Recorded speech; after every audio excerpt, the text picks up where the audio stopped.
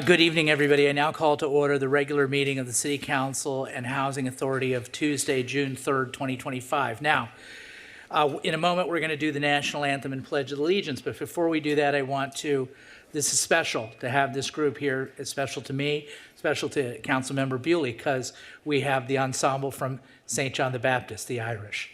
And we also have Janice Babcock here, who's for years has been teaching writing at the junior high school level to kids at St. John the Baptist, including Evan Reyes and everybody else that's gone through that. And she's, I think, one of the most influential teachers that my kids have ever had. So, Ms. Babcock.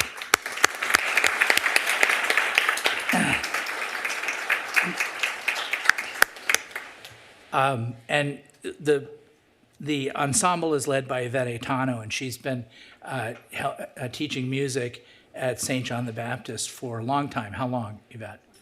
25 years. And when my boy Nate was in the sixth grade, she gave him an assignment on Jimi Hendrix, and it changed his life. So I don't know if you ensembles group are learning about Jimi Hendrix, but I would say look at his wiki page. He's a big deal, and he had a good voice too. Great guitar player. With that, please let's join the St. John the Baptist ensemble in the national anthem, and then remain standing, and we'll say the pledge together.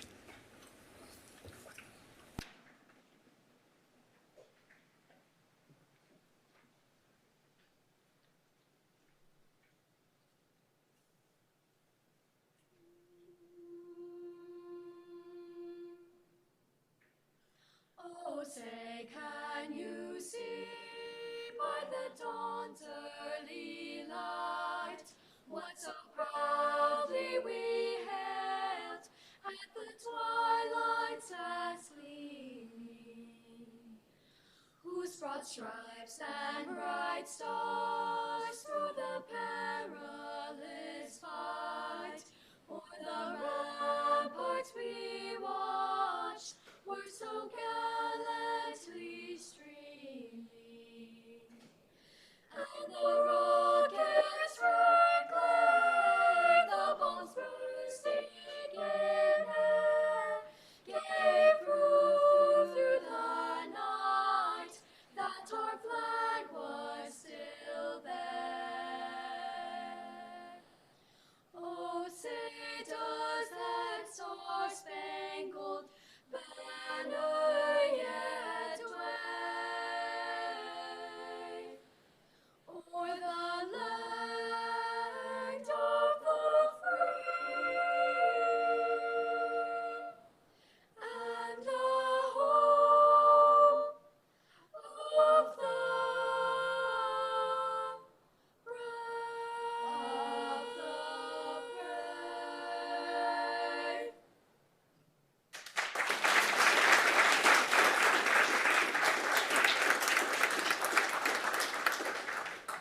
Ready, begin. I pledge allegiance to the flag of the United States of America and to the republic for which it stands, one nation, under God, indivisible, with liberty and justice for all.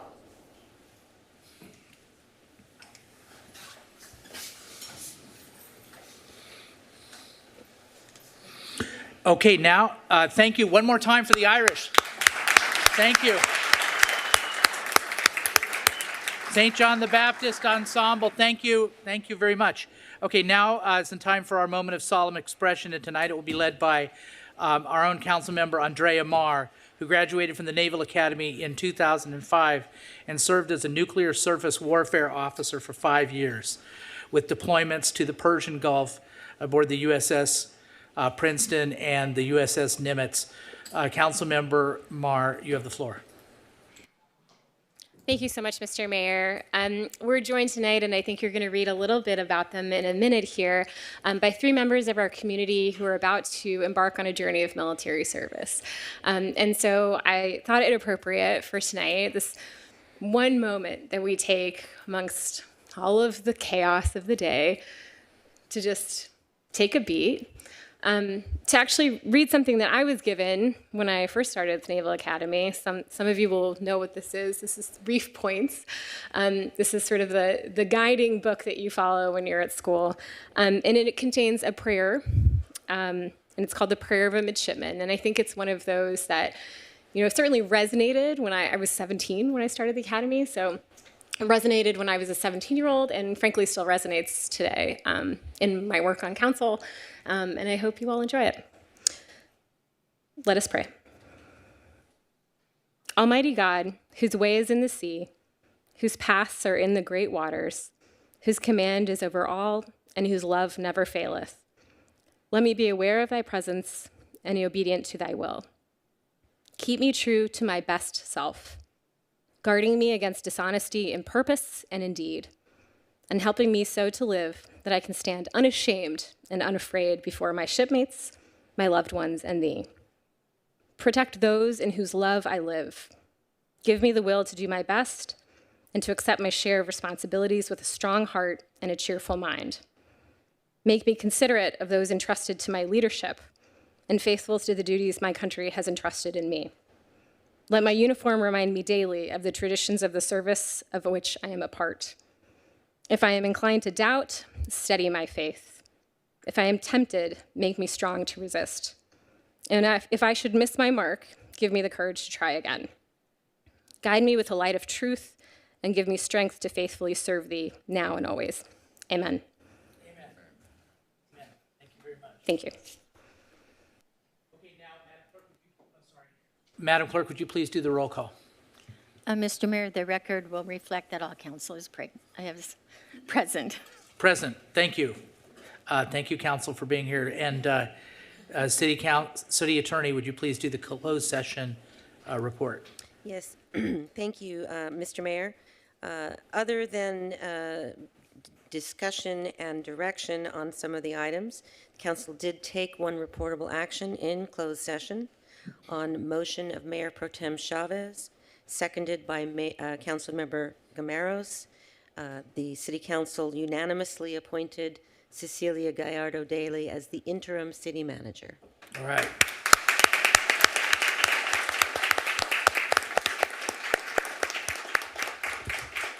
Thank you, City Attorney. Congratulations to our interim city manager, Cecilia Gallardo Daly, and we're going to hear from her in a few minutes when she gives her city manager report. And so tonight we have two presentations. The first is honoring, as Councilmember Marr said, the Newport Mesa Unified School District Class of 2025 graduates who have made the commitment to their country to join the military service. We begin our council meeting with this very special presentation. It's our second annual salute to the service, where we recognize these graduating high school seniors from Newport Mesa who've committed. I said this already. Okay, so these young men have made the selfless decision to dedicate themselves to something greater than themselves, to protect and serve our country. Their courage, integrity, and determination deserve our deepest respect and admiration. Joining me tonight for this special presentation are Costa Mesa Police Chief Ron Lawrence and Costa Mesa Fire Chief Dan Stefano. As I call each honoree forward, please come to the front of the chambers. We are honored to introduce and recognize the following future service members. First up, James Lewicki, who's going into the United States Air Force.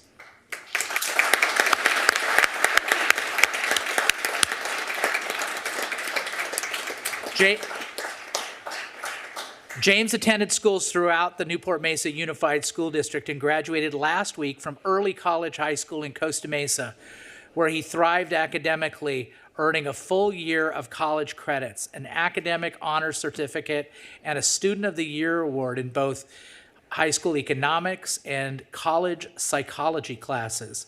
Inspired by a strong family legacy of military service, his grandfather served in the United States Air Force and his father in the U.S. Army. James entered the delayed entry program in February and is scheduled to leave for basic training this month.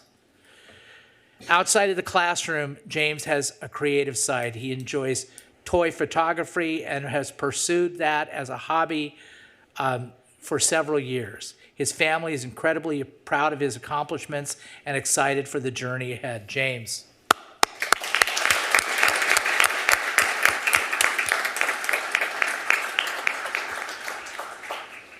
Next, in United States Marine Corps, Victor Rosas. Victor is graduating from Estancia High School and will be, there you go Eagles. And will be, as I said, joining the United States Marine Corps. A proud alumnus of Ray Elementary School, Victor also participated in the Costa Mesa Police Explorer program, laying a strong foundation for his future in service. He played football at Estancia and is known by his peers and teachers as a responsible, focused, and hardworking young man. Victor is the first in his family to serve in the military and hopes to continue serving his community after his time in the Marines to become a police officer. Well, you're in good hands tonight, Victor. In his free time, Victor enjoys baking. His mom's favorite dish is his homemade fettuccine Alfredo. And he also loves playing soccer and video games with his friend. His mom describes him as serious and studious. And she is incredibly proud of the young man he has become. Congratulations, Victor.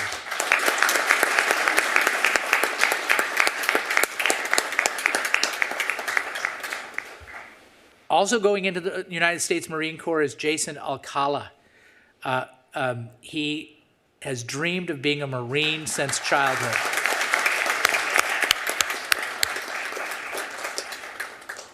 Dreamed of being a Marine since childhood. He grew up dressing like a soldier and telling his mother that one day he would fight for his country to make her proud. He is the third of 4 sons and the first in his family to join the military, with a younger brother who hopes to follow in his footsteps by joining the Air Force. Jason attended Wilson Elementary School and played football and tennis at Estancia. He is set to leave for boot camp this September. He draws strength and inspiration from his mother, whom he lovingly calls his first sergeant. That's a good one. His goal is to one day serve in the Secret Service and protect the President of the United States. Guided by his faith and his personal motto, do it now, not later, Jason is ready for what's ahead.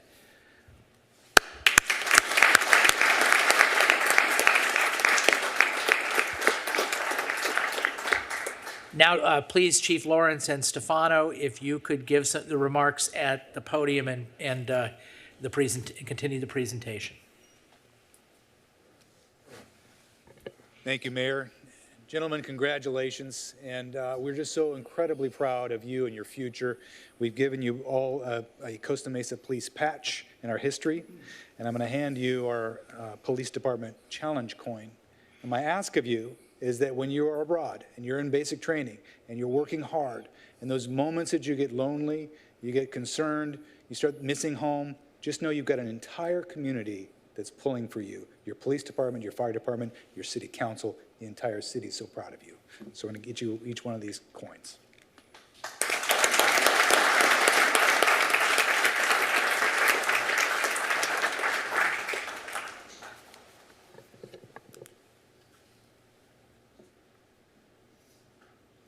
And gentlemen, I just want to echo the words that we heard here, and beautifully, Councilmember Marr, your touch with the prayer. We are so blessed to have you here today and making the commitment you are to serve our country. There are a few things that rise to something of that level of serving the country. So may God bless you and watch over you throughout your time. Thank you for what you've done to step into this, and may you have bright futures ahead, very bright futures. On behalf of the fire family, we also have some challenge coins honoring our 100th year as a fire organization, something very special. So we give this to you. And the other touch we have today is I've got Assistant Chief Jason Pyle. His youngest son just started at the Air Force Academy, finished his first year, so something special there. And Fire Marshal Neal is a veteran of the U.S. Coast Guard. So very special to us, and with that, we present these challenge coins to each of you. Thank you so much.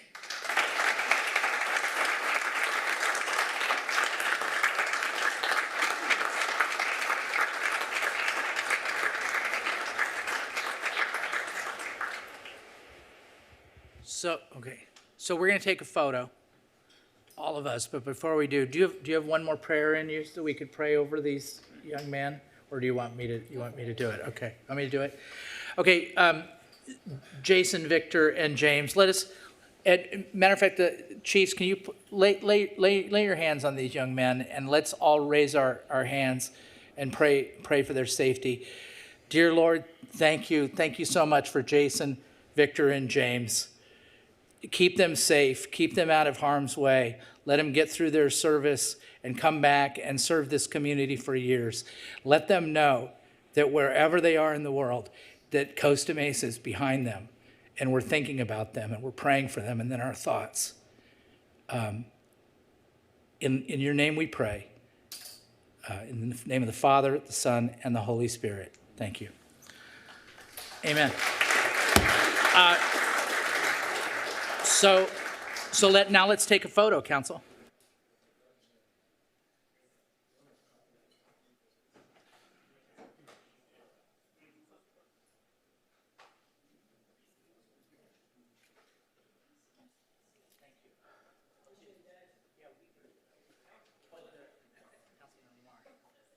This is James.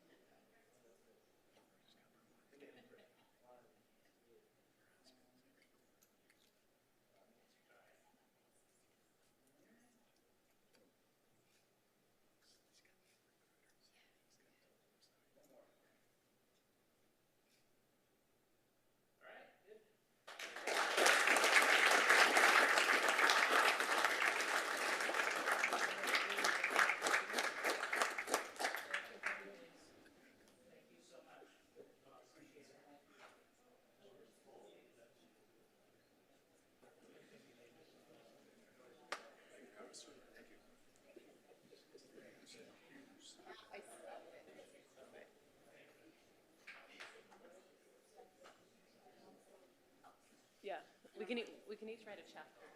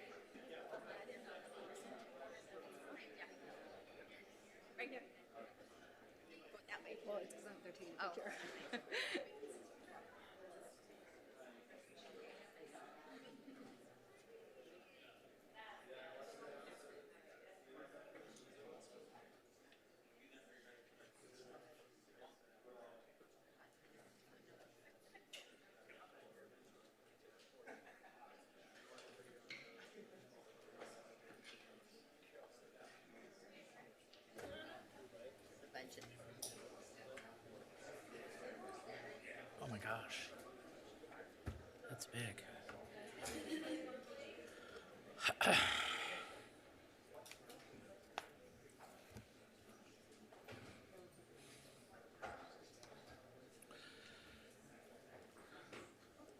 Okay. So our next presentation is Pride Month 2025.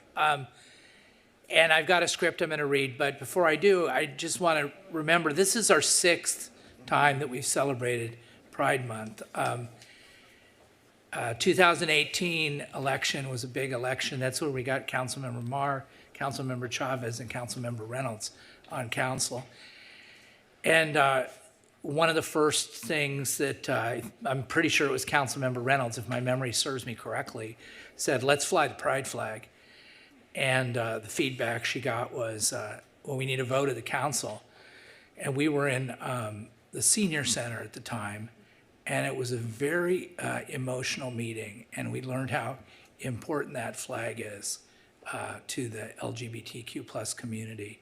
And it was a 6-1 vote. That's the best we could do, but that's good enough because you need 4 votes.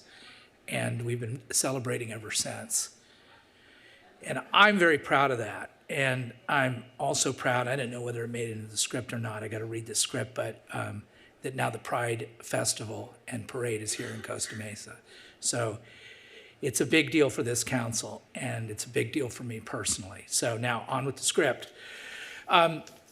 During Pride Month, we celebrate the extraordinary courage and contribution of the lesbian, gay, bisexual, and transgender, queer, LGBTQ plus community. We reflect on the progress we have made so far in pursuit of equality, justice, and inclusion, and recommit ourselves to do more to support LGBTQ rights. For generations, LGBTQ plus Americans have summoned the courage to live authentically and proudly, even when it meant putting their lives and livelihoods at risk. Here in Orange County, we have OC Pride, which works tirelessly to empower the LGBTQ plus community. OC Pride began in 1989 as the Orange County Cultural Pride Festival in Santa Ana, was revived by local activists in 2009 following the passage of Proposition 8, and became an independent nonprofit organization in 2013. In response to growing attendance, OC Pride relocated, as I mentioned, in 2024 to the Orange County Fair and Events Center, continuing its legacy of uplifting and celebrating the LGBTQIA plus community through inclusive and impactful events. OC Pride is led by a passionate and dedicated team, including a volunteer executive board, full-time staff who bring diverse expertise and commitments to inclusivity, advocacy, and celebration across the LGBTQIA plus community. Joining us tonight to accept the Pride Month proclamation and share more about OC Pride are Angel Bonilla, its president, and Brian Terry, executive director of OC Pride. So if you can come to the podium, and while you're doing that, I'll read from the Pride proclamation. Pride Month is a time to celebrate the remarkable diversity that strengthens us all as we continue to pursue equality, acceptance, and freedom for everyone. Pride Month is observed each year in June to honor the 1969 Stonewall Uprising in Manhattan, New York, a pivotal event in the gay liberation movement of the United States. Each June, communities across the nation celebrate the contributions of LGBTQ plus individuals and honor those who continue to fight for equality, face discrimination, and historically have been denied rights afforded to other Americans. Celebrating Pride Month raises awareness, provides support and advocacy for Costa Mesa's LGBTQ plus community, and represents an opportunity to engage in dialogue, strengthen alliances, build acceptance, and advance equal rights. The rainbow flag is widely recognized as a symbol of pride, inclusion, and support for the social movements advocating for LGBTQ plus individuals. The city of Costa Mesa proudly raises the rainbow flag each year from Harvey Milk Day, May 22nd, through June 30th, and stands with LGBTQ plus people, their loved ones, and allies throughout the state and across the country. The LGBTQ plus community is an integral part of Costa Mesa's vibrant culture and spirit, and has made significant contributions to history locally, nationally, and internationally. Costa Mesa is committed to diversity and to preventing discrimination based on sexual orientation and gender identity, and recognizing that the LGBTQ plus community has the right to feel safe, to live without fear, and is a vital part of the Costa Mesa family. OC Pride is a 501c3 nonprofit, LGBTQ IA plus Pride Festival and Parade committed to funding projects, hosting events, and raising awareness and understanding within their community. OC Pride's mission is to empower the LGBTQ plus community in Orange County to be their authentic selves through celebration, education, and activism. The city of Costa Mesa is committed to equality, and the month of June serves as an opportunity to recognize the ongoing impact of LGBTQ plus individuals in our city and nation. Now, therefore, I, John B. Stevens, the mayor of the city of Costa Mesa, do hereby proclaim June 2025 as Pride Month in honor of the LGBTQ plus community. I call upon the Costa Mesa community to celebrate the LGBTQ plus community's resilience and hard-won victories in advancing acceptance and equality, and to build upon this progress toward a more inclusive, safer, and better future for everyone. And with that, Angel and Brian, you've got the floor. Good evening, Mayor Stevens, council members, and community of Costa Mesa. On behalf of OC Pride, thank you for this proclamation and for recognizing Pride Month here in Costa Mesa. We don't take this gesture lightly. In fact, we accept it as something deeper than a symbol. It's a show of allyship. And in this moment, that allyship means everything. Across the country, the LGBTQIA plus community is facing an alarming rise in hate-fueled rhetoric, targeted legislation, and attempts to roll back hard-won rights. And now, even at the federal level, we're seeing efforts to actively erase us during Pride Month itself. That's not just political, it's personal. It sends a dangerous message that our lives, our families, our very identities are up for debate. That's why visibility matters. That's why Pride matters. The first Pride was not a party. It was a protest. It was sparked by courageous trans women of color who stood up to say enough. Their fight ignited a movement rooted in resistance, liberation, and love.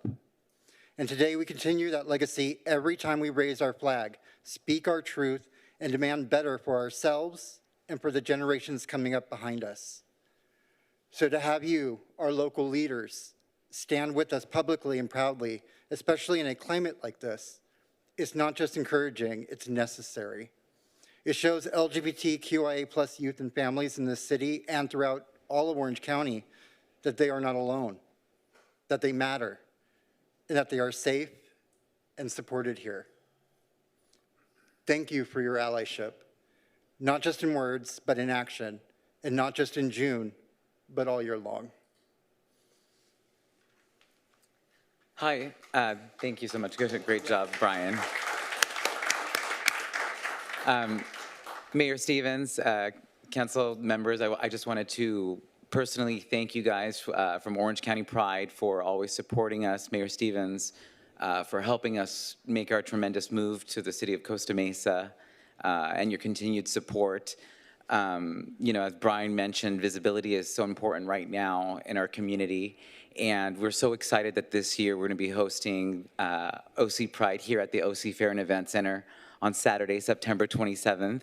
But we were really hopeful that next year, Mayor Stevens and our council members can work together with us to also move our parade to the city streets so we can be visible and show unity and strength.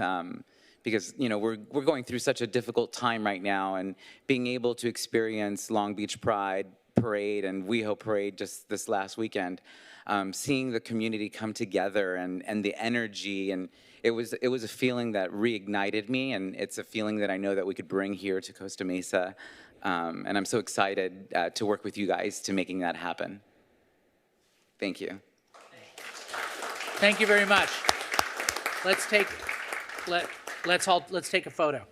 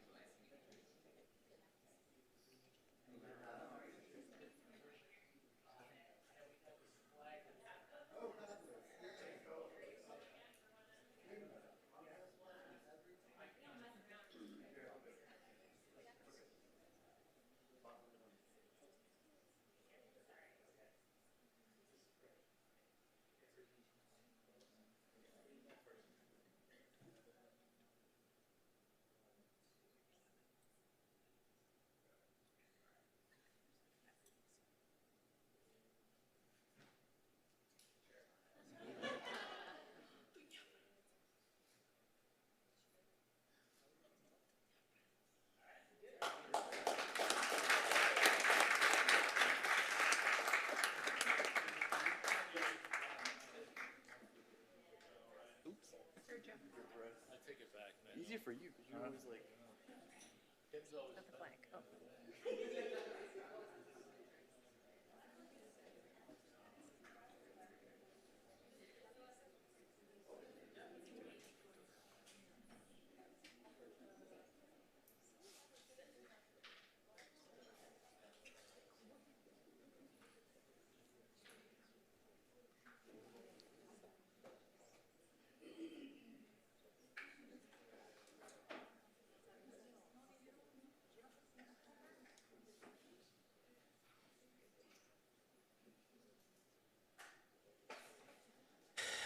Okay.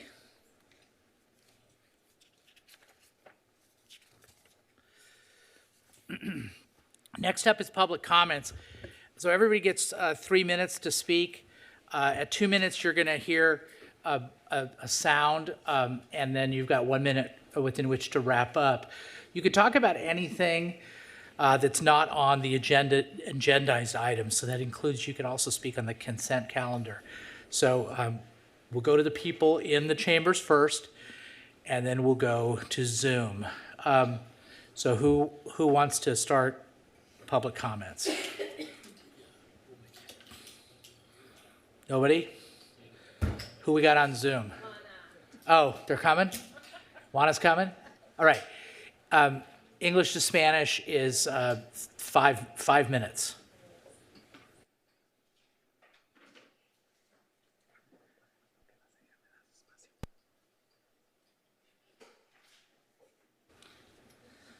Whenever you're ready, Juana, you've got the floor. ¿Listo? Buenas tardes. Pues mi nombre es Juana Trejo, y para mí es un privilegio estar aquí el día de hoy.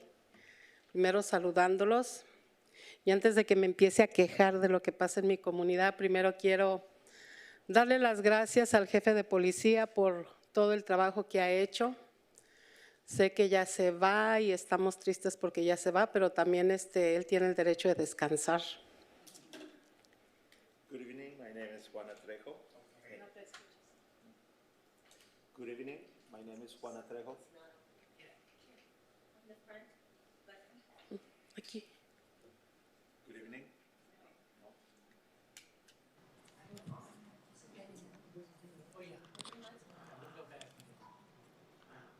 Good evening. Sorry. Good evening, my name is Juana Trejo, and it is a privilege to be here. I would like to say hi before I start with any complaints. I would like to start with saying thanks to our police chief. We know that he will be leaving, and we want to thank him for we want to thank you for all your hard work. Esperamos que el próximo que venga tenga la misma pasión de servir que él, porque sí hizo cambios positivos para toda la gente en Costa Mesa. And we hope that our next police chief has the same passion, because he made some positive, he had some positive input and service for the Costa Mesa community. Gracias. Thank you. Le mandé a Manuel unas fotos de algo que estamos viviendo en la comunidad. I sent some pictures to Manuel about some things that are happening in our community. Hay una persona que está trabajando hasta la 1:30, 2 de la mañana, arreglando motocicletas, ese carro que está ahí. Y la verdad está provocando que la gente no pueda dormir porque a veces se pone a calar el carro, ¿verdad? Que hace mucho ruido cuando lo está calando y despierta a todo el mundo a la 1:30 de la mañana, y esto es todos los días. There is an individual who's been doing work from his garage or his home. He's working on motorcycles. We have a picture of one of the cars that he's working on, 1 or 2 in the morning, and then he's trying the engine at that time, so the neighborhood can't sleep, the neighbors can't sleep, and it's happening every day. Entonces no sé qué pudieran hacer para ver cómo podemos solucionar esto, porque para eso tenemos a nuestros representantes, ¿verdad? Para ver cómo podemos darle solución a esto antes de que haya gente que le tiene miedo, no le quieren decir que pare de estar haciendo eso, pero creo que está utilizando los garages para trabajar ahí. We believe that he's using this garage to work, to use them as a workplace. The neighbors are afraid to tell them something, so that's why we have representatives. So we're wondering if there's something that we can do regarding this. Y aparte la basura que tira ahí donde está el bote azul donde se ve, y pues nosotros hacemos la limpieza, entonces sí nos cuesta mantener nuestra comunidad limpia, pero queremos buscar soluciones, no más problemas. Muchísimas gracias. So he leaves trash all over the place. We use the blue bin, the trash bin. We use that. We are the ones that clean our area in our community. So we're trying to find solutions, not more problems. Thank you very much. Gracias, Dios les bendiga. Thank you and God bless you.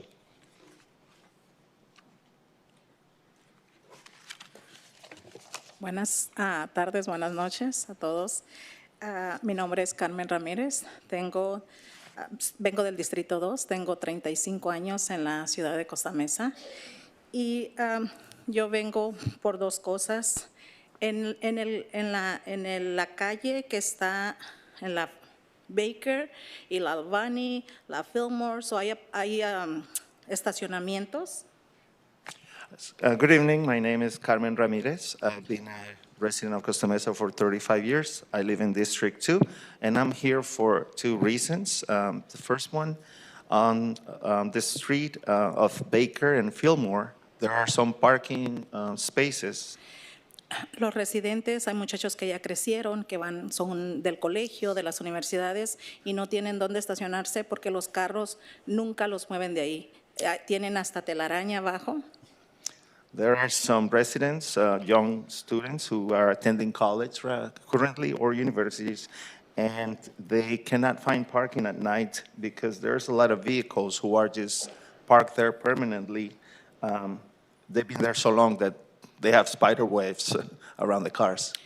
También soy voluntaria dentro del distrito escolar donde hemos trabajado con nuestra directora de Paularino y es la única escuela del distrito que nos deja estacionarnos ahí por las tardes y los fines de semana porque ve la necesidad, pero aún así no alcanzan los estacionamientos. I also work with the school district, and our principal from Paularino School is the only person that is allowing us to use some of the parking spaces because we just cannot find parking, especially at night. Me encantaría saber con quién puedo dirigirme para que nos unamos en los vecinos, tengamos una junta comunitaria y cómo resolver este problema. I would like to know who I can talk to regarding this so we can get together with the neighbors and have a meeting and so we can find a solution for this issue. También pues pertenezco al grupo Costa Mesa Unidos con nuestra organización Resiliencia. Siempre digo que me voy a poner aquí enfrente y no voy a dar nervios, pero siempre me dan nervios. I belong to Costa Mesa Unidos with Resiliencia, and I tell myself every time I come here, I'm going to remain calm and not be nervous, but I always have I always get nervous. Pero he aprendido que si no hablo con miedo, no voy a hablar. But I have learned that I have to speak, and if I speak with a little bit of fear, I still have to do it, otherwise I won't be able to. Y estoy aquí también para abogar a mi derecho de permanecer en mi casa, porque las rentas están muy caras. And I'm also here to advocate for my right to live in my home because rents are so high. En mi comunidad, In my community, rents are porque very ahora high. con todo lo que está pasando, vivimos con miedo todas las familias. Because with everything that is currently taking place, our families are living with a lot of fear. Yo soy Costa Mesa y amo Costa Mesa y quiero permanecer en mi casa y en mi comunidad. I am Costa Mesa, I love Costa Mesa, and I want to be able to live and remain at my home in my community. Gracias. Thank you.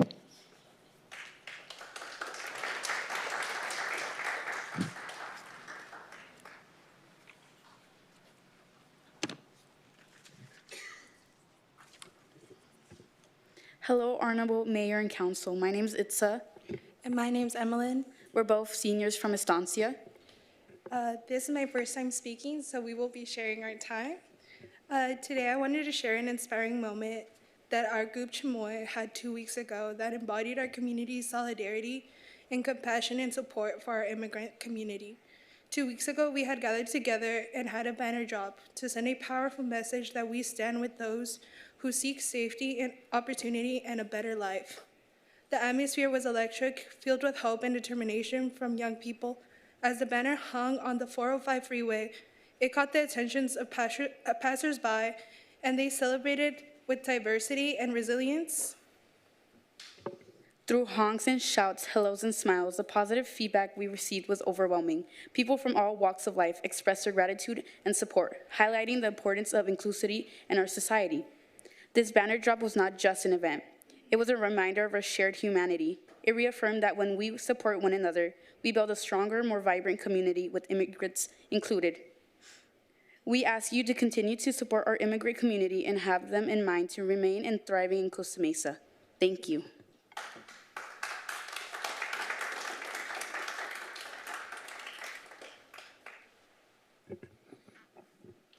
Hi, Mayor and City Council. My name is Roberto. We got our cool new shirts, Costa Mesa Unidos, Resilience Orange County. Folks in the audience wearing our shirts, these are our members. We came out today to show up as the Latino community. I wanted to talk about, congratulations, Interim City Manager. I also want to talk about immigration. I know, scary topic. Politically, right? But I think I'm also the co-founder of the Orange County Rapid Response Network. We've been responding to a lot of ICE verification out in the community in Santana, Anaheim, South OC, North OC, and here in Costa Mesa. There's been several public arrests of community members here in the city. And I think it's important that the public understand the level of enforcement actions that we have in the city. I know that there's data available to you all, and I think that it's important that the public is aware of that level of collaboration, or rather arrests in our community, or to that extent you might be aware in discussions that you may be having internally around that the level of arrests. And you being aware of the arrests in our community, it's community members that we work with. These are people that I try to humanize, right? These are people that are mothers, our uncles, aunts, that are part of our community. And you knowing and the public knowing the amount of arrests, we get a lot of calls actually for the verification of ICE here. Those types of conversations are going to lead to policy solutions. There are steps that you can take as a council. Other cities have taken. I'm not asking you to become a sanctuary, right? But there are steps that you can take. For instance, a legal defense fund to protect your residents. The city of Santana has been funding this since 2017. It can start off small. There's other policies that you can look into, but I think the time is now for our organization to start engaging the city on this topic, that you need to be able to stand up, even amidst this administration, that we're going to combat fear with joy. We're going to combat fear with love, and that you need to, at most, stand up for the Latino community here in Costa Mesa. And we're here. We're going to continuously show up, and Costa Mesa is our new organizing home. We've been here. This is our 4th year here, and we're going to continue to invest in the city and its future and its residents. So thank you so much.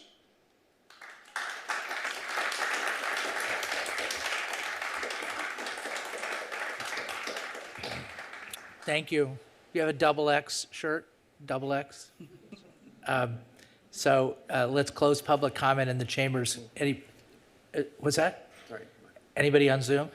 No, Mr. Mayor. Right, close public comments. So now we're going to go to council member committee reports, comments, and suggestions. We're going to start off number 1 and District 1, Michael Bewley. You have the floor. Thank you, Mayor, council, and members of the community here tonight and zooming in. I get to go first. I appreciate it. I'm going to maybe steal some of Mayor Stevens' thunder, and I'm going to start out with a shout out to Estancia High School's baseball team, District 6 champions, in a heck of a championship game, bottom of the 7th, bases loaded, down by 2. Local boy who played Little League ball with my son, Jake Humphreys. It's a bases clearing triple to walk it off. And that's going to be memories for a lifetime for that group, and just amazing win for the city of Costa Mesa and Estancia High School. I'm sure they'll probably be down here picking up a proclamation or award at some time. Just a couple comments, and I appreciate I just received a text from staff that I was going to comment on a constituent email that I had received, of David Brantley, and he was just concerned about what appears to be an uptick on some of the homelessness issues happening over on 19th Street. And I appreciate the up-to-the-minute update that's been forwarded on to PD, and just my own personal observations. It does seem that 19th Street seems to be a bit of a collection point, or it does seem to be that there's a bit of an uptick. So I just encourage staff and our homeless outreach people and PD to kind of focus some of the resources over there to get those members of our community that need the help they need, and be cognizant of our citizenry who is invested in having a livable community. So I just wanted to comment on that. Another comment I wanted to make, I wanted to encourage community that there's a Fairview Development Center public study session on June 11th at 6. I availed myself of Zooming into the Planning Commission session last week, and it's extremely important as we're moving forward on that project or moving forward on decisions to be made on that project. My sense from viewing the Planning Commission session, there's been a lot of visioning, a lot of public outreach. There's been a somewhat fairly strong opinion from the citizens of our community. It seems there's a strong preference for a 2,500 residential home ownership type of community, and it appears that we have to work with the state on this, and they seem to be steering this thing towards a 3,500 to 4,000 rental, affordable housing type of community or development, which seems to be, from what I'm hearing so far, completely at odds with what a lot of the visioning and a lot of the outreach has resulted as far as disclosing to us what the city wants. So as this process is moving forward, I encourage, if you want your voices heard, to get engaged and be part of these upcoming study sessions. And I also was able to participate in FIPAC and my liaison status, but I think we're going to get into the budget a little bit tonight, so I'll reserve those comments for that portion of the session. So with that, thanks. Thank you, Councilmember. Now moving to District 2, Lauren Gameros. Councilmember Lauren Gameros, you have the floor. Thank you, Mr. Mayor. So I have a few things I want to report on. Our police and fire department had a pretty busy week last week, and I just kind of wanted to address some of these things that have taken place and just to let the community know what we're doing to address things that happen in our city and how swiftly our police and fire take care of it. Let me just go back and give you just a couple of things that happened. Last Thursday at 5 p.m., we had a suicide in Fairview Park. Someone was hanging off the bridge. I'd hate to have to be the person that rolls up on that scene, but our police and fire were there and took care of that. We had, at the Home Depot, we had a drug and firearm possession with a gang. The gang unit got into an automobile accident. One of the officers was injured. They found drugs, firearms, and $67,000 in cash. We had a homicide in Harbor Village. We had a shooting in Newport that ended up arriving here in Newport Beach. The rest of you out there and the ones that are watching, you're all safe and cozy because of our police and fire department. So I just want to take a moment and recognize their work because they've been pretty busy this week. So thank you for that. One other thing that I would like to ask of staff, just give me a moment here. I'd like to ask staff if we can look at agendizing our public address that is on Zoom over the phone, and I guess my ask would be that we could look at agendizing that we make that in person only and not have an in over the phone or a Zoom call in. I know that other cities don't allow that, so I would like to ask for that to be agendized. If someone wants to come in and speak to us, they could do that in person. Other than that, that's all I have. Thank you, Councilmember. Next from District 3, Councilmember Andrea Marr. Sorry, I'm responding to that last comment. I appreciate that people can join us from wherever they are, and I think it enables more public comment. Honestly, the only thing I want to do tonight is congratulate Cecilia Gallardo-Daly on her promotion to being interim city manager. It is going to take us a minute to find a permanent city manager, and I feel very confident that we are in good hands right now with our interim. Thank you for stepping up into this role.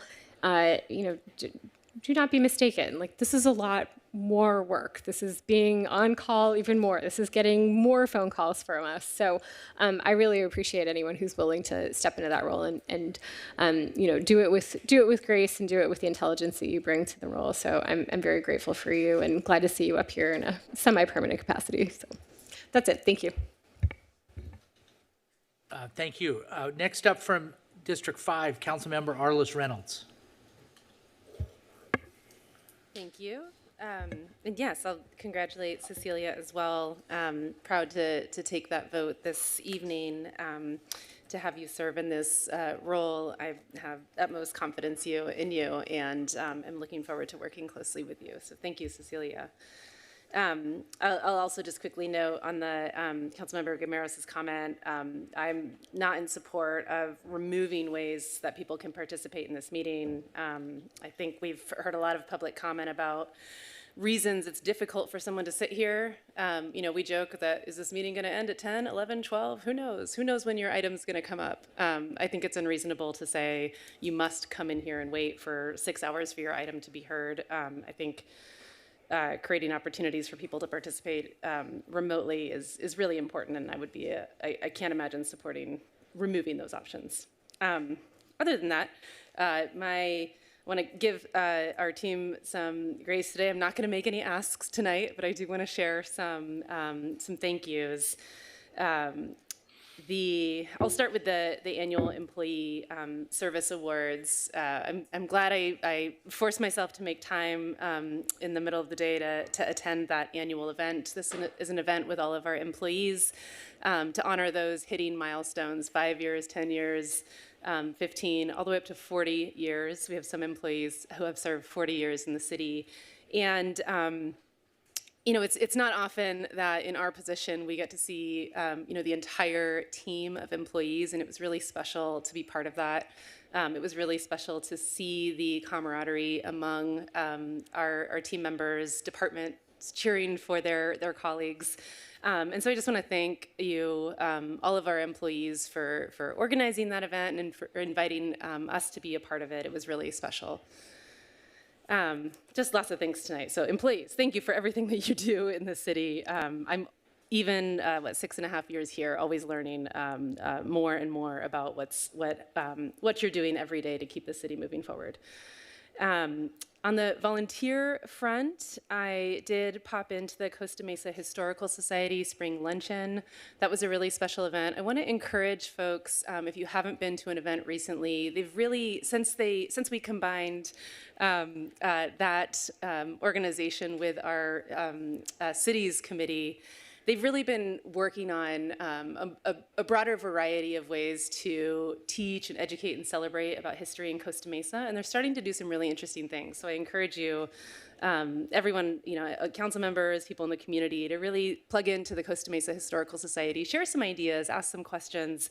It's a really interesting city with a great history, and the volunteers working there are working on some special events for the next few years. The Memorial Day event is always really special. Thank you to everyone who's part of organizing that. I know the city supports as well.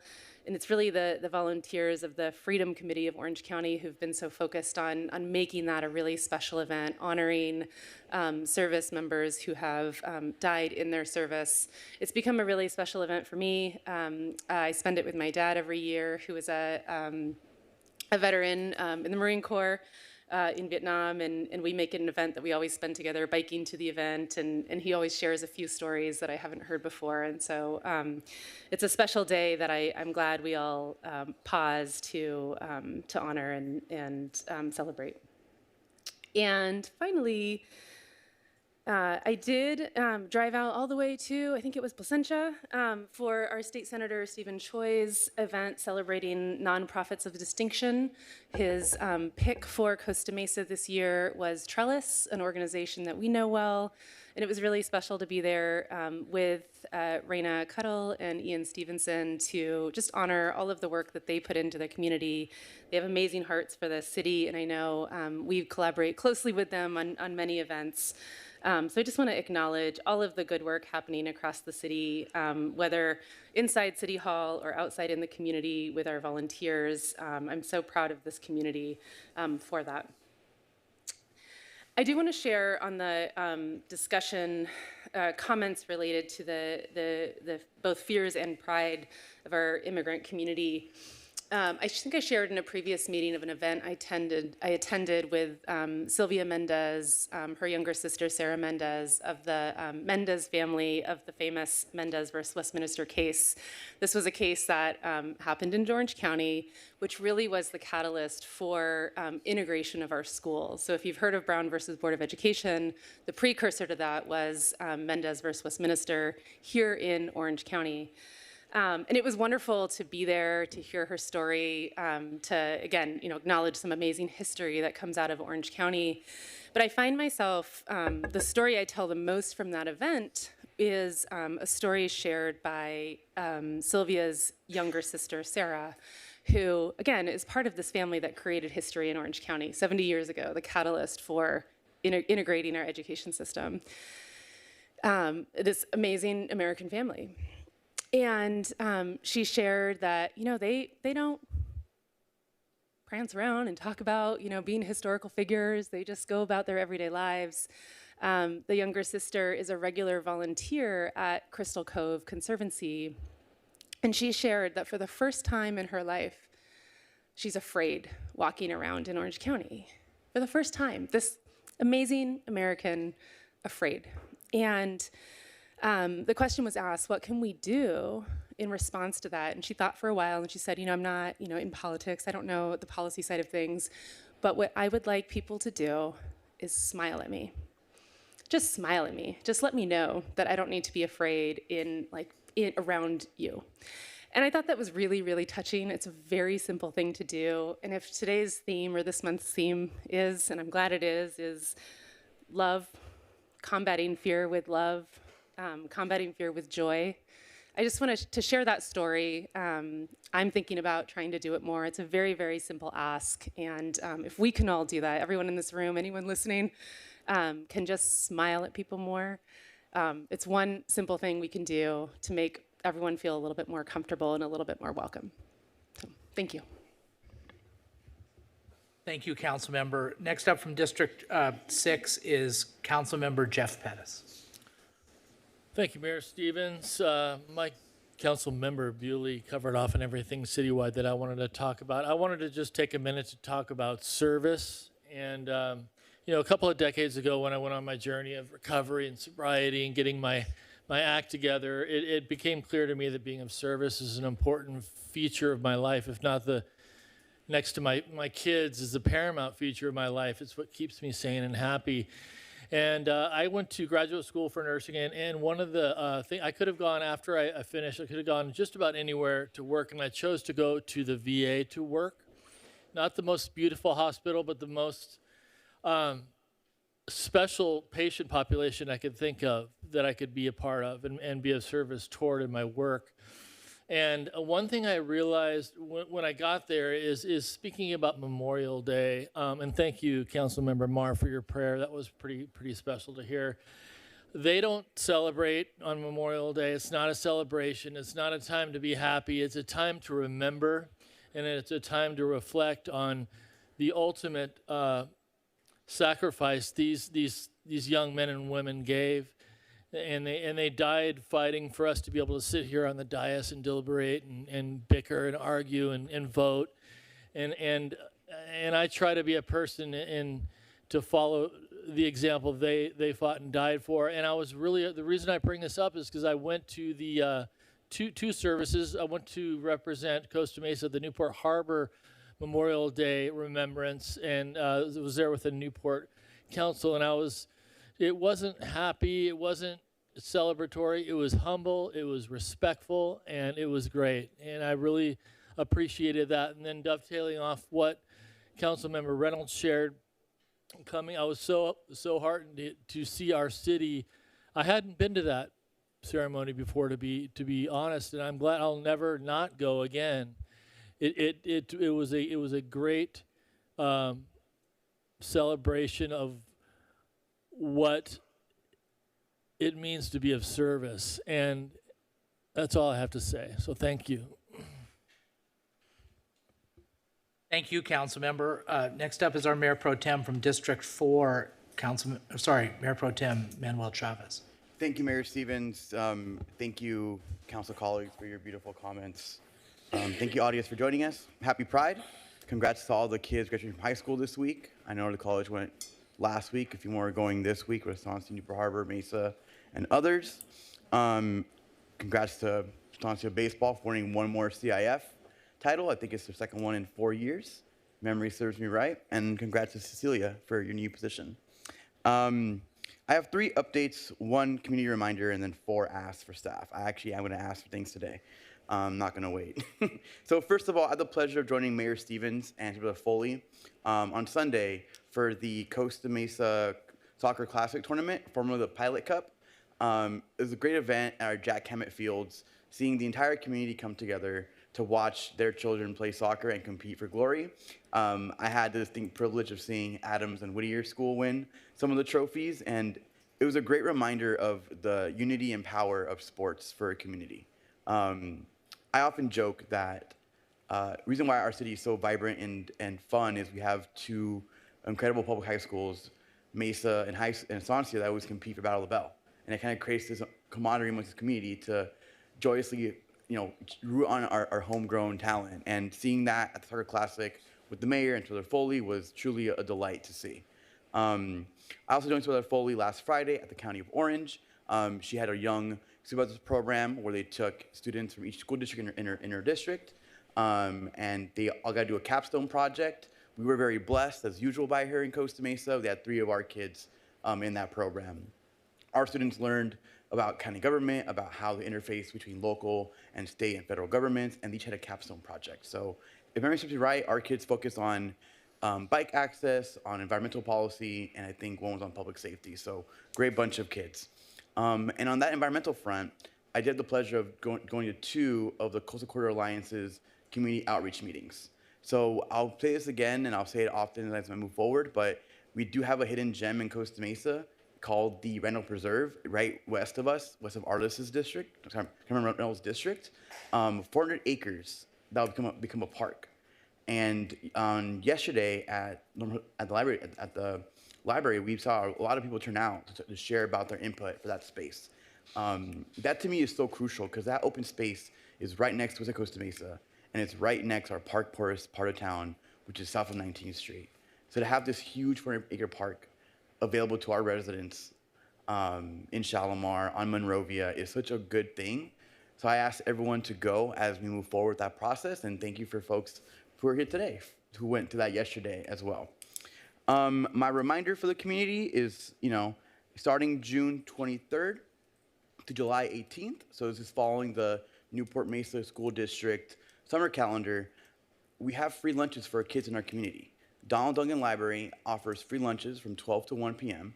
to any student in our community, 5 to 18, who needs a lunch during summer. So no questions asked, just bring your student, just go to the library. If you can get free lunch, it's Monday through Friday, June 23rd to July 18th. And now for my 4 asks, and I'll try to be concise and quick. I want to thank Councilmember Bewley for mentioning the 19th Street homelessness uptick. I too want to mention that I received that email, as did the mayor, and I want to formally ask our interim city manager if we can agendize a study session to look at our homeless processes, for lack of a better term. I do want to see more enforcement on 19th Street. There has been an uptick. I know there's been changes in other cities locally with their ordinances. I want to make sure we're up to par. I want to see how we're doing in our processes. And I want to see if we have any information or tweaks we need to make to that process. Because, I want everyone to have a fair shot at getting the help they deserve if they want to get the help. But more importantly, I don't want to see us backslide in Costa Mesa when it comes to homelessness. We came a long way since 2018, and I want to see us go backwards. I still remember when moms in my community told me they were scared to walk because they were scared of seeing someone on the street. So I don't want to go back to that. I want everyone to have a good, vibrant Costa Mesa. Second, I want to formally request that we look at TOT for next year's ballot initiative. I know we got to start the process early. I don't want to jump the gun, but I do want to say publicly that I'm looking at TOT because it's a way for us to improve revenue without taxing our own residents. that's something I do want to look into. I also want to ask our city manager if she can bring up the OCPA back to the council for a vote. I believe they're done with their feasibility study. This is a chance for us to look at ways to save costs for our businesses and residents.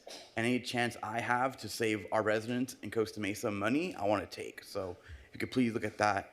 And then one more thing I want to throw out, more of a Hail Mary, but something I've been thinking about as I'm talking to more people in other cities, is a contractor disclosure ordinance.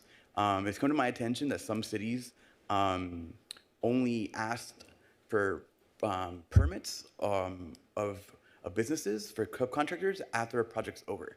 And I don't know if we are one of those cities that does that way. But I want to see us doing that on the front end. So happy to talk to anyone on staff about the contractor disclosure ordinance, but something I want to just put out there. But with that being said, we have a packed meeting today with the budget. So hope everyone stays and gives their comment. But thanks everyone for coming today. Thank you, everybody. Great comments. I've got several things to mention, and it's about half of what I could mention, so it's going to sound long, but it could be worse. Again, as many people have said, congratulations and welcome to our interim city manager, Cecilia Gallardo-Daly. Unanimous vote by the council, and we have all the faith in you, and it's going to be fun working with you. It's always fun in Costa Mesa. Congratulations to the Eagles. We'll talk, I mean, not the band, the Eagles, although, you know, they're good too, but they're probably playing at the Sphere or something like that. I'm talking about the Estancia Eagles that won the CIF championship. And I was at the game at Goodwin Field. I'll tell more about it when they come in next meeting. But boy, all I can say is when that ball sailed over that right fielder's head, it was a thrilling moment. And I was sure glad I was there. Also the Mustangs. The Mustangs won their league, the Golden West League. They were undefeated in league. We've invited them to come in. Coach Goldrich and Coach Kiefer, I've been texting with them, and hopefully they'll come in. They had a terrific season, a record-breaking season, and we'll learn more about it next time. I went with Councilmember Mar was there, and Mayor Pro Tem Chavez to the Soy Gala on Friday. It's amazing when you go to that. They always have a testimony of a graduate, and they did this time. It was very moving. Soy has provided for students in our community over $5 million in scholarships, and at that event they raised over $150,000. So we're very fortunate to have Soy in our community. I'm going to plug my State of the City. My State of the City is on June 25th. It's at the Hilton. It's at lunch. It's supported by and sponsored by the Chamber. This year the theme is going to be Costa Mesa Cares. And what we're going to do is highlight our collaboration with numerous nonprofits in the community. We're going to have a panel of 3 nonprofits. I'm going to make some remarks, show some about our collaboration, the different departments with nonprofits, and show a lot of photos and give a lot of shout outs. It'll be very fun. I wanted to speak briefly about Priceless Pets. There was a thing on TikTok about a volunteer who didn't treat a dog the way she should have. And I just want to let you know that I've got, as the mayor, I've got faith and confidence in Priceless Pets. I think that they handled that incident well. But more importantly, and I'm the liaison for the Animal Services Committee, and we just happen to have the vice chair of the Animal Services Committee, Kara Stewart, who's in the audience. And each meeting we get these statistics, this spreadsheet, and I've doodled on this a bit, but it has our various statistics for live success results and euthanasia. And year to date, and the PD, thanks to the PD, they coordinate all this with our Animal Services Committee. The live outcomes for Priceless Pets this year have been so far in 2025, 443 live outcomes, including 136 adoptions. And that's weighed against only, let's see, only 1, 2, 3, 4, 5. Yeah, 7 euthanasias. And so that's like the no kill. incredible no-kill statistics, way beyond a no-kill shelter. They've been doing a great job for us since 2018 when we brought them aboard. Congratulations to all the graduates. Again, we went with Supervisor Foley, as Mayor Pro Tem Chavez mentioned, to the Newport Mesa Classic, which is a great thing to do every year. One statistic about that, 2,000 kids in our community, that's Newport and Mesa, participate in that tournament. And this year, it was about half and half. Mesa won half, and it's third grade to sixth grade, girls and boys, bronze, silver, and gold. Costa Mesa won about half. Newport won about half. I can't remember all of them. You mentioned a couple. You forgot from Lauren Gameros', Councilmember Gameros' district, Killybrook, right? Killybrook, and then let's see, who else? Who else won? Killybrook. Oh, and from can't forget from the east side, Kaiser won several. So, Councilmember Pettis, congratulations. He had nothing to do with it, but I went to the Memorial Day event, as did Councilmember Pettis, Councilmember Bewley, Councilmember Reynolds, and Councilmember Marr, and it's always great. Our thank you to the Noble Cause Foundation escorts us up there in Jeeps, vintage Jeeps, and thank you to the PD for the police escort, and thank you to our honor guard. But in particular, and I think he deserves a round of applause, every year, for as long as I can remember, Captain Fred McDowell of the fire department plays he likes to call it a trumpet. Some people call it a bugle, but this is his last year because he's retiring. So let's give it up for Captain McDowell.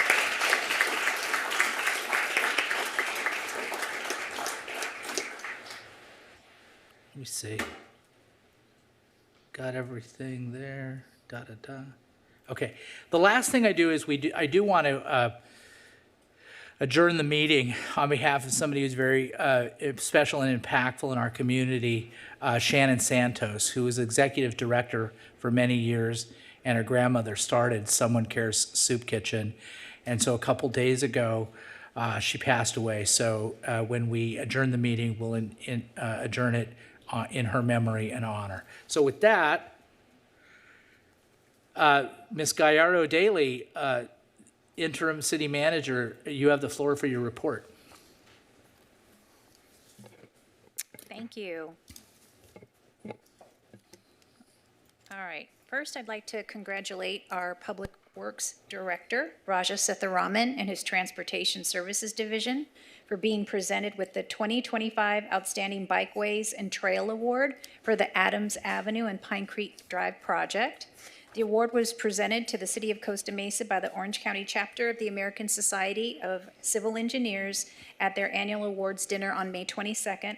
The project was recognized for innovative pedestrian and bicycle safety improvements at the primary entrance to Orange Coast College, one of the city's busiest bicycle and pedestrian crossings. Congratulations again to Raja and his team, and we look forward to more award-winning projects that benefit the community and improve the quality of life in Costa Mesa for all roadway users. Next up, the City of Costa Mesa's Information Technology Department is kicking off Phase 2 of the 5-year IT strategic plan. IT is seeking the public's help in developing the 5-year plan to help improve Costa Mesa's digital future.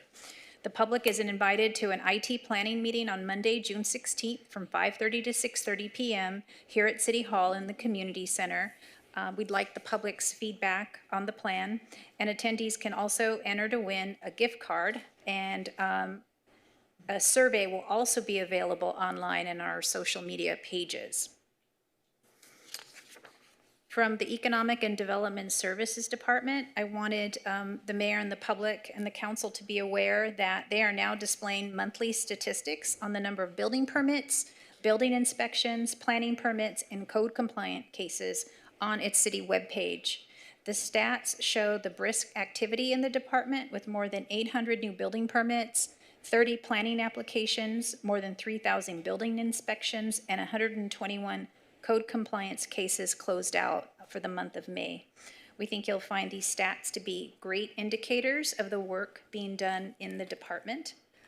And I also wanted to note that the concerns of Maria Trejo and the comments regarding the gentleman working on vehicles, will have staff looking into that as well.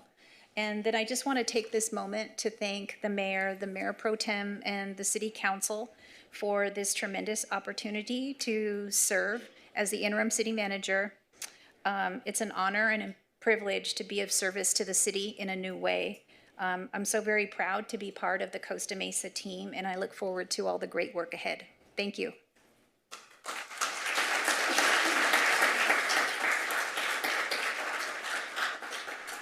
All right, Madam City Attorney, do you have a report? Well, I thought you were going to take a picture with your interim city manager. Shall I give my report first? Give your report first, and we'll take a photo. Okay, just really quickly, I just want to remind everybody that the torch run for Special Olympics is still going on. It came through Costa Mesa May 29th. It will be in other parts of Orange County on June 6th. And the Special Olympic Games at Cal State Long Beach, June 7th and 8th. You can donate, you can attend. It's an amazing, amazing thing to watch these kids compete. I would encourage everyone to do that. That's all I have, Mr. Mayor. Okay, let's take a picture now, because we're not going to look very good at the end of this meeting.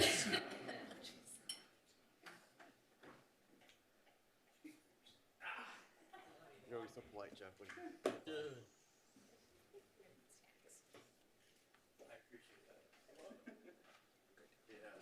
What's that? I usually let the ladies go first. You're right. Very went over like a turtle.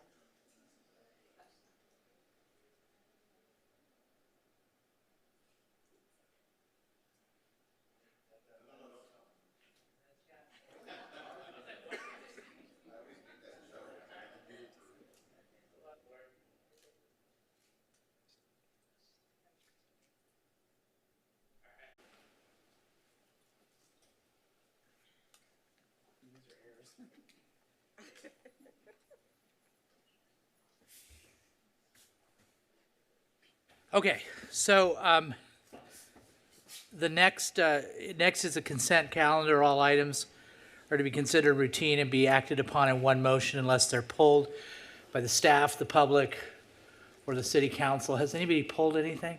No, Mr. Mayor. All right, I'm going to make the motion for the consent calendar. Mayor Pro Tem Chavez seconded. Before we call for the question, I just want to say I have to recuse myself from number 3 because of election or campaign donations from Ware disposal. But also, I want to just, I don't want to pull it, but I just want to say that I really appreciate the work that the Public Works Department and the Finance Department did on consent calendar item number 7, which is the commitments that we make to OCTA for our Measure M2 funding. I sit on that board, and we make the commitments in June. We follow up with our report about how we've made good on those commitments. And it's a lot of work. It's a lot of tedious work. But to let you know how critical this work is, if we make one mistake, we can lose our M2 funding for up to 5 years. And so this requires a lot of detail and a lot of process. And I'm very grateful to the work that the Public Works Department and the Finance Department does on these particular reports. So with that, let's call for the question. Motion carries 7-0. Okay. Now we're moving on to our, we have 3 public hearing items, I believe, today. So the first one is public hearing item number 1. And Madam Clerk, would you please read the title? Thank you. This is the Business Improvement Area Reauthorization to Levy Annual Assessment. Presentation by Ms. Jacker, Assistant to the City Manager. All right, Mr. Kerr, you have the floor.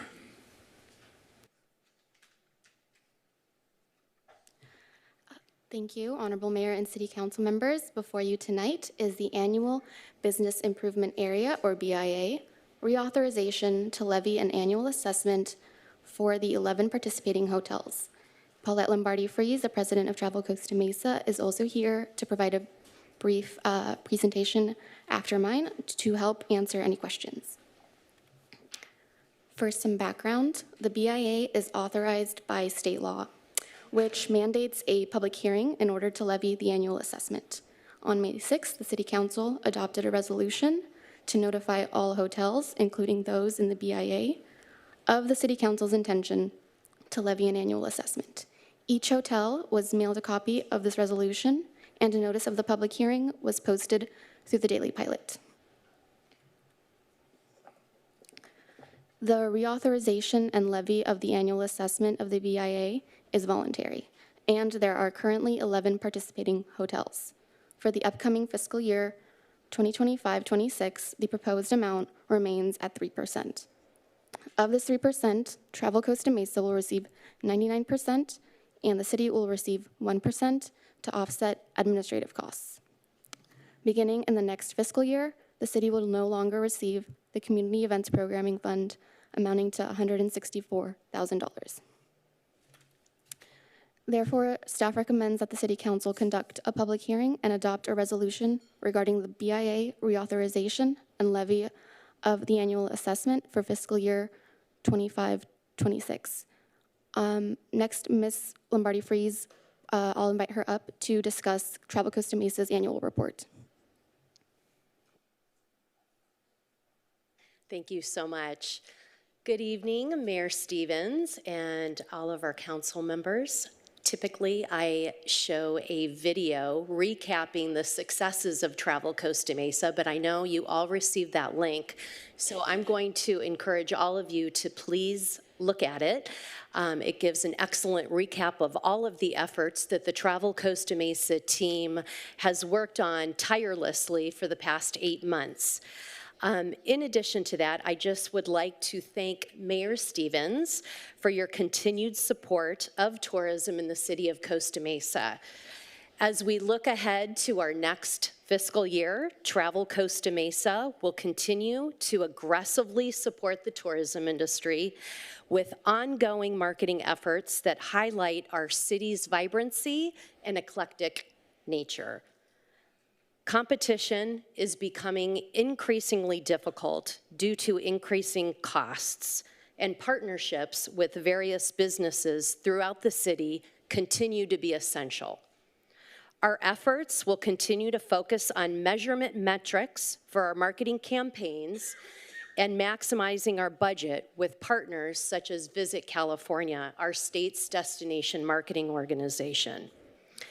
Looking into the future for fiscal year 25-26, we have a few exciting world stage competitive events you're all familiar with, such as FIFA 2026, as well as the Olympics in 2028. Travel Costa Mesa has been working on that last year with our hotel partners and actually had site visits at many of our partnering hotels to host groups there. We'll continue to do that. We'll also be working with Orange County partners and the other destination marketing organizations as it relates to perhaps public viewing gatherings before these games, specifically with FIFA 2026, and perhaps some digital collateral and online marketing efforts as well. At this time, I am happy to take any questions that you may have. And again, I want to encourage all of you, as well as the public, to review the annual report video, which is basically a recap of the annual report that Travel Costa Mesa created and council had received in April. Thank you.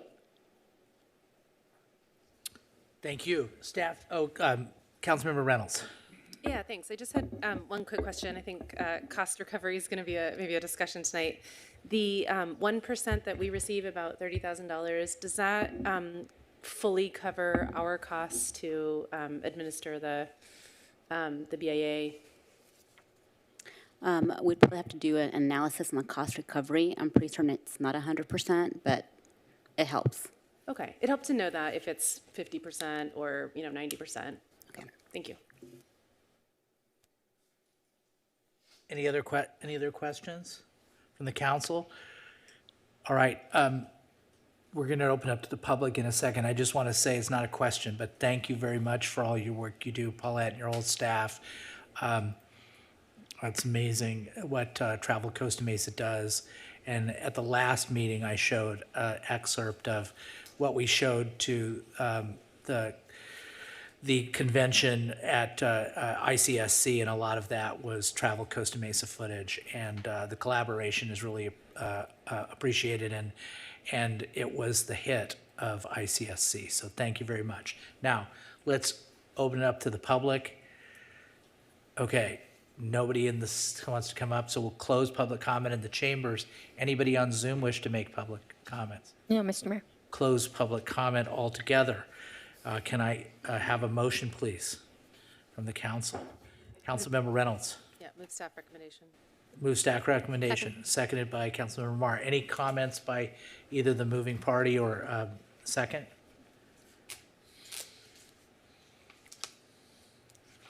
Oh, are we not? Yeah, we're on discussion.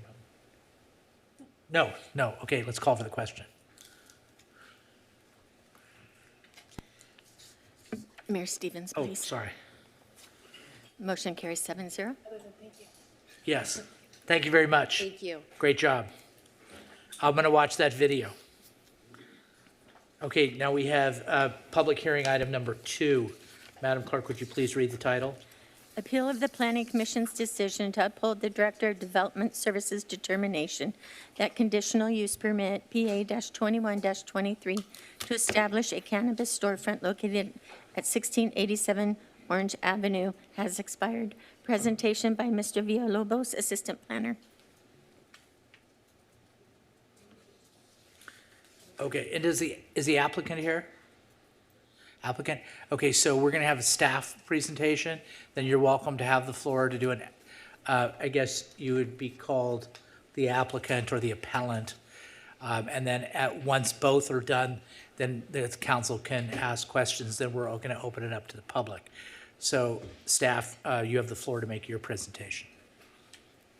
Good evening, Mayor and council members. My name is Gabriel Villalobos. I'm the Assistant Planner with the Economic Development Services Department. On behalf of the department, Veronica Donovan is going to be presenting. Good evening. I'm Veronica Donovan. I'm an attorney for the city, and as Mr. Villalobos mentioned, I will be representing staff at this hearing.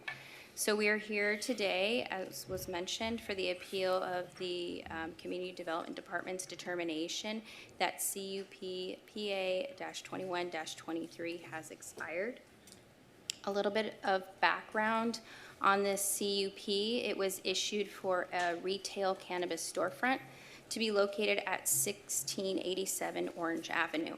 For those who may be unfamiliar with what a CUP is, it's defined under Costa Mesa Municipal Code Section 13-6 as a discretionary approval usually granted by the Planning Commission, which allows a use or activity not allowed as a matter of right based upon specified findings pursuant to Costa Mesa Municipal Code Section 13-200.93 subsection C1. A conditional use permit is required for all cannabis retail storefronts. For this particular CUP, it was approved by Planning Commission on September 12th, 2022 and became effective on September 19th, 2022. It had an expiration date of September 19th, 2024. The Costa Mesa Municipal Code requires that all CUPs must be exercised within 24 months. Exercised means that at least one of the following must occur. First, a building permit issued and construction started. Second, a certificate of occupancy issued. Third, a business license issued and the use established. Or 4, a time extension granted. A time extension may be requested by an applicant if they do so in writing, not less than 30 days and not more than 60 days of the date of the expiration. In this case, the applicant submitted a building permit application on May 1st, 2023. After several rounds of review, the city requested a final clean set of plans so that it was ready to issue the permits. That request was made both in May 2024 and July 2024. However, the city never received that clean set of plans and no building permit was issued. In addition, no time extension was requested. On September 19th, 2024, the CUP officially expired. On December 2nd, 2024, the city notified the applicant of the expiration of the CUP, and on December 9th, 2024, the appeal was filed. That appeal went to Planning Commission to be heard.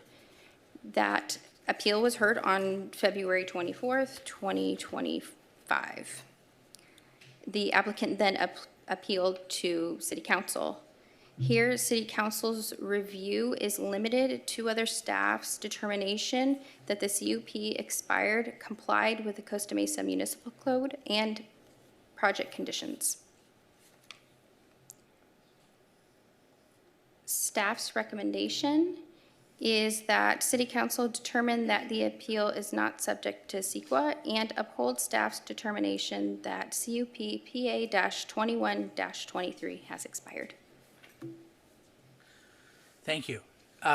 Does the applicant / appellant wish to be heard? Yes. Okay, you have the floor.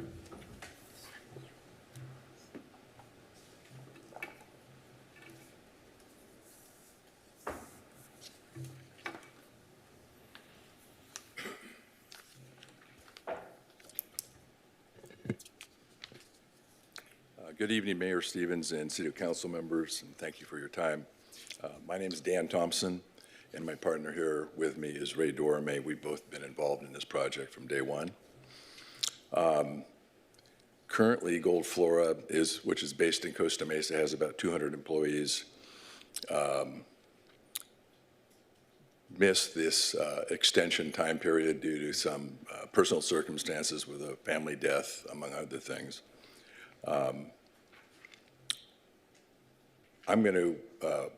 We're going to have a presentation tonight, a PowerPoint presentation, and I think Ray will probably present that.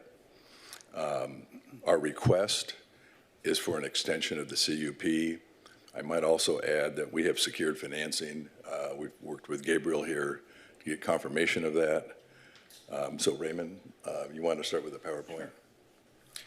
So my name is Ray Dorame. I'm with Black Star Contractors. I've been involved with this project since really day one. My team's been leading the charge both with processing the CUP through Planning Commission and also processing the plans. Very unique project, but let's go through the PowerPoint right now. This was prepared by Gold Flora. It kind of gives you an idea of what they are and what their vision was and still is. So King's crew, they're committed to creating a welcoming space where wellness and community come together. You can see here, this is just a very nice picture. If you've seen the project for the actual building right now, it's in disarray. I think the goal here was really to beautify the project and to make it really look great. Let's go to the next slide, please. Again, this is another picture of the project. The first one here shows the project as it currently stands. The second picture here shows the vision of what they wanted to build in the end. Now, I'm going to kind of go off script here a little bit, but as we ran into this building altogether, we ran into a lot of unknowns, both with the building and the exterior, which ran into a lot of the delays. Interior, when we actually opened up the project, it had a lot of contaminants in there, which we cleared out. But in addition to that, there were a lot of structural components that had to be revised because how old the building was.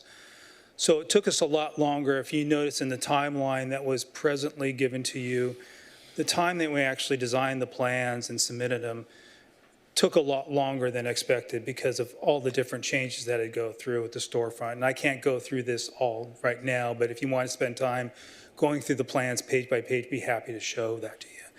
In addition to that, we had some off-site improvements that had to be looked at and done. More specifically was the water line in the street through the water department. We had to actually put in, or at least plan for a brand new service that ran to the building. And in doing so, that was actually ping pong back and forth between engineering department and also building and safety as well as the water department. That took almost 4 or 5 months to figure that out. Rerouting the line to the front of the building, to the back of the building, it took a long time. Now, one of the things that was mentioned in the staff report, which is incorrect altogether, is that the plans were ready for permit. That's absolutely incorrect. Those plans were not ready to go. They were, at the time that in May, we were getting ready to pull the permit, we found out from Southern California Edison that the transformer on that pole had to be revised. And in doing so, the whole electrical plan for the building itself had to be redone. So there's no way that we could have pulled a building permit at that particular point in time. And so, because when you pull the building permit, not only do you have to pull that permit, but you have to pull an electrical permit and also a plumbing permit. And that changes everything. It changes the gear that goes in, it changes the fixtures that go in. So as we're going through all that, and this is probably May or June, we added up all those dollars and we were over budget by around $300,000. At that point in time, I went back to the client and they decided to start peeling things back out of the building to make it work within the budget. And that took about 2 or 3 months to redo cabinets inside, to redo painting, redo the rooms, and then we're getting ready to go back in to submit. By that time, the permit, the CUP had expired, but all along, my team was geared up to build this.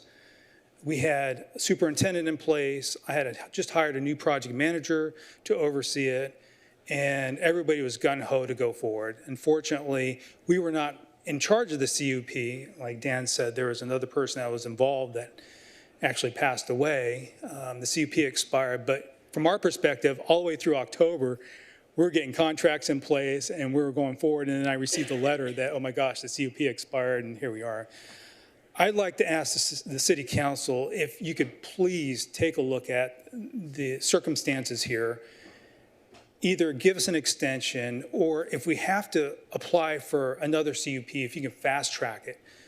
We're in a position now, and I can go Flora is, to move forward with the project. My team is ready to go right now, and again, we have everything we need to move forward. It's just a couple of things happened, and here's where we are. If you'd like to keep on going through the presentation actually gives you a little bit more insight into what really happened. So Gold Flora alone has spent almost $300,000 in plans and processing and everything else that goes through this, trying to upkeep this project. Again, there's some information here regarding the CUP that's not unfamiliar regarding the timing here. The delays, you can see right with the water district, we had preliminary approvals through building and safety, but they were not done. I did not have engineering approval. I had to pull an encroachment permit in order to get the building permit, which is typically not the way you do things. You know, you usually have an encroachment permit after you get your plans approved, because in order for me to pull that permit, I have to have a Class A contractor on board, and I have a B license, which means I have to have all the insurance in place and a prime contract with my client. So I was kind of putting the cart before the horse, and there's several emails to that. Again, May 5th, construction with the SE came out, looked at the site and said, we got to redo these whole plans. Well, that just threw us in a tailwind. Next slide, please. So again, we are working with building and safety all the way through. And halfway, I guess, in I think either May or June, our planner had left.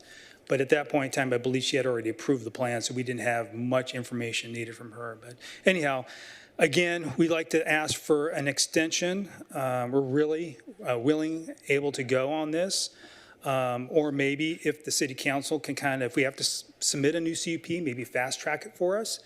And maybe we can concurrently get our plans back in at the same time, get this thing started within 3 to 4 months as soon as the different departments clear us, and we're off and running. Thank you. Thank you. So I have just a couple of questions. Can somebody put my photographs up that I asked to be available?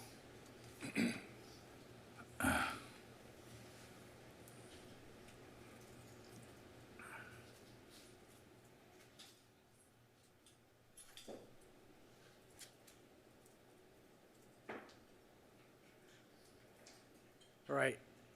Is that what the site looks like now? That is correct, yes. For the record, I just took that photo today. All right, and that's on Orange, on the south part of Orange, just south of 17th Street, kind of the crack shacks on the other corner, right? Correct. Okay. And when you were doing the building permit process that you testified about, you were speaking with city staff, correct? That is correct. Did anyone from city staff during the 30 days to 60-day period during which you could have applied for an extension remind you that time was coming up? No, not at all. In fact, my staff reached out to staff here, both the engineering, building and safety level, and planning level, and to double check to make sure that the plans were not expiring. Because we knew that since we went into plan check, and these, I believe the plan check was a 2022 code, we wanted to make sure that we complied with that code. Going into the new code, then obviously all that changes and you have to redesign. But we were not notified from our standpoint that any of this was changing, and that the CUP was expiring, or else I would have notified Gold Flora for an extension. Right. Now, and can you just, with sensitivity to the situation, elaborate? You said there was somebody that was working on the CUP side of this application that died? Yes, yeah, it's What a happened there? family member who passed, a younger family member, unexpectedly. Okay. And I think you said that up to this point, you've invested $300,000 in this project? That's probably a low number. Well, what's the range? I would think between rents paid and all the plant processing, I would think it's closer to 350 to 400, but we try to be cautious in our statement there. Okay. I don't have any further questions. Does any other council member have any questions? Yes, Councilmember Gameros. Okay. First, I have a question I think I want to address it to the city manager. I'm sorry, the city attorney. I always do that, sorry. Do we have, it's kind of may sound like a dumb question. Do we have the ability just to make a decision on the floor and extend give them their request for a 180-day extension? Can we just do that? You may hear all relevant evidence, including public comment, and once you have heard all relevant evidence under our code, you have the right under Code Section 2-303, subsection 4. The appeal hearing consists of a de novo hearing on the matter by the person or body specified, that's you. The appeal hearing shall be based on the following evidence: any relevant evidence, including staff reports, etc., submitted at the time of the prior decision and at the appeal hearing, and findings, if any, and a decision of the person or body whose decision is being appealed. I don't disagree with Ms. Donovan that the factual determinations of the Planning Commission are really what are before you, but the council has a substantial amount of discretion following the public hearing to make a decision. Okay, my second follow-up question is, do we have the ability, if we want to give them a new CUP and fast track them through this process? As I understand it, if you uphold the expiration under the provisions of the code that were changed most recently, they will not be eligible to apply for a new CUP. So the only decisions we would have to make is no, or if we say yes, we can give them up to 180 days, or that's just their ask that they're asking for? That is up to 180 days. Okay, I have some questions for you guys. You stated that there were some structural components that were compromised. Can you specify what those were, please? Absolutely. So the front of the building, if you can see the facade here in this picture, if you go through the back, unfortunately, I don't have any pictures of that. The structural component is very haphazard. So in trying to put together the front facade, we had to add steel components and we had to modify that front structure. In addition to that, there's a building in the back. And is there another photo here? We can actually see the whole site. There's a little structure in the back that is, I think it was built at a different time, and we actually it's two different levels. And we got into that, we started looking at that structural component. We ended up actually eliminating that altogether. It was more of a headache to try to salvage that component than actually demo it out. So we ended up demoing out and eliminating that altogether. In addition to that, there's some swamp coolers on the roof, which again, you can't see here, that have some impacts to this.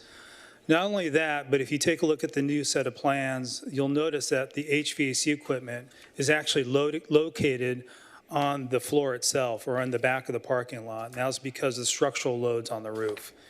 In order to reinforce that would have taken quite a bit, and I think this thing would have blown. We've taken from a $700,000 project to $2.5 million project in a heartbeat. You might mention, this is a 60-year-old dry cleaner, and everything associated with the dry cleaning, and that is problematic. So we've worked really hard at mitigating that, both for ourselves, the landlord, and the city. That took a tremendous amount of time. The structural integrity of the building is very compromised, again, very old. So we ran into a lot of challenges, I'll say, associated with the prior use and trying to get this building to conform to city code. Yeah, not only with that, like Dan said, we did clean it up. So this building now has a clean bill of health. We have an asbestos report that's clean. We've gone through, we've cleaned everything out. So regardless of what's happening, I hope you extend us. At least it's to that point where, nobody's going to be growing something in the future. Okay, so you just added another question. You said that you got an asbestos report. Was there an asbestos abatement issue that you had to take care of? We did, sir, yes, and that was taken care of. The report's complete. Okay, you said that you had some off-site impacts, but you did not specify what the off-site impacts were. What are off-site impacts? Unexpectedly, right? Off-site impacts would be anything that's outside of the property lines. So anything that's in the middle of the street that has to be tapped into. So there's a main water line that runs through Orange Avenue that has to be abandoned and reconnected. So the existing service line, which is actually okay, and the water meter in the driveway cannot be used per the water department. It has to be reconnected. In addition to that, if you can go back to the last slide with, we saw the 3 transformers on there. Correct. So if you see that there, you see those transformers up top? Originally, what the plan was for SCE to come out there and revise those transformers. The amount to do that was something like $75,000. But the kicker to that was that it was an 8 to 10 month lead time just to get that equipment out there. So the other solution was to change the whole dynamics of the plans and to go back and redesign it. So we'll have to, regardless, come back, and Building and Safety will see the new set of plans with all the different gear and everything else associated with that. Okay, I have some questions for staff. So if this applicant has to resubmit for a permit or an extension, do they have to pay the application fee over again?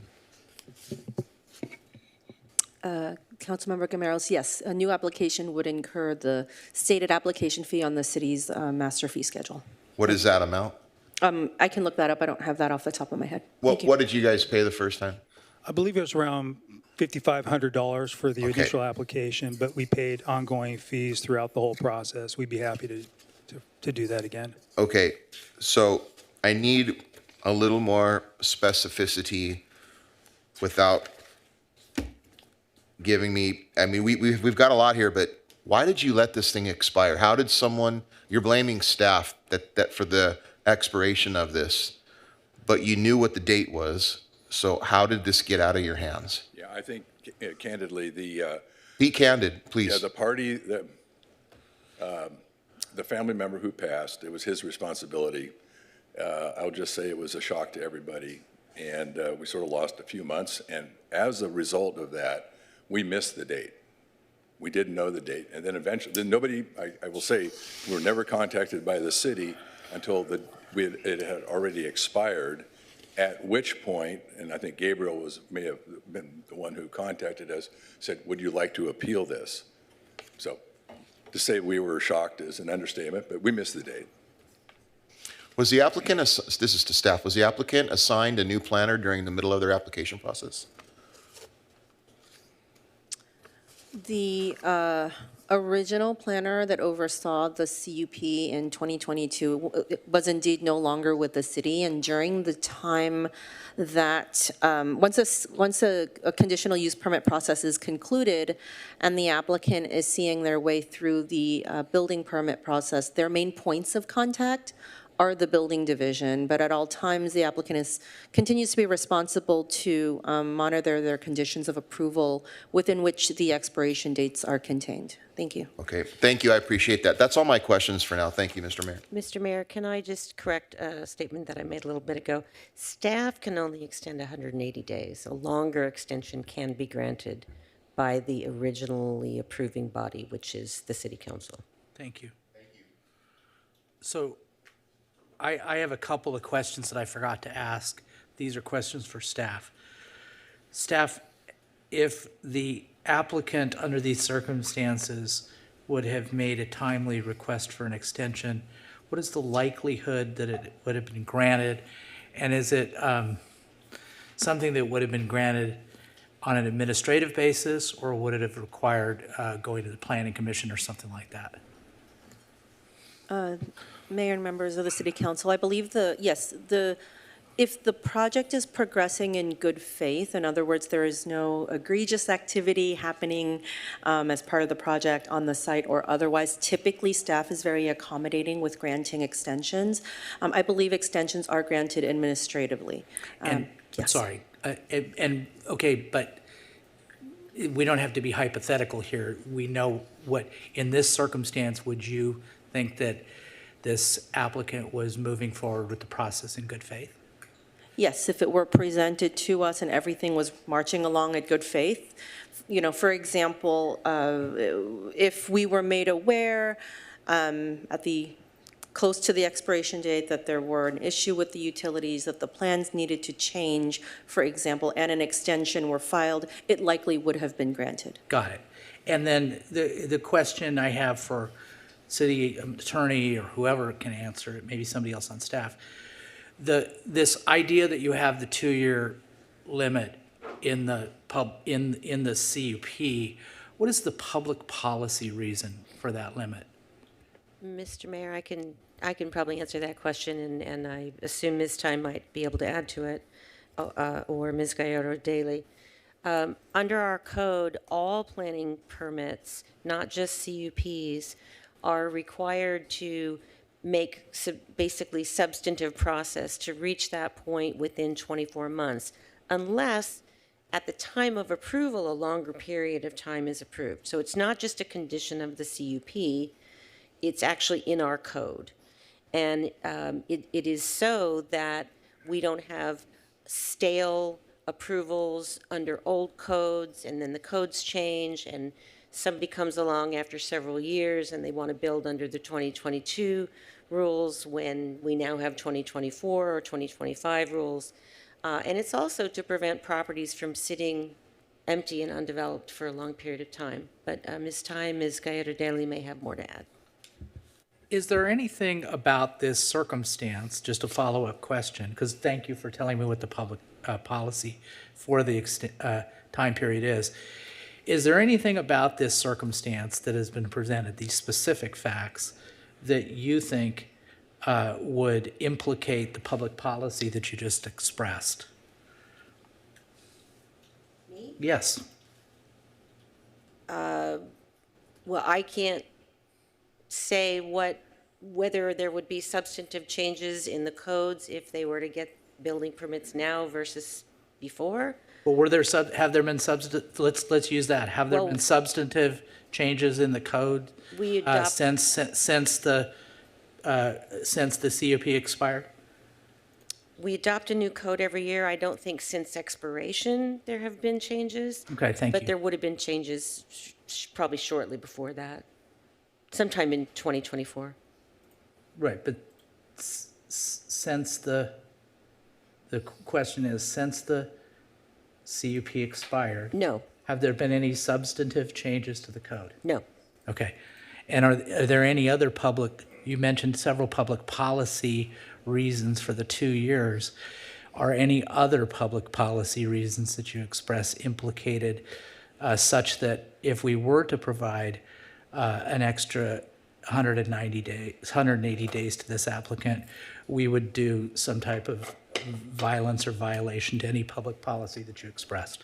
Well, ultimately, I think the determination of what is best public policy is up to the council, not me. Fair enough. All right. If there's no other questions, let's open it up. Councilmember Reynolds. Yeah, thanks. I'm just trying to understand the sequencing a little bit. So we know you've got your CUP, right? You got through Planning Commission, you got that.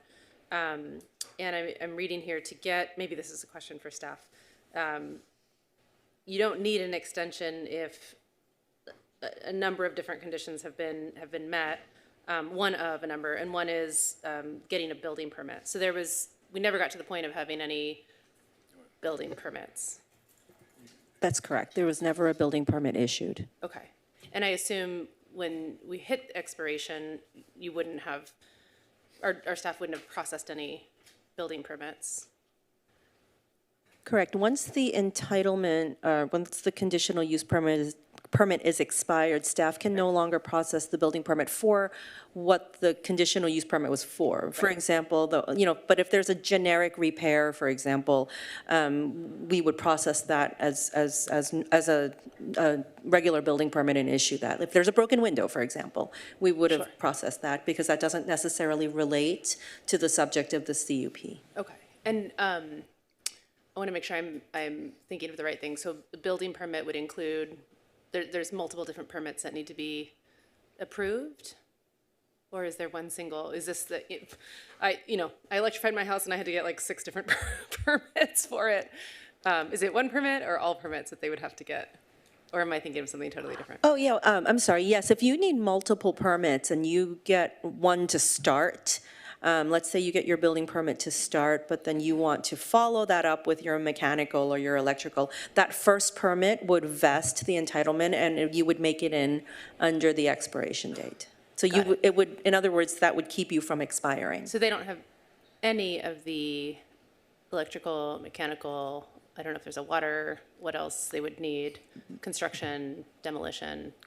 Correct. They do not have any permits. So I'm a little bit confused because you described construction and demolition and you don't have permits. Is this a issue? I thought I heard that you described some on-site work. Just clearing the asbestos. Asbestos is a different animal altogether. It doesn't require that permit and what we had done to mitigate that in the report.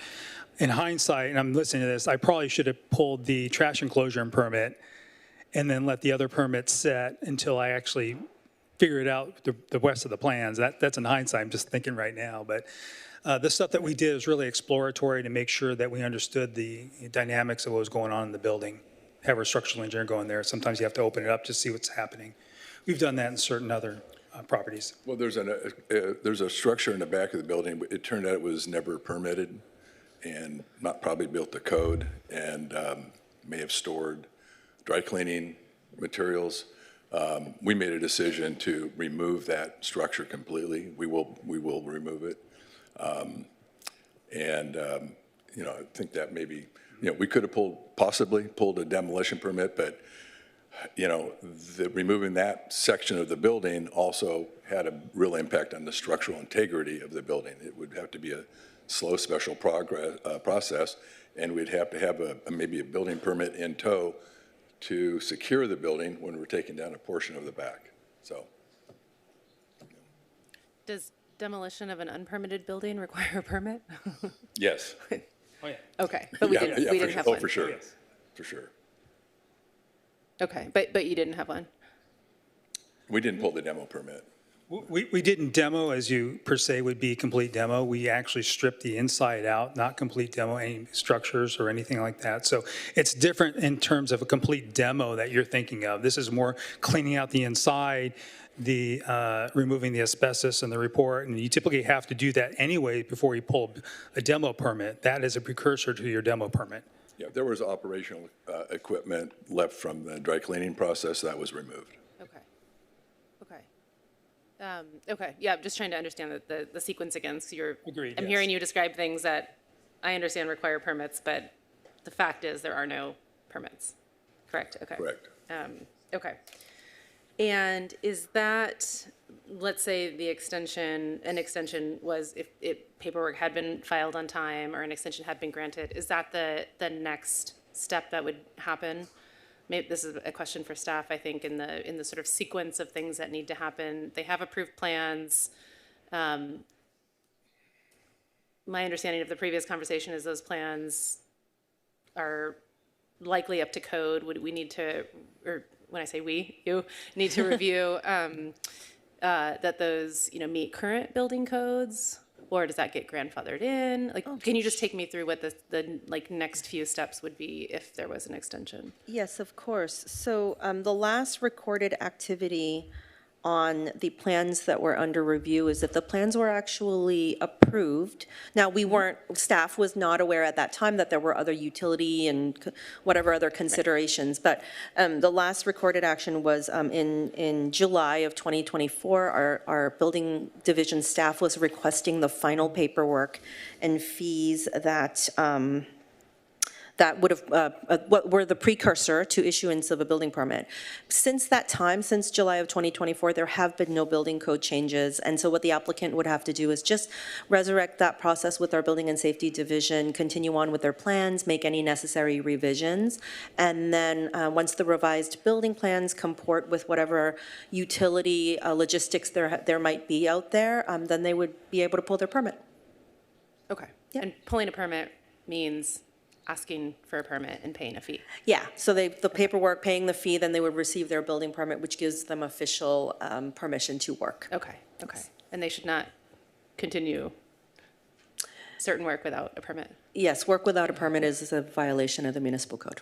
Okay. Thank you. Okay. And I was trying to find the flyer that the city manager, it's nice to say that the city manager shared earlier with some of the metrics, maybe you know off the top of your head, just on this question of did staff proactively tell you, you're running up on a deadline? How many of these, not these specific types of projects, but how many projects are happening at any given time that might be nearing an extension date?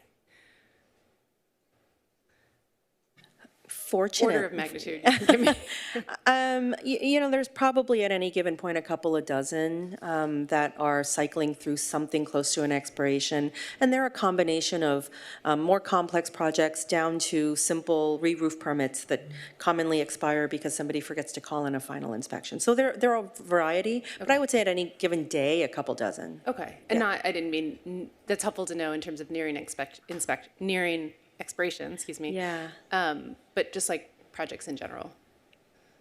Nearing How many projects in process all the time that staff are handling? Oh, staff is handling hundreds of projects simultaneously every day. I mean, yes, there's about 250, 300 projects that are cycling through the department every single day in some kind of active status. Okay, okay. Wasn't sure if it was 2 zeros or 3 zeros, but thank you. Yes. Yeah, okay, thank you. And to add to that a little bit, it would be overly burdensome for staff to track all of the projects that are in process, make sure that the applicant who, this is a condition of their approval, they must do these things before, or they must do these things or their CUP will expire. Staff just, I don't think is equipped to take on that responsibility for them when the applicant should be responsible for that. I agree with that. Thanks. What about Tessa?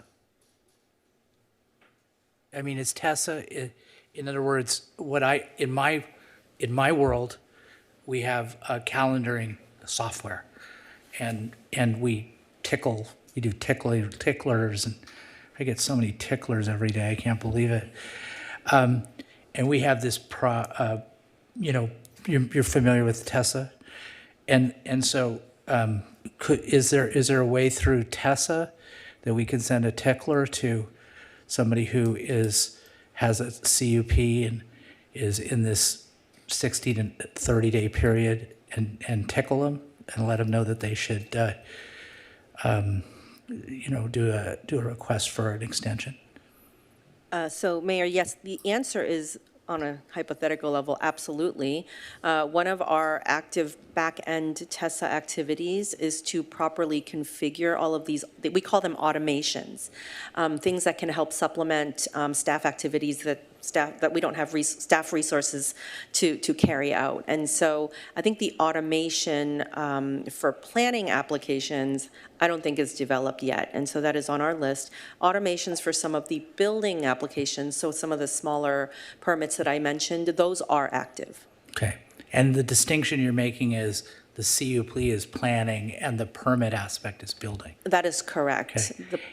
Yeah, and just to refine the question that was asked by Councilmember Reynolds, how many of these, very specifically, CUPs are pending at any given time that are nearing expiration?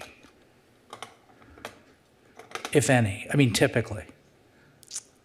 You know, that's going to be a much smaller number on the planning side. What's your best estimate? 3 or 4. Thank you. Okay, are we ready does any council members have a questions, or we can go to the public? Let's go to the public and hear what the public has to say about this application. And you guys sit tight. At the end, if there's anything to rebut that's said by the public, you're welcome to come up and do a brief rebuttal. But we go to your, just be ready to do that if you choose to do so. You don't have to. Anybody from the public? I don't see anybody coming in the chambers. Anybody on Zoom? No, Mr. Mayor. Closed public comment. We got nothing to rebut. All right, I'm going to make a motion, and if I get a second, I'll explain the reason, to, I guess it's overrule the decision of the Planning Commission and give this applicant 180 additional days within which to have the live CUP and get the permits they need to vest the CUP. Seconded by Gameros. Yeah, I hope we get support for this. I really do. They've invested $350,000 in it. It's a difficult thing. Sounds like a perfect storm. They had their guy who was responsible for this who died, and we are. It sounds like in the process of automating the system where we can provide the reminders that may have helped in this situation, but who knows? They may not have due to the passing of the gentleman. And I look at this photograph, I don't know if it's still on the page, but I mean, this is an approved project, so it's not a question of whether we want this project there. It's an approved project. But I look at it and I go, gosh, that doesn't look very good on that, in that district and in that corner, and it would be improved by this project. And I don't see that giving them an extra 180 days would implicate any problem with public policy. And the last thing I'll say is, there is a principle in the law, because I was thinking about this, and I was thinking what principle in the law applies, and there's a principle, maximum jurisprudence, that the law abhors a forfeiture. And I think it would be really very, under these circumstances, blowing a date like this, when if they would have made the application, as Director Tai said, it would have been very likely that they would have gotten the extension. I think it would be equivalent of a forfeiture and a very inequitable result if we did not give the relief that's part of my motion. So for that reason, I'm making my motion. Does the second have anything to say regarding the motion? Yeah, just very briefly, I just want to say that when I look at the site now, we have someone who wants to come in and beautify our city, employ hopefully people in our city. They currently state that they employ 200 people. So, these are jobs. They're not going to leave the place run down.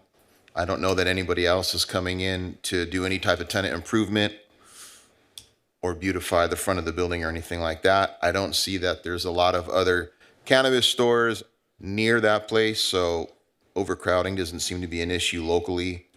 And still to this day, to my knowledge, I haven't heard one peep about a major issue or crime related to cannabis since this ordinance began. So I have a really hard time not trying to give these guys a shot. It just seems like they had a few things didn't work their way, and they're willing to make corrections. So they got approved once. I just think we should extend it 180 days. That's all I have. Does any other council member have any comments? Yes, Councilmember Reynolds. Yeah, thank you. I am going to support the motion. I agree generally with the comments made. I do want to be clear that I oppose any suggestion that staff did anything wrong here. I think staff followed the code exactly as they are supposed to. And I disagree that I don't want, given all of the things on staff's plate, I do not want them expected to send reminders, using sort of regular labor to send reminders to applicants about things that they've agreed to as part of their conditions of approval. I think it would be a nice enhancement to add automation for that. And based on my understanding of the story, if staff had proactively, said, oh, by the way, your thing's going to expire, I don't think that would have made a difference based on what we're hearing anyway. So I want to be very clear that I think staff did everything right. You followed the code. I think it makes sense that we have the code here. I think it makes sense that council has discretion for unusual situations like this. And given what the mayor and Councilmember Gamero said, I think it's reasonable in this case to allow an exception. May I be heard? Oh, sorry. Of course, Councilmember Bewley. Yeah, thanks, Mayor. Yeah, I'm going to oppose this motion, and I know it sounds harsh, and I appreciate the concerns and the delays and the issues that have been raised tonight, but, we were talking about what's the public policy behind the 2-year CUP, break ground, hit at least the minimum standard. And I think part of that, especially given this particular industry, which is highly sensitive and highly volatile in our community, it's kind of a self-policing mechanism. We have a number of people who are clamoring for these types of CUPs, and we look to see efficient, professional operators. And I was sitting here listening intently, and I hear maybe we should have needed a permit to do some demolition. Maybe we didn't. We discovered things. I wasn't impressed that we're dealing with some very professional operators, and I apologize to use that terminology, but when we have people lining up to open these types of operations in our city, it's incumbent upon us as a council to be certain that only the best and the most efficient and the most professional operators make it through this labyrinth of our permitting process.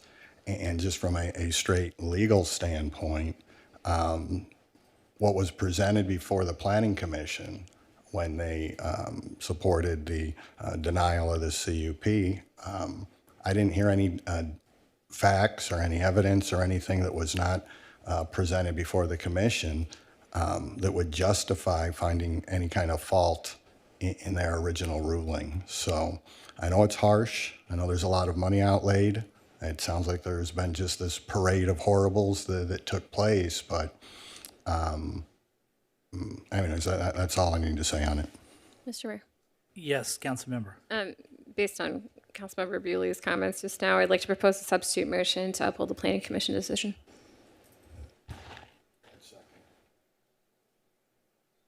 Okay, do you have anything further? I agree with everything that Councilmember Bewley just said. I think the other comment I want to make is that this argument that we're relying on cannabis to somehow, beautify or renovate our city, I think is completely inappropriate. There's lots of other businesses and interested parties who, given the opportunity, would do a lot of great work on our corridors that need rehabilitation, that would go into buildings, especially if we exempted them from some of the traditional planning commission, or excuse me, planning requirements. And so I really don't like the idea that we make exceptions for cannabis because we think it's going to help buildings look prettier from the outside. Okay, does anybody else have a comment? If not, let's call for the question. Oh, sorry, go ahead. Yes, of course. Thank you, Mr. Mayor. This is an odd one for me because I actually do agree with Planning Commission, and I do agree with the points just made by Councilmember Reynolds, my apologies, and Mayor Bewley about, this process was one that we've had to refine and tweak. We've had to amend due to public feedback and comments. But I think the human element, to me at least, the loss of a loved one, that one does sit with me because I've been in that shoes this year. I lost my dad this year, and I know how hard it was for me to kind of go through my duties and have to, focus on everything I need to focus on. So I do agree with them when it comes to, the due diligence of the applicant. It falls on the applicant, not on staff, to remedy this. I agree with the mayor that we should look at ways to improve TESA. I'll say pokes, not tickles, but for the human element, I'm gonna support the original motion just because I do understand the gravitude of a loss, and it seems hearing the conversation, this is under discretion. But I want to make it abundantly clear that I think planning got it right, and this is maybe just a point of personal privilege being a council member. Okay, so let's call for the question on the substitute motion to uphold and therefore deny the appeal. Okay, call for the question on that one. Oh, hold on. Just one minute, please.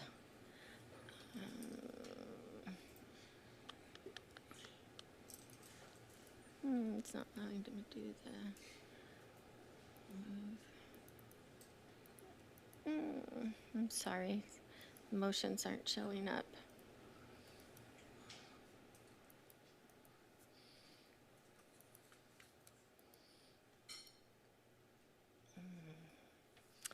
Let me get out of this. Let's see. Just 1 minute. I'm sorry. Mr. Mayor. Can we just I vote mean, on the yeah, I was original just going motion? to say, I'll withdraw my substitute. I can count. Let's just vote on the original motion. Okay. We're voting on the original motion to give him 180 days. We're voting on that. Sorry. Let me get out of this. 1 second. Do you want to just do a voice vote? I've got it. So the original. The original motion by me, seconded by Gameros, to give him 180 days. That's what we're voting on. Okay. You may vote now. Okay? Motion carries 4-3 with council members Pettis, Marr, and Bewley voting no. Okay. Let's take a, what do you guys say, 15-minute break? Yeah. 15-minute break. We'll reconvene at 8:40.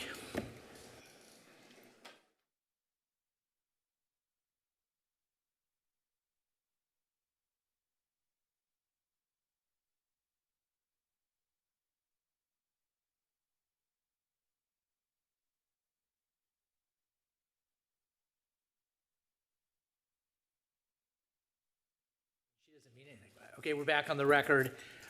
We're up to, I think, public hearing item number 3. Madam Clerk, would you please read the title? Schedule of user and regulatory fees, presentation by Ms. Molina, Finance Director. Ms. Molina, you have the floor. Thank you. Good evening, Honorable Mayor and City Council members. I am honored tonight to present to you the miscellaneous fee and user study schedule. With me tonight is Terry Madsen from ClearSource, who will be presenting to you tonight. As you are aware, we consult with ClearSource to provide a thorough analysis and review of certain fees, and he will talk through what he did for us in the city. Terry? Well, thank you, Mayor, members of the City Council. Thank you for allowing me to speak with you this evening. As mentioned, my name's Terry Madsen. I'm here from ClearSource, and I know you've had a very full agenda and you still have other important items to consider. So I will do my best to avoid being long-winded. I will warn you, it's 33 slides. And so the mayor has mentioned move. I will move, but I think they're important, and so I will go quickly.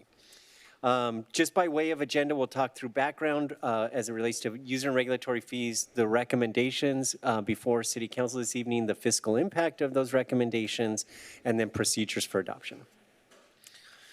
Next slide, please. So just as a reminder, cities collect user and regulatory fees. They collect charges when they provide services directly to a receiver of services rather than services that are being provided to the community as a whole. Next slide. So generally we think of your tax resources, your general fund taxes like property tax, sales tax, and so forth, as being used to fund broad community-wide services like public works services, public safety services, park maintenance, and so forth. And then when we have a direct receiver of service, we try and find a direct cost recovery source so that we can free up those general resources for broad community-wide benefit. The item before City Council this evening is limited to what we would consider service-based fees. So some human is providing a service to another member of the community or a business. Typically, we're thinking of this as like building plan review, building permitting, building inspection, engineering, public works, encroachment right-of-way, entitlement review, and so forth. What's important to note also is what is not being considered or updated. This item does not consider any taxes, any assessments, any utility rates. So the stuff that sort of we encounter on a day-to-day basis is not a subject of this item. This is discrete, typically periodic requests or required services being provided. Next slide. This item is before the City Council as part of just your normal course of operations as you prepare for the upcoming fiscal year. So periodically you perform what we call comprehensive fee studies. But in the in-between years, in between full fee studies, the City Council has authorized annual adjustments to fees in the city's fee schedule. And those adjustments are based on the prior year change in regional cost inflation. And so there is a cap that says, hey, let's update fees based on prior year CPI not to exceed 5%. Next slide. So what you'll find is that because this is an interim update, most of the fees that we see in the city's fee schedule as they relate to building, planning, engineering, and so forth are proposed to increase by 3.3%, which is the prior year CPI for this region. But you will also notice, you have a 40-page fee schedule that it contemplates the numerous vast scenarios that could come through the door at the city at any particular point in time. At the right-hand side of the fee schedule, there's a Y or an N. A Y is a fee that is proposed to be adjusted by regional CPI. An N is a fee that is proposed to remain unchanged. And in case it helps the City Council, these are primarily, the fees that are proposed to remain unchanged are primarily recreation and facility rental fees, or fees where you have a limit by state law, something like that. And important to note is there are no proposed CPI adjustments or any adjustments for fees that would involve like youth services or senior services. So they are not proposed even for an inflationary adjustment. These types of inflationary adjustments, though, as you prep for a fiscal year, they also provide an opportunity to think through, are there any new fees that we would like council to consider in between more broad studies? And staff has proposed 3 new fees for city council consideration. The first is a credit card transaction fee, the second is a general plan update fee, and the third is a technology enhancement fee. I'll walk through each of those in a little bit more detail, but I will just start by saying these are fees that are commonly collected throughout the region and the state, so you would not be sort of this like a wild outlier or wild animal if you did decide to move forward with these.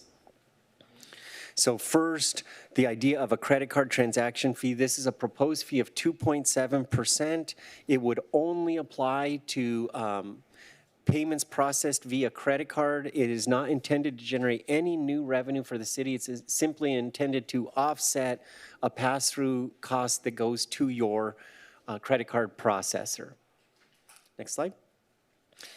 In terms of regional fee comparison, we have a slide here that just shows that Costa Mesa does not currently collect this. If you did move your fee to a 2.7%, you would be in line with the region. The last 2 fees that I want to bring to council's attention, the first of those is a general plan update fee. And you know, as a council, when you periodically update the general plan or zoning code or support long-range planning, there are significant costs that come with that. Many of those occur only periodically.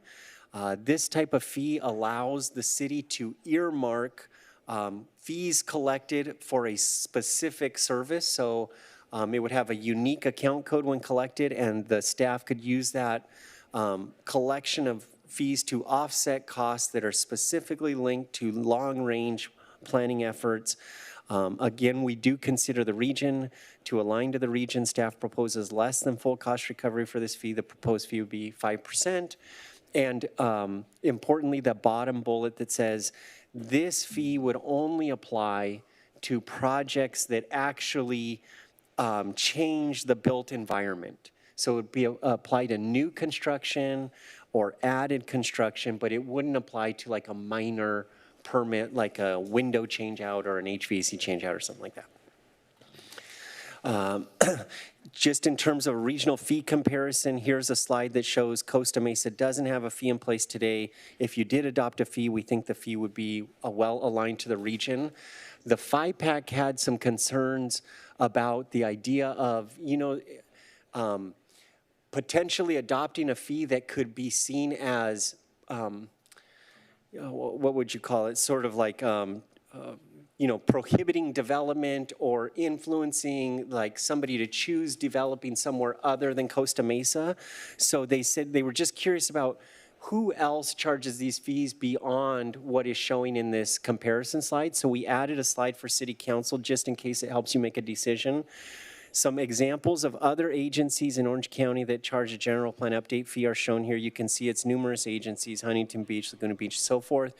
Also, in case you're curious about the region, this idea of metro areas collected, Los Angeles, San Diego, San Jose.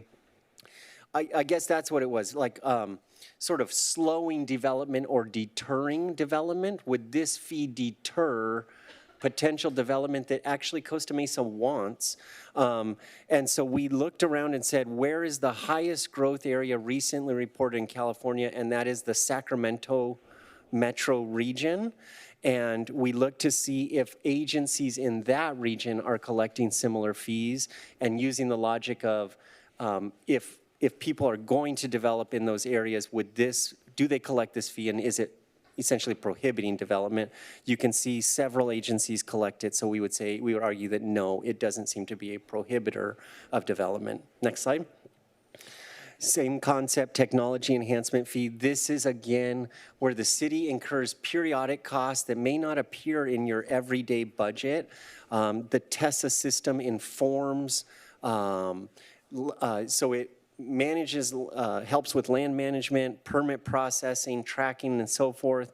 This allows staff to reserve fees collected for specific purposes linked to development-related technology. Again, the fee is proposed at 5% of applicable permit fees, and this would apply to the permits that actually make use of the TESA system in the building world. So building permits, electrical, mechanical, and plumbing permits. We showed this slide to the FIPAC. They had the same question about, are these the only agencies that collect a technology enhancement fee? So we added some more information about Orange County agencies. You can see several agencies in Orange County collect this fee. This is like, we were looking at populations greater than 50,000, I believe. Same idea, California metro areas charge this fee. And again, in that high growth area where lots of development is coming, you can see it's charged Roseville, Rancho Cordova, Lincoln, and so forth. Next slide. Another question the FIPAC had was sort of, what is the impact of these fees on what somebody might pay in terms of permitting? And so we looked at 4 sample projects, minor, relatively minor, more significant, and relatively significant. Here's a minor project. If you applied these fees, this is what the effect of adopting a general plan fee and a technology fee would have on total permit fees paid for a $50,000 construction valuation project if the general plan fee applied for something this small. It may not even apply. Next slide, $100,000 construction valuation project. You can see it would add $176 in fees. Larger project, $500,000 project, $584 in fees. And then final $1 million type construction project, still not massive in scale, but definitely more significant, $1,000 change in the permit fees. Next slide. So just to follow up on the FIPAC's sort of questions and concerns, it was sort of what would be in, so we tried to show you in dollar figures what is the impact on what somebody would pay. And then we started thinking through what's being proposed to City Council this evening is this idea of a CPI adjustment and then this general plan fee that would apply to certain types of projects, a technology fee that would apply to certain types of projects. If the council did adopt those 2 new fees and the proposed CPI adjustment, in terms of building permit, building plan check, and then these adjustments, what would be sort of this variance in what somebody would pay? And if we look at these fees as a percentage of the project cost, today's fees represent 3.62% of a $50,000 project. If you adopted the proposed fees as staff has recommended, that would be now 3.97. At the larger end, it would be 1.6, moving to 1.75%. So we don't think it makes, a material difference to the total amount of fees paid, but there is a difference. Next slide. In terms of fiscal impact, the anticipated fiscal impact of the CPI adjustment, the addition of the credit card transaction fee, and the other 2 new fees that are proposed, we anticipate $750,000 in annual additional cost recovery for the city. If you're trying to figure out what is the makeup of that, the CPI adjustment and the credit card transaction fee represent about $380,000 of that fiscal impact, and the difference would be the general plan update fee and the technology fee. As a reminder to the City Council, if you do move forward with adopting fees, that revenue is not for service level enhancements. That revenue is to offset costs the City of Costa Mesa is already incurring. Next slide.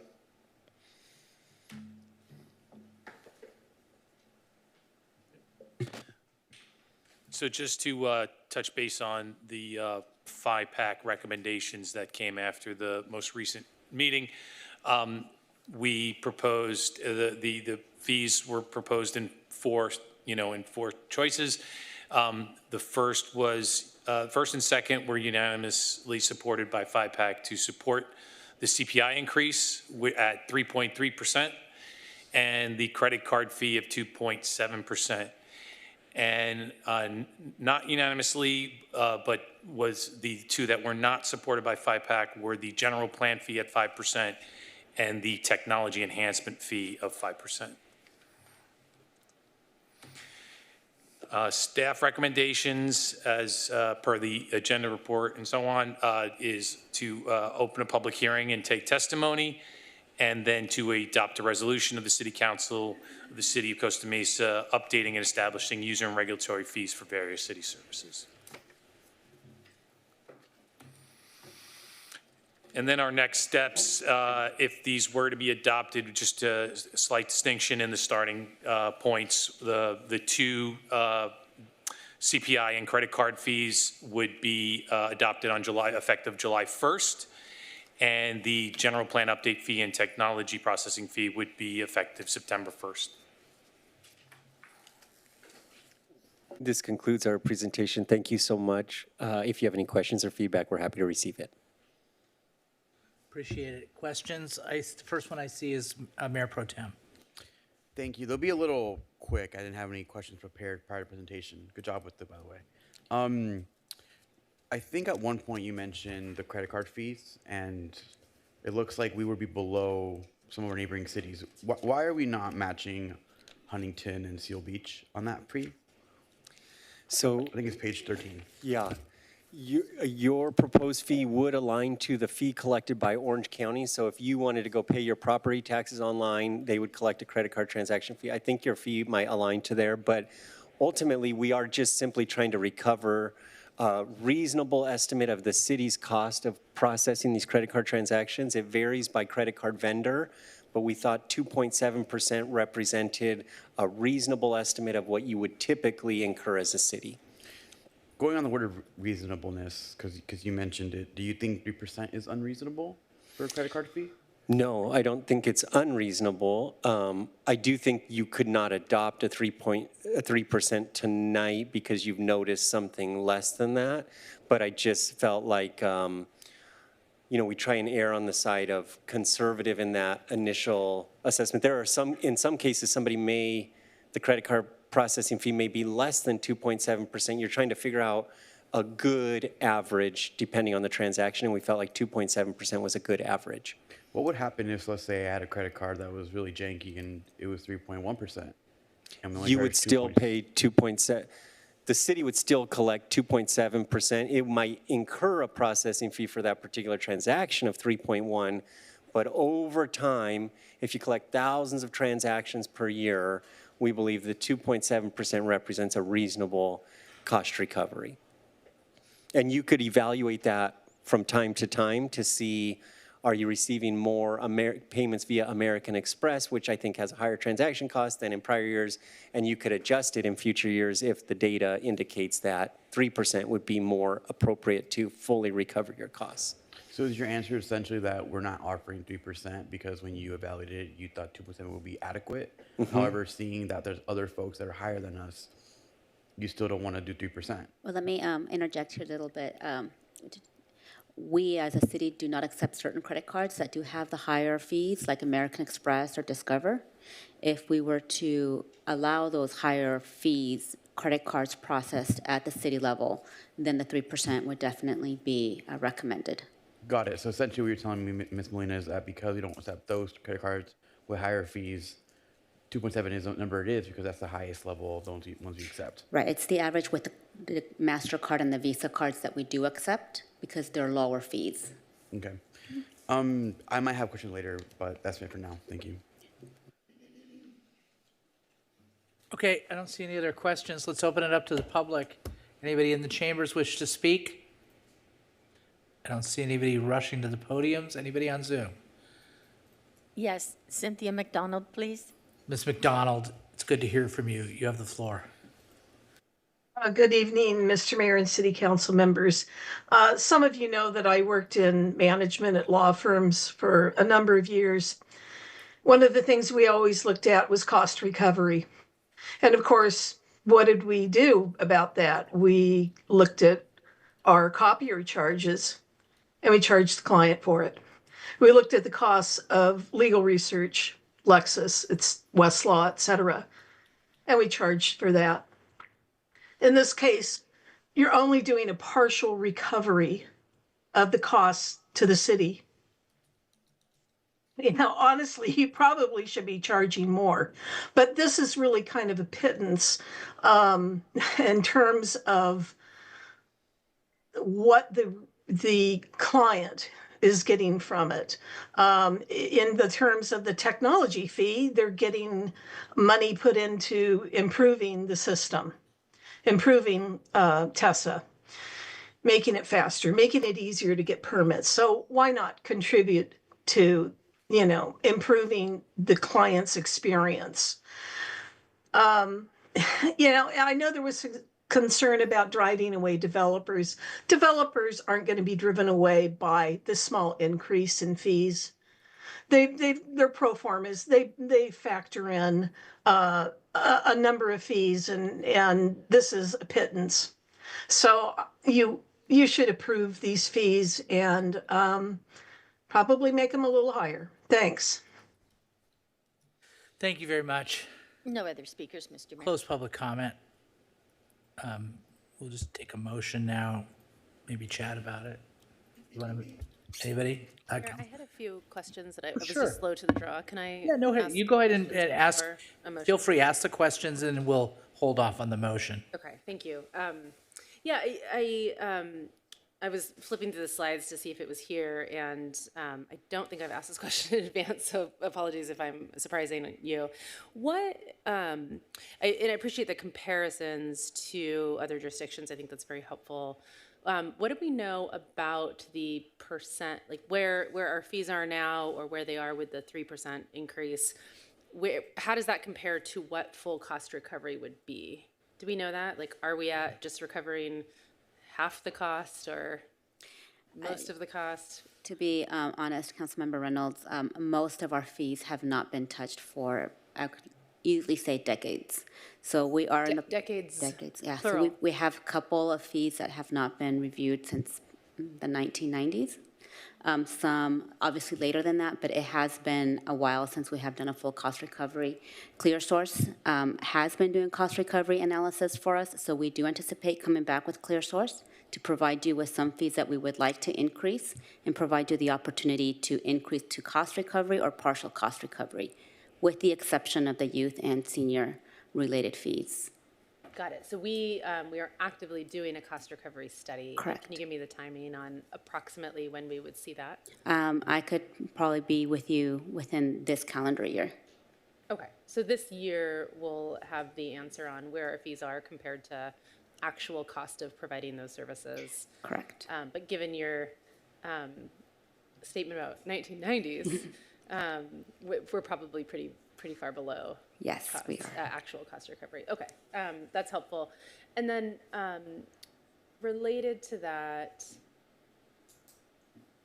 again, I'm just surprised that it's been so long. Do we have any policies around how frequently we perform these cost recovery studies or how we set cost recovery, like our cost recovery strategy? I've heard you say a couple times or collectively in the presentation, we're not increasing fees for senior youth services. Agree totally, but is that like a policy? Do we have any guidelines around this? There's no policy as to exempting youth and senior services. It's just best practice. Even in my prior cities, we tended to not increase the youth and senior services because of the obvious reasons of providing service. However, what we have done, and we've been taking steps with ClearSource actually, is moving forward with first consolidating the fees, which we did a couple years ago, and now we actually have the fees processed being part of the budget process, which is why it's before you tonight for a CPI increase. Our next step is to do the cost recovery and then continue to look at these CPI increases annually, and then do the cost recovery every 3 to 5 years. Okay, so you're sort of proposing some guidelines. Would you recommend that we do work to have a policy on cost recovery? I think the best practice is 3 to 5 years. Establish the best. Yeah. Okay. And then just on the question about American Express, is there interest or demand for allowing American Express? I just don't know how common that is. Actually, I refer that to my finance officer, Peter. He manages that for me. Yeah, I mean, I think the broader scope of offerings is always better. And they do come, in the case of American Express, to single them out, with some higher merchant costs that But ultimately, by expanding the offering, we allow less, difficulty in paying for people. So yeah, I mean, the broader scope would be probably ideal. Okay, and is that a decision that we're able to make tonight? I heard that we couldn't increase from 2.7 to 3 tonight if we wanted to. If we wanted to do that, would we need to come back in a separate item? You would have to come back because we would have to publicly notice it. Okay, thank you. I just have a question that occurred to me. The youth fees, give me a couple of examples of a youth fee. Like participation in youth programming or sports field rentals that might affect youth sports teams and things like that. It's more on the recreation side. Oh. Mm-hmm. Yeah, all right. And just to clarify, periodically the city will even examine recreation fees. Sure. They just don't typically make 3.3% inflationary adjustments to those. They would examine them every 3 to 5 years and then think strategically about demand for service, overall goals, community values, and so forth. And so they would adjust them. They don't go for eternity without adjustment. They just might not be part of a routine CPI adjustment. Okay.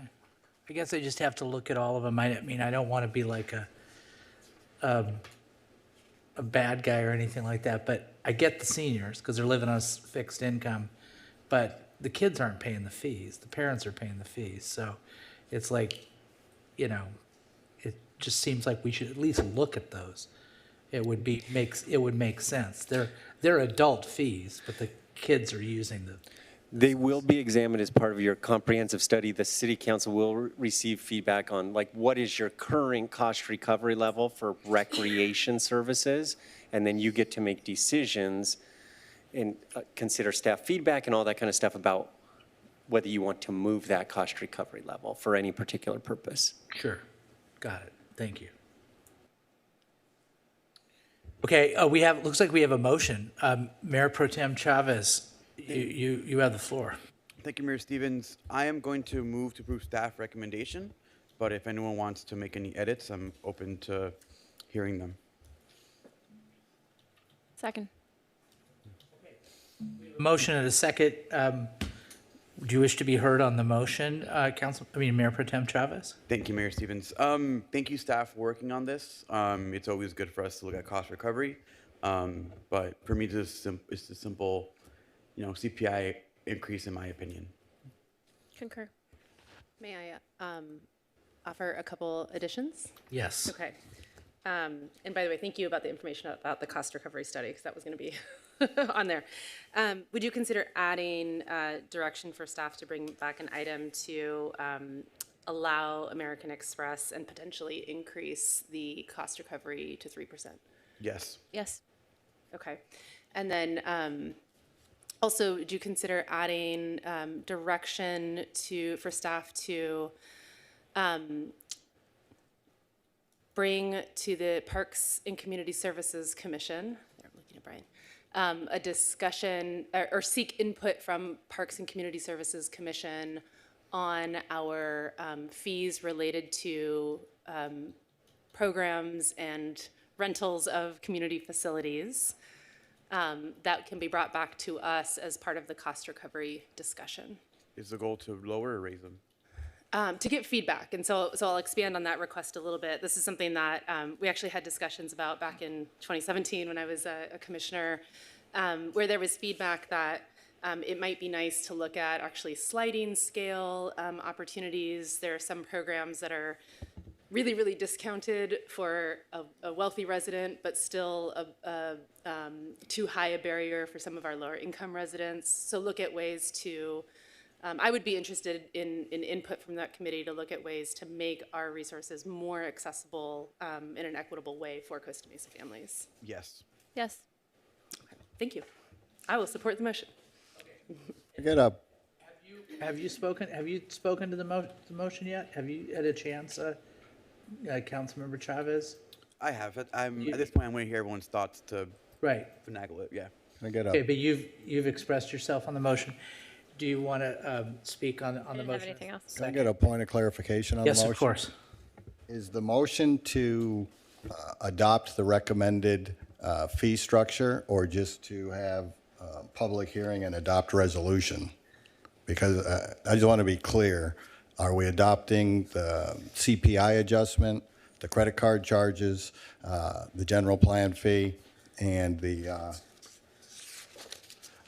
IT, technology? You would be adopting all 4 of those. Okay, so then I would like to make a substitute motion.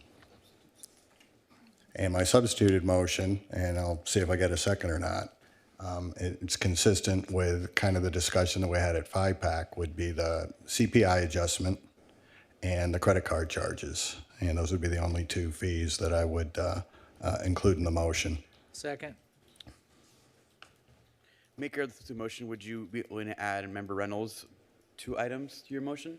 If you could clarify that for me again. The first one would be to go up to 3% on the credit card fee to allow for different credit cards like Amex, American Express, et cetera. And the second would be to give to FIPAC the ability to look at creating a scaling fee for recreation.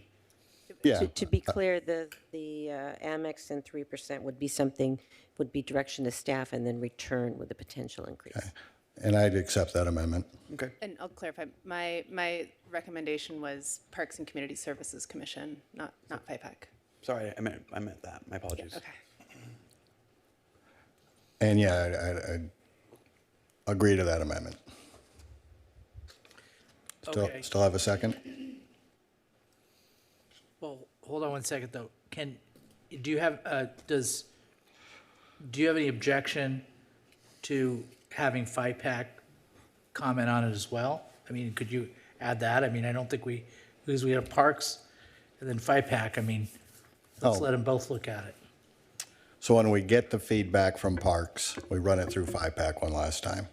Yeah, then that's fine. Okay. So that's the substitute motion. I'm good with the second. I'm good with the Councilmember Reynolds additions.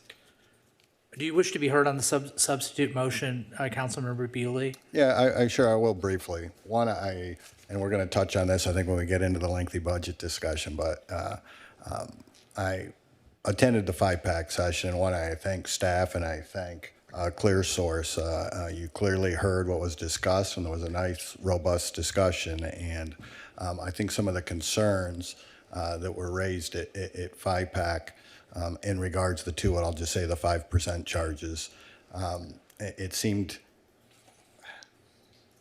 potentially holds the city in a bad light. I know we were talking about, is it actually going to turn people away or turn developers away? That seemed to be the focus of the discussion tonight. But more so, and this is maybe just a guy living in the world, it just seems nickel and dime. You get a guy who's coming up to the permit and engage with the city. And I appreciate we're in a budgetary crunch and we're looking for every nickel and dime we can find. But I'd rather have Costa Mesa have the reputation of just being a very welcoming and development friendly city. As to the credit card expense, yeah, that's a dollar for dollar loss. You know, you run a credit card, we're getting tagged for that. That seems reasonable. And the CPI adjustment, when I learned at FIPAC, and I'm hearing again tonight that it's been years and years and years since we've done any kind of adjustment, that just seems like a no-brainer. The other two, maybe for later consideration, but I just think it's too many, too fast, all at one time to hit those applicants that are coming to the city to engage in business. I actually have a few questions if I can break the process a little bit. For staff, the general plan update fee, what would that be primarily used for? I'm going to defer that to Carrie, our Development Services Director. Thank you. Thank you, Mayor Pro Tem, for that question. So cities, jurisdictions, including the city of Costa Mesa, are all required to update some or all parts of their general plan on a regular basis. The most visible effort that the council has seen is the housing element. That's one element of the general plan. And so the costs incurred through regular required general plan updates can be upwards of $500,000 to $750,000 per year between consulting costs, environmental costs, and staff time. And that's but that's an average. So that gives you an idea of the sheer amount of work it takes to maintain and update the general plan. Thank you. Okay, so on behalf of the second, the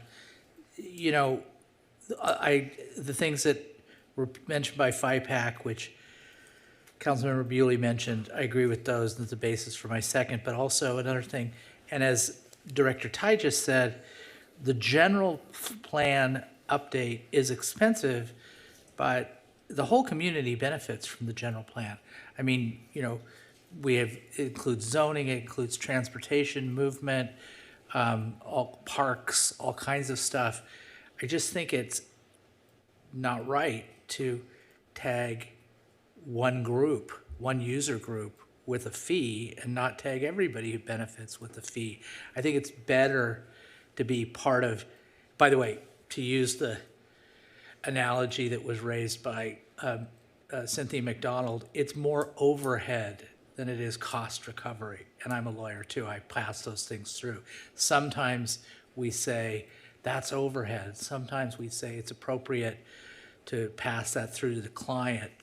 General plan fee seems like overhead to me, as does technology fees. It's closer to something that should be passed through because generally speaking, developers are more likely to use TESA than others in the community. However, there are all kinds of people that wouldn't pay a fee under if we vote for it, that would benefit from TESA because they're doing just more garden variety permits and not development, and they benefit from TESA. So I think that that's also closer to being overhead than something that it's appropriate to pass on to a specific user group.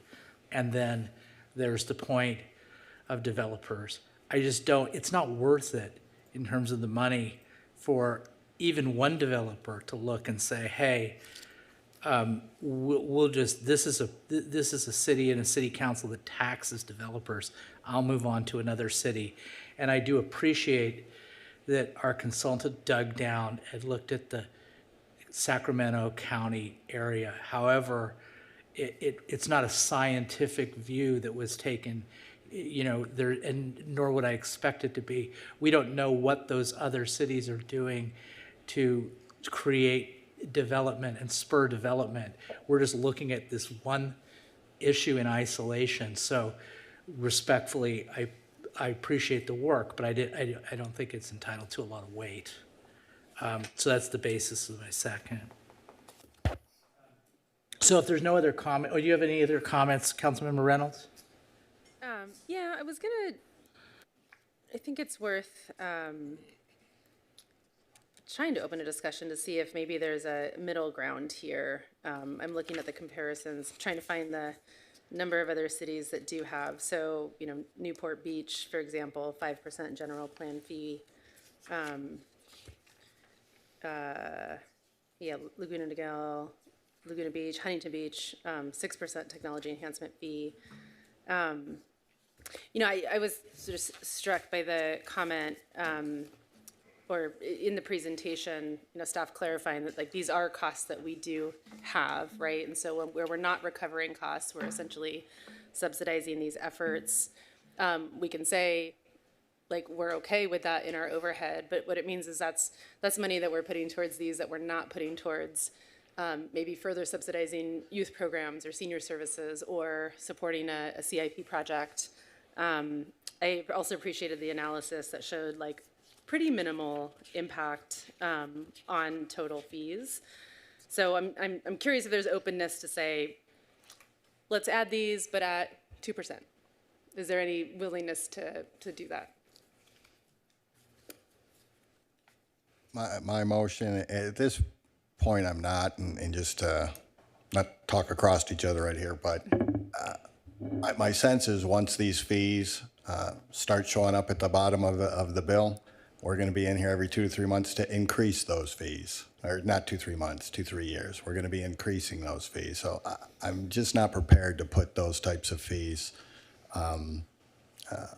So I respectfully rebuff your request find some middle ground. I just don't want those additional fees on my motion.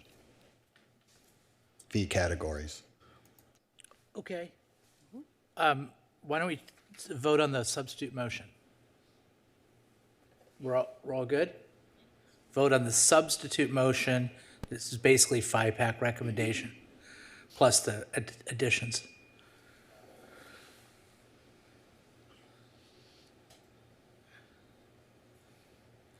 Motion carries 5-2 with council members Mar and Gameros voting no. Okay. Thank you. Thank you for your work. Appreciate it. Thank you, everybody. All right. Now we are up to public hearing item number 4.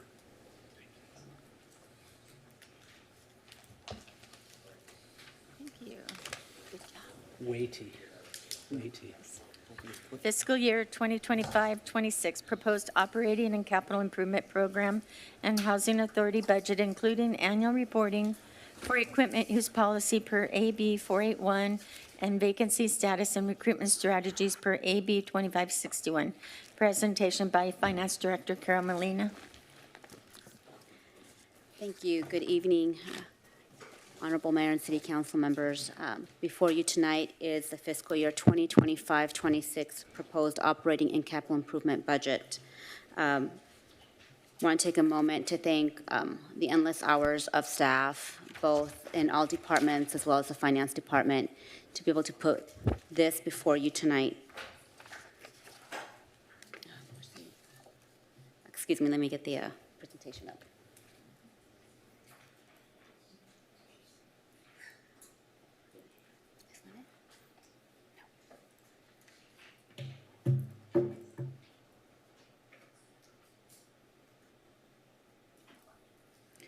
Okay. As you know, last couple years, we implemented a theme to our budgets. This year's budget will be focused, efficient, and resilient. Tonight, we will go through the guiding principles, the general fund and the all fund budgets, our capital projects, the status of our general fund reserves, the required GAN appropriations limit, and some of the City Council requests that came forth at the last study session. As you know, the budget was prepared with the City Council approved strategic planning goals, and I won't read through these in the essence of time.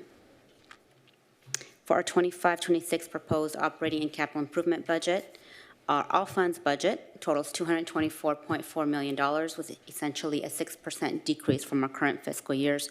We have added funding towards our CalPERS contributions. We fully funded our labor, our current labor negotiations, and we've designated over 54% of our general fund to public safety. We have 4 key types of fundings in our city: the general fund, our special revenue funds, internal service funds, and our capital improvement fund. As you know, our largest piece of the pie is our general fund, coming in at 83%, followed by the special revenue funds. For our general fund budget of the $186.9 million, as you can see here, the greatest share of revenues comes from our sales tax, with essentially 40% of the budget, followed by property tax at 34%. Our budget of $186.9 million is reflecting a $3 million decrease, mostly attributed to the slowdown that we've been seeing in our sales tax revenues. However, we do have some increases in our property taxes and some in our cannabis tax and fees and charges. However, it does not make up the revenue loss that we're currently experiencing in sales tax. On our expenditure side, we're pleased to present to you a fully structural, balanced budget without the use of reserves or ARPA. We've committed over 50% of our general fund to our public safety. We've essentially realigned some of staffing, adding a new custody officer in the police department and reducing 3 positions in our city manager's office. We have also requesting the council to consider enacting the emergency clause of the CAN, and we'll be discussing this a little bit further later in the presentation. And we have funded $2.2 million in projects from our 401 fund and our total CIP of $28.7 million.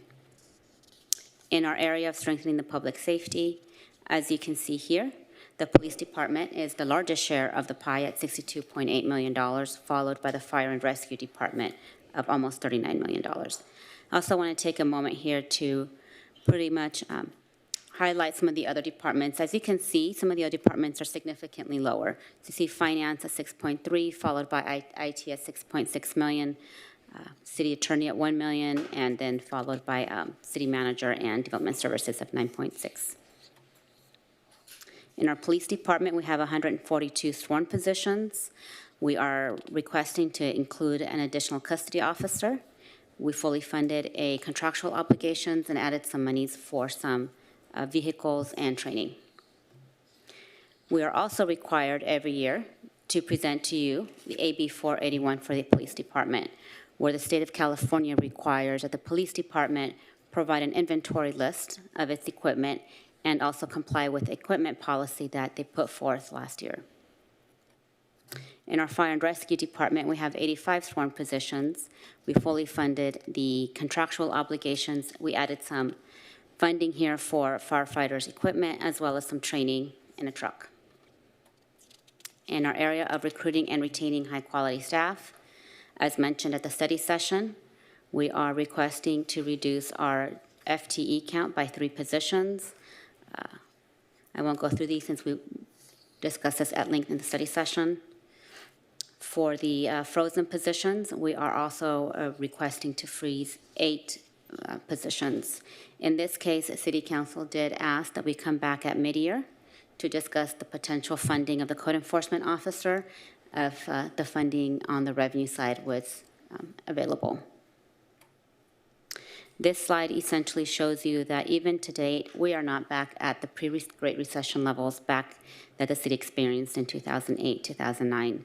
So we've slowly been making our way back. At this moment in time, I'm going to turn it over to Human Resources Manager Kasama Lee to discuss the required annual Assembly Bill 2561 vacancy report. Good evening, Honorable Mayor and City Council members. At this time, I'm actually going to turn it over to Ms. Miranda Garcia, our Human Resources Administrator who oversees recruitment, to present the 2025 annual AB 2561 vacancy report. Good evening, Honorable Mayor and City Council members. It's my pleasure to be here tonight to present our first annual report on our status of vacancies under Assembly Bill 2561. Effective January 1st, 2025, AB 2561, I'm sorry, can you go to the next slide, please? Thank you. Effective January 1st, 2025, AB 2561 modified the Mayor's Milius-Brown Act to update Government Code Section 3502.3, and it requires that public agencies report annually on the status of our vacancies and report on our recruitment and retention efforts. As part of the new law, we must also identify any necessary changes to policies, procedures, and recruitment activities that may lead to obstacles in our hiring process and allow bargaining units to also make a presentation.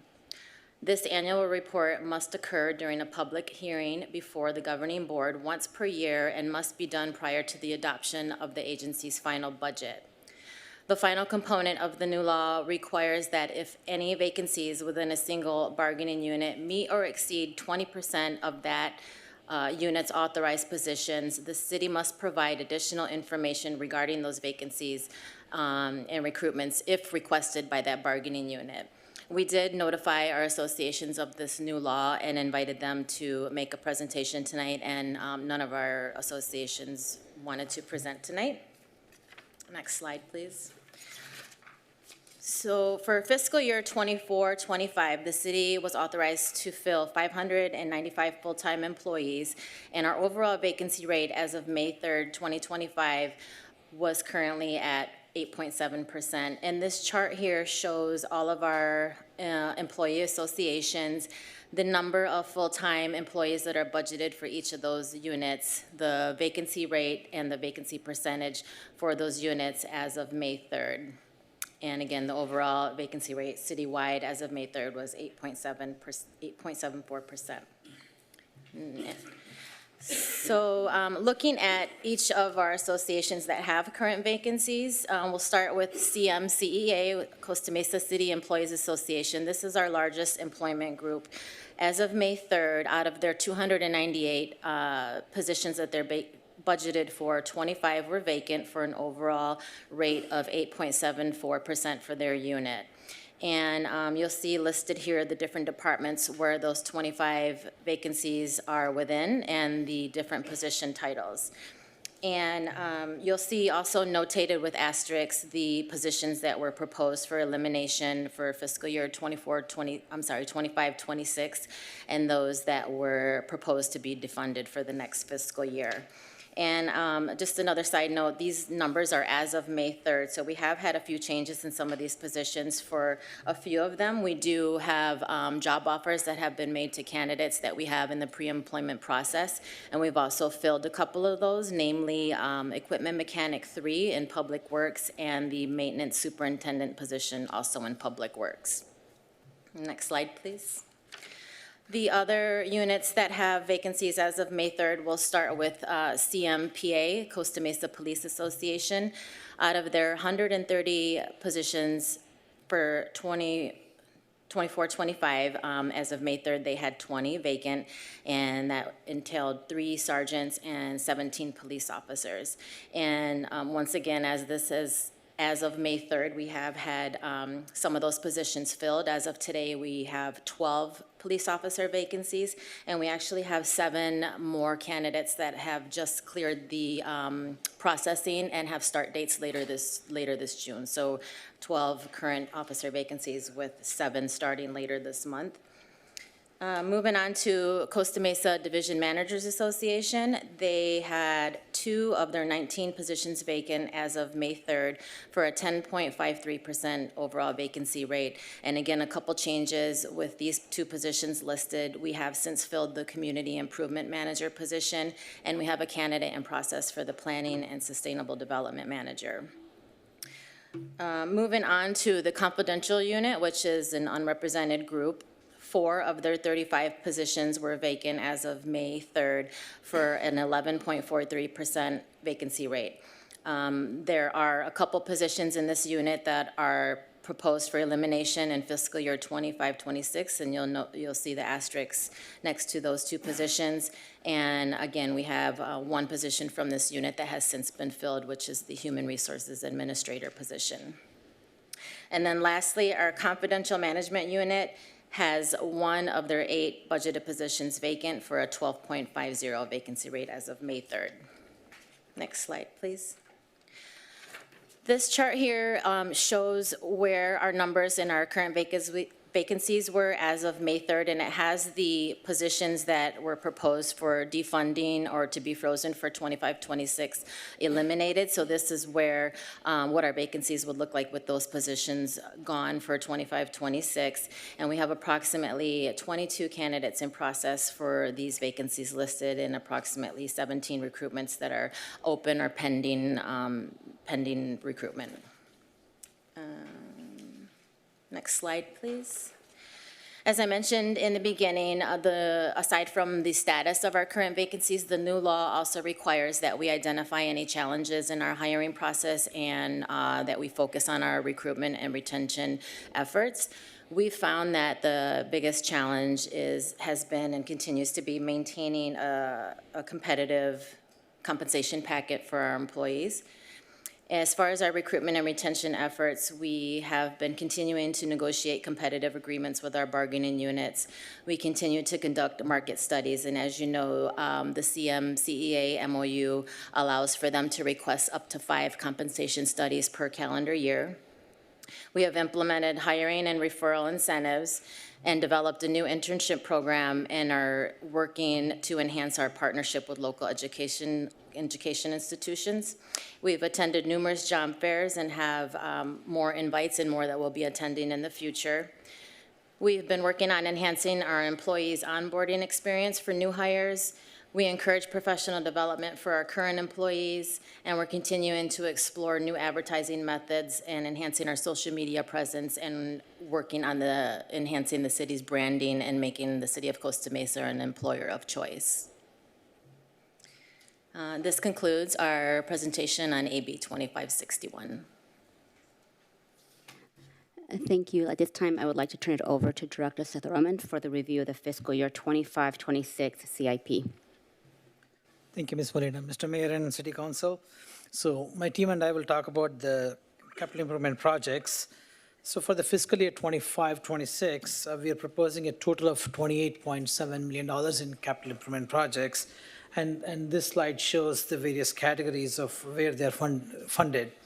Facilities has the biggest share with almost 43%, but a significant share of that is a future bond for fire station number 2.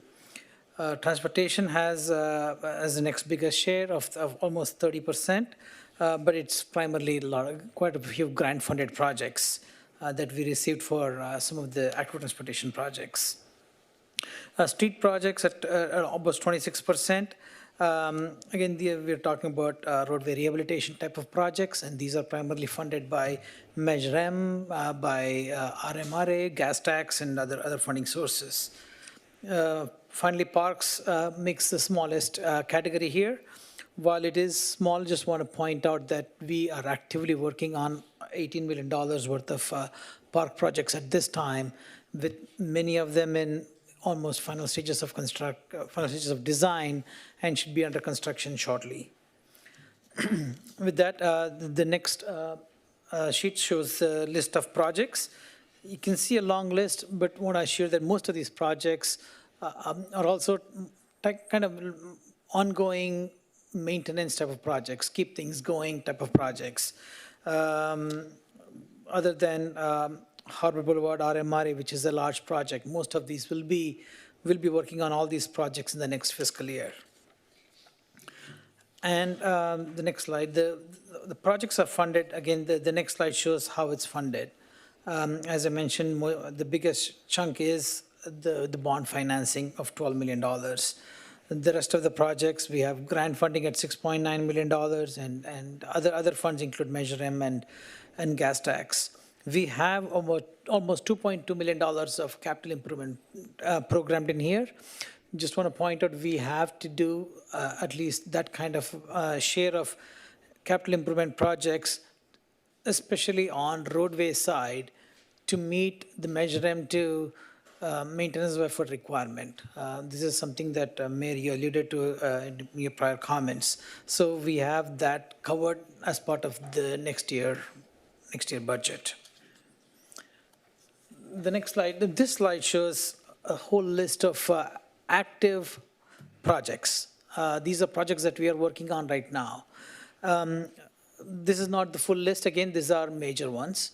And it's about, we are working on about 60 some projects with $87 million in funding. That's what's going on right now. And then just want to highlight a few key projects, and I'll start with the General Services Division.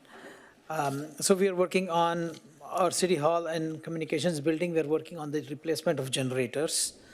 The training room is coming along well. We have already drywall up, so the project is moving very well. So we hope to complete that by September. Our facility needs an assessment. We interviewed all departments on this one, so we are moving forward on, right now we're actually surveying all the buildings. So this is moving along well too. Station 2 reconstruction design is, I would say, 80% done. We should be completed, we should complete the design actually in a couple of months time frame. And then we can go to bid. Station 4 training tower is under construction. As you can see, the tower is actually up, the 5-story tower. We are working now on the grounds, having concrete placement. The HVAC replacement, that's moving along. We ordered chillers for the buildings, that was approved recently. So that's going on. Our police department is getting new paint and carpet. So I would say half of the building paint is done. So we are working on that one. And then the communications facilities. The preliminary design of this is complete, and now we are working on getting the details done on final design of this project. With that, the next slide. We'll have our city engineer Sung Yang talk about engineering. Thank you, Mr. Sethuraman. Good evening, Mr. Mayor, Mayor Pro Tem, and honorable members of the City Council. I'm Sung Yang, your city engineer. So it's with great pleasure I'd like to discuss some of the current projects within the engineering division. First of which is the citywide alley improvements project, which is currently in design right now, and we anticipate going to bid for construction sometime this summer. The citywide street improvements project is currently ongoing. We're currently doing work in the Mesa Verde neighborhood right now with various improvements in both concrete parkways, such as driveways, sidewalks, and including street pavement rehabilitation and ultimately slurry seal as well. Also on our plate is the Fairview Parkway West Bluff Stabilization and Restoration Project, in which we're currently bidding for an RFP, and that is on the books to move forward as well. The Newport Boulevard Rehabilitation Project, which the limits are from Bristol Street to 19th Street, is currently in design, and once again, we anticipate going out to bid sometime later this summer or early fall. The Placentia Avenue Stormwater Quality Trash Flow Capture System Project, which we brought as a new business item a few months ago to the City Council. That's currently in construction right now. And right now we're doing some excavation for the new instrument to be implemented. And we're all anticipating the completion of that project relatively soon. Also, the Police Department Parking Lot Improvement Project that already went out to bid, and we're preparing to go to construction for that project. And last but not least is the South Coast Drive Wall Repairs Project. And once again, that's we're ready to go to construction, and we anticipate going to construction within the next couple of weeks for that one. So I'll defer that to back to Mr. Paul Martin, our Transportation Services Manager. Good evening. Again, I'm Paul Martin. I serve as the Transportation Services Manager and want to continue talking about some of the projects that are underway. So Adams Avenue, we have a project to improve active transportation along that corridor that would really leverage some of the award-winning work you've seen at Adams and Pine Creek. The second item is our microtransit program using grant funding through the Clean Mobility Options grant funding program, providing those transit services for free in that focused area within the city. We have a couple improvement projects specifically on Fairview Road between Fair and Adams Avenue. We're looking to actually design improvements using grant funding. Then south of Fair, all the way to Newport, we already have our design and construction is planned to begin this year. We have underway a transportation planning project called Safe Route to Schools, where we're evaluating bicycle and pedestrian safety around schools for both youth and parents and the community to access. Then we have a grant that is looking at improving our traffic signal system. So our signal modernization project, which is underway with design and implementation in the coming years. And lastly, coming up with the design and implementation for a new traffic signal at Fairview and Belfast. With that, I'll hand it off to Director Ryan, our Manager Ryan. Good evening, Mr. Mayor, City Council. Rob Ryan, Maintenance Services Manager. Just going to provide you a brief update on some of the ongoing park and landscape projects. First is Brentwood Park. So we're working on the design phase of that. We've taken all the public comments, council comments, commission comments that we received from several budget and CIP meetings, as well as input from the surrounding community. Recreation team recently published an online survey. It was posted just before Memorial Day weekend with notifications with QR codes at the park site and advertised on social media. I think as of this morning, we had over 400 responses to those surveys. In addition, there's been, recreation team will be coordinating 3 pop-up events at the park site. The first one was held today from 1:30 to 3:30. The next will be tomorrow from 4 to 6 p.m. And the final one will be on June 5th from 9:30 to 11:30 a.m., trying to get a wide range of different park goers at different times. From then, we'll combine all that info And we plan on presenting a design to PACS Commission on Thursday, June 12th, to receive some additional inputs and finalize that design and have them approve that design. Just on a final note, city staff was made aware of a grant opportunity through a partnership between a playground manufacturer and California Parks and Recreation Society that we've applied for. That could potentially fund half the cost of the equipment, which could be up to $150,000, which would be fantastic. We should find out whether we've been approved by that grant by July, mid-July. Next would be the Costa Mesa Skate Park expansion. We've made great progress on design in that project. Should be receiving 90% plans shortly. Next step would be to finalize those plans, get them to our building safety department for review and approval. We're hoping to advertise for bid sometime in August. Ketchum Liebolt Park expansion. The plans have been approved by our city building safety team. Next steps is we'll finalizing work on the final bidding documents, and we're hoping to have that project advertised by the end of this month. Next is Shalimar Park. This one is just about a month behind Ketchum Liebolt, so we received the design team received some feedback from the city building safety team, working on addressing those comments and getting those resubmitted and approved.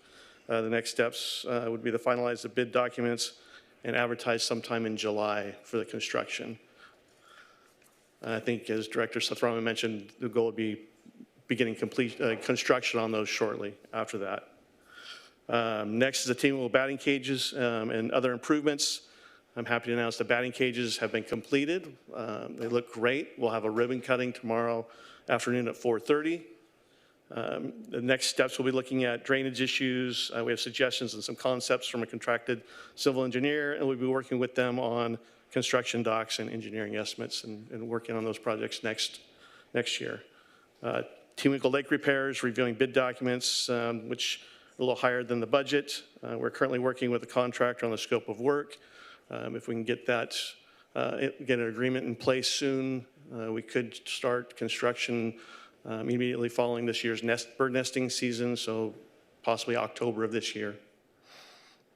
And finally, the tree planting and small tree care program. So we're in the middle of a tree canopy assessment, which will provide a baseline evaluation of our tree canopy, analyze its distribution, and guide future strategies for urban forestry development across the various geographic areas across the city. Initial draft is complete, staff has reviewed, provide comments, and those have been submitted back to the consultant to integrate into that assessment. In addition to that, this last year, under this program, we've planted 276 new trees, as well as provided for small tree care to over 650 trees. With that, I will turn it over to Director Sthuraman. Thank you, Mr. Ryan, Mr. Martin, and Mr. Yang. So, Mr. Mayor and Council, as you can see, we have quite a bit on our plate. We're making good progress. Happy to report on that. As I said, the next year CIP, while it looks small, we are fine with a smaller set for the upcoming year, so that we can catch up on everything that we are working on right now. And we hope to have a lot of groundbreaking and ribbon cutting over the next few months. With that, Ms. Molina. Thank you. In discussing the next required reporting, the city is required by the state of California to provide results of a set formula to ensure that our taxpayers have not paid in excess of the appropriations limit within a fiscal year. As you can see, once the formula has been applied, we are 52% the appropriations limit and are well within the state law. In order to continue looking at our long-term fiscal sustainability, I think it's important to note the last few years of our general fund reserves. As you can see, since 2021, we've put over about $7 million into our general fund reserves, and we've actually assigned a couple of these. Some of these that you have seen that are new assigned, which started in 21-22, was the workers' compensation, the facilities reserve of about $2 million, and a strategic plan project of $2 million. On May 14th and on May 29th of 2025, FIPAC was presented with the fee schedule, the capital, and the operating budget for 25-26. After lengthy discussions, they took action to provide the City Council with some recommendations. The first recommendation was not to fully waive the capital asset needs. Prioritize achievable infrastructure projects with funding supplemented by additional resources as identified by city staff. Request that staff identify project management constraints. Request that staff identify full-time employee reductions and potential impacts. And request the City Council to reevaluate the capital project priorities at a later date. City Council at the May 13th, 2025 study session also provided staff with some feedback that we'd like to address tonight. Those include providing the current full-time employee vacancy report, which Human Resources has already provided to you earlier tonight. Highlight departments' metrics, which you can find those department metrics within the fiscal year 25-26 proposed budget. You can find them behind each tab for each department. Review the consultant contracts for each department, which I will be going through each department shortly, and present alternative options to fully fund the CAN, or the 5% of general fund revenues. So I'm not going to go through each one of these in detail because there's quite a few of contracts, and the directors are here to answer any questions that you may have on any particular contract. But it is important to note that in this contract compensation amount, this is not necessarily what may or may not be in the budget. Some of these contracts are multi-year. Some of these contracts may be at a certain stage or phase within that contract. Some of these are annual contracts. We wanted to provide to you the contracts that are $100,000 or higher, significant, providing significant services, to provide with that overview that we have done our due diligence in ensuring that we've scrubbed the contracts in the general fund as well as some of the other funds. So as you can see here, for the city manager's office, which also includes the city clerk and human resources, they have about $350,000 of some contracts. Again, there's more within their budget to provide for things like investigations, background, and climate action plan. The city manager's office also has quite a bit of other funds. As you can see here in this list, most of this list here is dedicated to our homeless shelter and homeless services, providing assistance to our residents that are also probably facing homelessness. So you can see here the contracts that the city provides to provide these services. In development services has multiple contracts to help support planning services, move things forward, economic strategic plan, cannabis consulting services. They also have quite a length of contracts in some of their other funds. Again, other funds are essentially restricted, right? So the other funds, it's important to note, would not help the CAN. So you see things like preparing the Fairview Development Center, DUDEC, the housing element rezoning, land management system. Quite a bit of dollars here. Again, these are restricted dollars, but also provide key services for the city. In the finance department, we have a lot of regulatory requirements. Sometimes some of them are legal, some of them are best practices. These here are mostly legal and best practices. We have things like the auditing services where we have an external auditor coming in. We have cost recovery, which you heard earlier tonight. We have HDL that helps us with our cannabis audit. We have HDL that provides us information on property tax and sales tax, and to ensure that we're constantly staying on top of those revenue sources.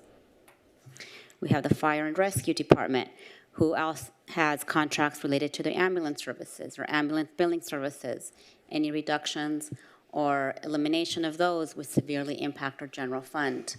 I also have a fire plan review consulting services. In our IT department, they have multiple software and technology-related support services. They also have the IT strategic plan consulting services for the 5-year plan in their other fund. In our parks and community services, they have Lion Security, Glen monitoring and requiring U.S. Fish and Wildlife Services, our senior mobility program. In their other funds, they have endemic environmental, which provides mitigation and habitat management. In our police department, we have our in-vehicle camera solutions. We have the Priceless Pet, our animal shelter services. We have our aerial support for law enforcement, just to name a few. They also have some consultants and other funds. Again, this would be restricted, and this is to help our police personnel. Public Works, and I won't go through all of these because Public Works, as you already heard tonight, has currently over $83 million worth of capital funds, and they require a lot of consultants to help them through this. And they also provide other services like janitorial services, tree trimming, landscaping, maintaining our HVAC system, our facilities, maintaining and ensuring repairs. In our other funds, this list is extensive, so you can see things, street sweeping, fuel, multiple architectural services, truck repairs, you name it, they have quite a bit of an extensive list here. At our 5-pack and as well as the City Council, there was a request for the city staff to go back and look at different options that we could provide to you tonight to help fund the CAN, whether partially or fully. So we went through an extensive research to provide you with a couple of options. I did want to, though, bring forth to you, as we look through some of these options, which one of them was recommended for us to look at the reserves. We do have a bond that we will be coming before you this year and will require the city to go through an extensive review with S&P or Moody's for our credit rating. These are some of the areas that the Wall Street will be looking at when they come to hopefully reinstate our AAA, which is the strongest rating that the city can have at this moment. Maintaining our strong reserves is a key area. A strong council, city management leadership, that team environment is also extremely important.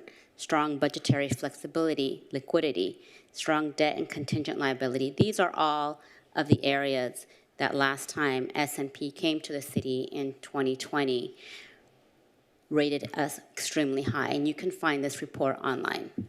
So let's go back into the fund balance conversation. As you see here, we have an extremely healthy fund balance for our general fund.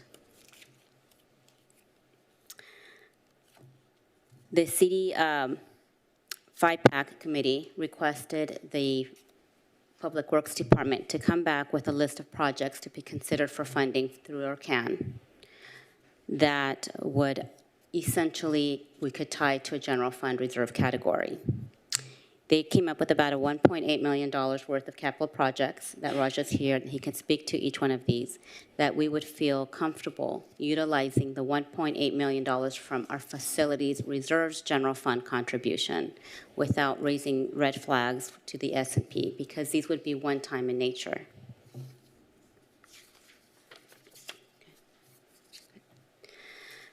In order to help with the discussion of fully funding the CAN, I wanted to bring forth with you some calculations and options before you tonight. So we have 2 municipal code sections that requires the general fund contribution. The first one, which is the CAN, which is a 5% of the general fund revenues going to our capital assets account. The second one is our IT replacement fund, which is 1.5% of our general fund revenues.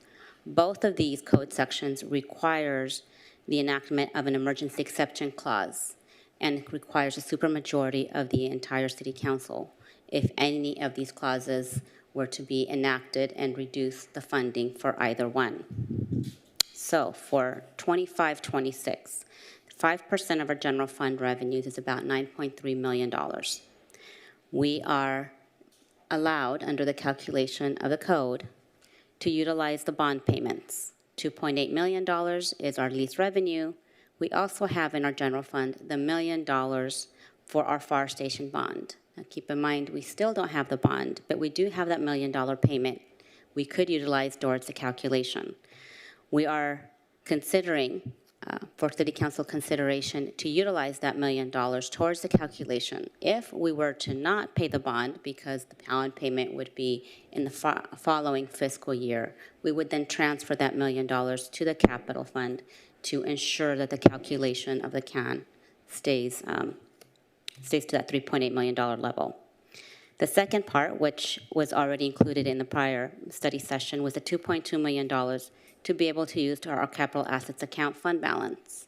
We are allowed to use that $2.2 million because in prior fiscal years, we essentially transferred over the 5% of general fund revenues, and therefore we would not be double counting that transfer. The following item is the use of the general fund facilities reserves, the $1.8 million, to cover the costs of the projects that was recently presented in the prior slide.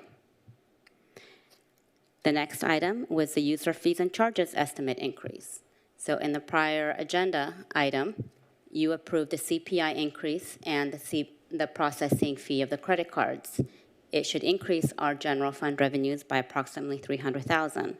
That leaves about $1.2 million still left to cover to fully fund the CAN. City staff is recommending to redirect year one of the IT depreciation budget from the IT technology needs ordinance to the CAN. And let me explain why I'm comfortable presenting this before you tonight. The city's IT department is currently, as you know, undergoing the 5-year strategic plan. They will be presenting it to you during 25-26. So there technically is no plan in the 25-26 fiscal year for these dollars. As a result, I am okay moving forward with reallocating that $1.2 million, what was supposed to be year one to depreciate costs for software, towards the CAN and essentially fully fund the CAN. However, that still means I need supermajority of the city council to be able to do that, since I will not be fully funding the IT technology needs. I did have a conversation with the IT director, and I want to thank Steve Ely and his staff for being supportive of this recommendation, and they also feel that they don't need this $1.2 million in 25-26 and can continue their work in the other projects as identified in the IT strategic plan. So we have 3 options before you as it relates to the CAN. The first option, which was presented at the study session, does not include the use of the facilities reserves, and it does not include the redirection of the IT. So essentially, the CAN would be fulfilled up to $3 million. In option 2, we're including the use of general fund facilities reserve, but not the redirection of the $1.2 million. And the third option is the one I just presented to you, which will fully fund the CAN. The CAN and the IT needs municipal code section requires that these funds be reinstated. City staff is recommending a 10-year plan, and as you see there, it pretty much gives you the breakdown per year, future years, where we would be adding more dollars either into the capital assessment needs, capital account, or the IT, depending on which option you so choose to move forward with. So I did want to show you what that would look like in the general fund reserves if you were to choose either option 2 or 3, which would be utilizing the city's facilities reserve category towards the CAN. So as you can see there, you can see 24-25 estimate, the $2 million goes down to $200,000. We would be redirecting the $1.8 million and transferring it over to the capital fund. The total fund balance would be reduced from $60.4 million to $58.6 million.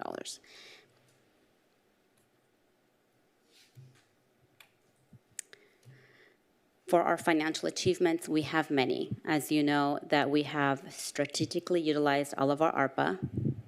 We have eliminated our structural deficits that we had 4 to 5 years ago. We've achieved and exceeded the $55 million reserve policy. We've maintained our very strong rating.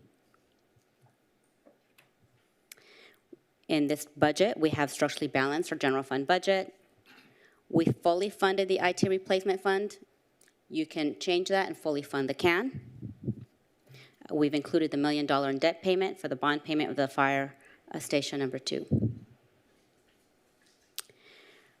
I won't go through all the recommended actions because you have those in your agenda report. I did want to make a note, though, that in item number 3, we would be looking for direction in which one of the 3 options you would like to consider to fully fund the fund the can or partially fund the can. And as always, we always end the budget presentation with a look at how many times we've been before you, the FIPAC, Parks and Community Services Commission, and the Planning Commission. So as you can see here, we've been before the public multiple times. And I do want to thank Public Works and his team for the collaboration. This is not an easy feat for either of our teams, and I feel that we've done a wonderful job putting this before you tonight. So with that, I'll open it for questions. Questions, council? Councilmember Bewley, you're up I'll first. jump right into the deep end of this pool and somebody throw me a life preserver.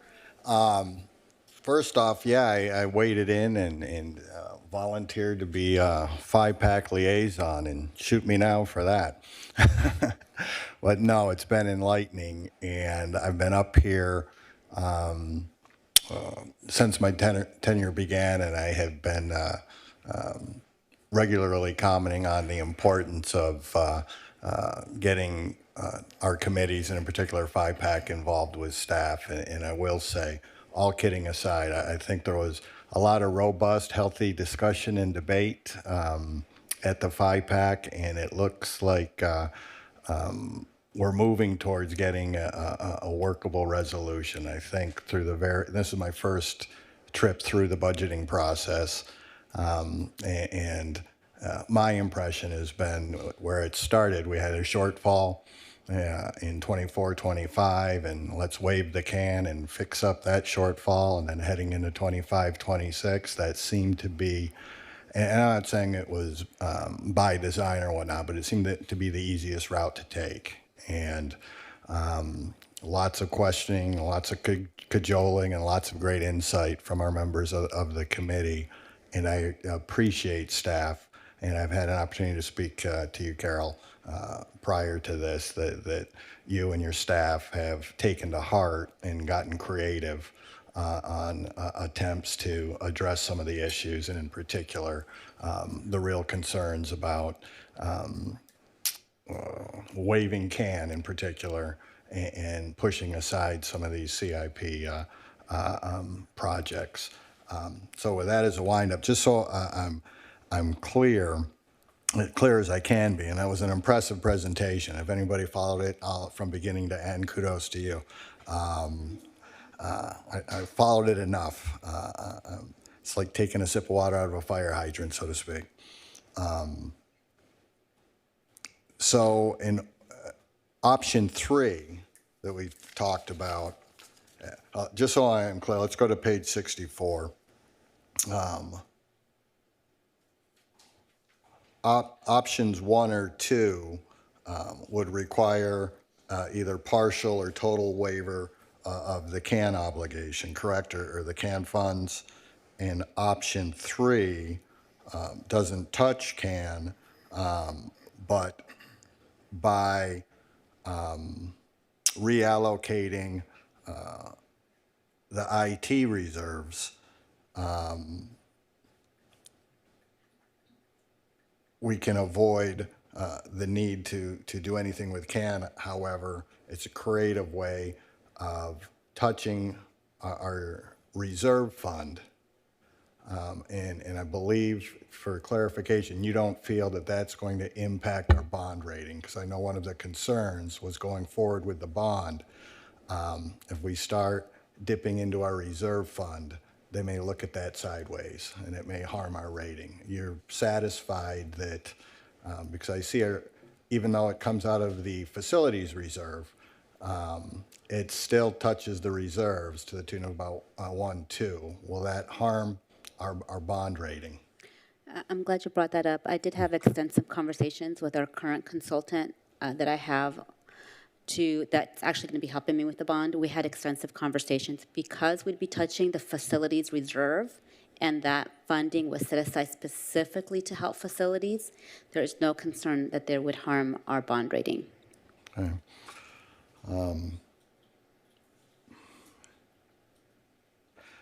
And then it appears if I followed correctly, again, option 3, this recent public hearing or resolution or that was passed tonight, the credit card fees and the CPI adjustment captures about $300,000 for us. Yes. Okay. And then just a comment. We could conceivably pick one of these options and approve it tonight, or what my preference would be, we still have the ability to have a study session with FIPAC and still come back to council on June 17th as the final potential adoption date. Am I correct on that timeline? You could do that as well. Okay. Just an option. I'm seeing some, I don't love rolling around this budget issue, but I also don't like to rush through such a significant issue.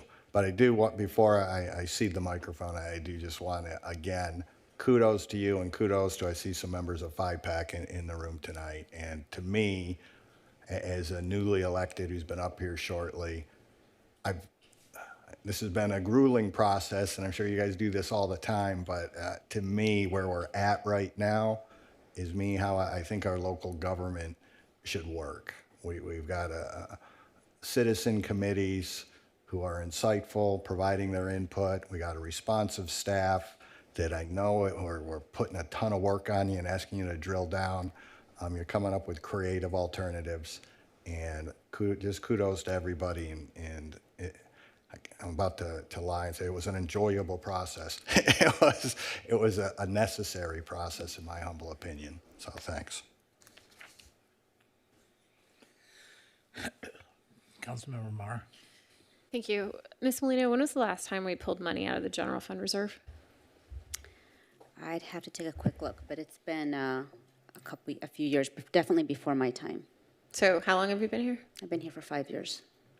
So through COVID, we didn't pull money out of the reserves, right? No, we actually added money to the reserves. And just because we called it a facilities reserve, it doesn't suggest in any way that it's a fund that we should use for facilities regularly, correct? This would be a one-time, correct? Can you go back to the list of projects that you suggest we could now tackle? I think it was 62, maybe? Yes. Tewinkle Lakes, I thought that was mostly grant funded. Is this supplemental funding? Yes, Councilmember Mar. So as you know, we went for getting bids on this twice, and both the times, I mean, the first time it was $3.8 million, significantly above the $2 million grant that we allocated for this one. The second one, we are still evaluating. We're working with the contractor. We think we could be in the $2.5 million range for the project. I mean, reducing the scope of it significantly. So that's why we are asking for that $500,000. Similarly for the skate park, I know it's mostly funded by Supervisor Foley, but we think that there's going to be a gap. So on that one, so there is not really a funding gap at this time. We are designing the project, and we think, we don't have the bids yet, but we think we'll be okay with the bids for the new park. But the existing skate park has some, it's been 15 years since it's developed, so there are some areas that have scoured. The concrete has to be refinished, and the existing fencing, we are going to keep some of the fencing still around, but that existing fencing is in a very poor shape, and we need to replace that fencing, at least in some areas.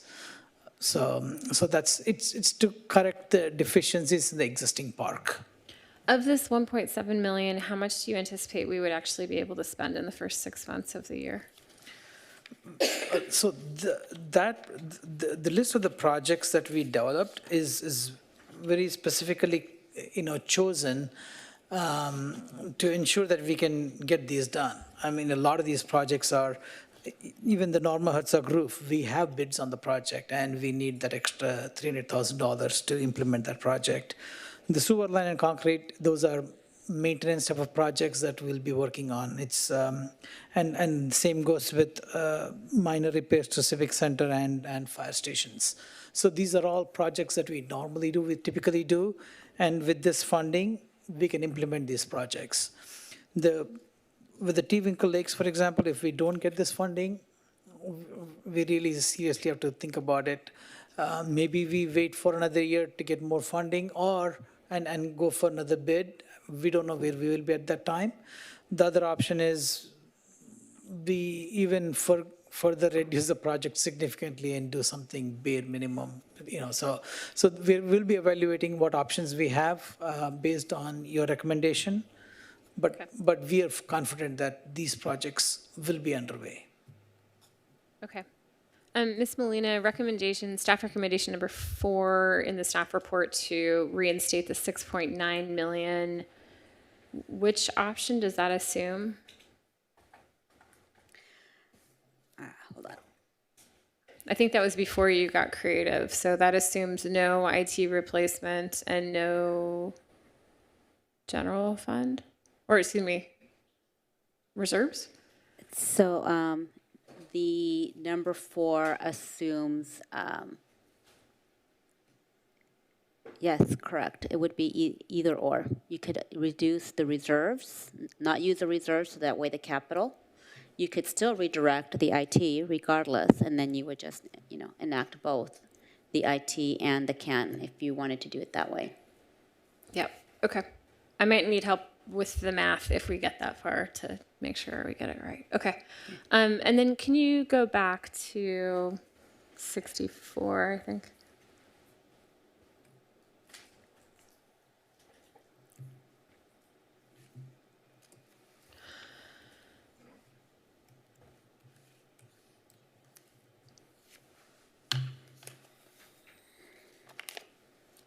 Okay. I'll just leave it there. Thank you. I have a quick question. Councilmember, Mayor Pro Tem. Thank you, Mayor Stevens. Should we choose to waive CAN? What's the vote threshold we need? We need the 5 council members to vote yes. Okay. Thank you. It's also important to note with all 3 options, there's no full waiver of the CAN because we are essentially fulfilling $6 million even in option 1. Thank you.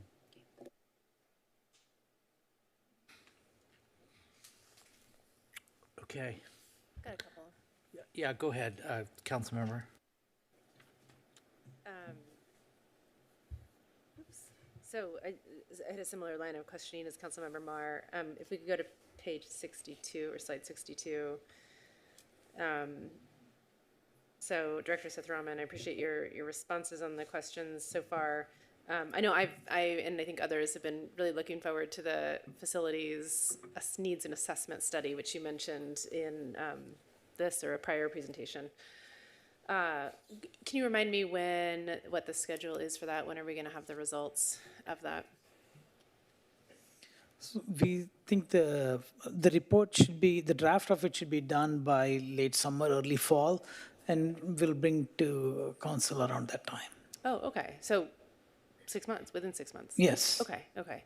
And I know you're probably aware of a long list of things that you would like to get done, but I assume it's possible that the results of that study would influence your prioritization or maybe change your prioritization of investments in facilities. That's correct. Yeah, it'll identify short-term needs, long-term needs. Yeah. So Yeah. yes. Okay. Good. I'm excited about that time. I'll hold you to it. Late summer, early fall. It's on the record. If we can go to 64, back to 64. So, Ms. Molina, I know you mentioned, Director Molina, excuse me. I know you mentioned that all 3 options here you think would give us a strong position in terms of that rating. Is there any differentiation in there? Like, would you say one of these is strong? Like, they're all strong, but does one put us in a better position for a rating? Is there any differentiation in terms of that goal? Well, obviously, the best position we could be at would be not to touch the reserves. Okay. That would be our best position. I could still discuss, the use of the 1.8 because of facilities designation, but definitely the best one would be option 1. Okay. And then just help me understand the sort of the impact or importance of that rating, given what we're trying to do in the future. Essentially, if they were to downgrade our rating because we utilized excess funding, then we'd be facing higher credit fees and interest rates. Okay. We also would have to keep in mind that with a municipal bond, we would be essentially selling the bond as well on Wall Street. Okay. So right now we have a strong rating. We've maintained a really strong rating. Any weakening of that could cost us more money as we're trying to fund some of our larger projects going forward. That's correct. Okay. And then can we go to slide 60? I'm going to ask you to, I think this slide is really helpful in understanding what those raters are looking for. I'm pretty sure I understand what the first bullet, what I want to understand is, like, how do we demonstrate each of these in terms of our budget or other activities of the city? So maintain strong reserves, I think that's pretty self-explanatory. But if you could just talk a little bit more about these other factors that are really important for those raters. How do we demonstrate that? Like, what are the metrics or information that they're looking for? They would be looking for a variety of areas. How strong is the city council with city management leadership? How strong is that trust, right? Are we all on the same page? Are we on the same, as far as the same visioning financially?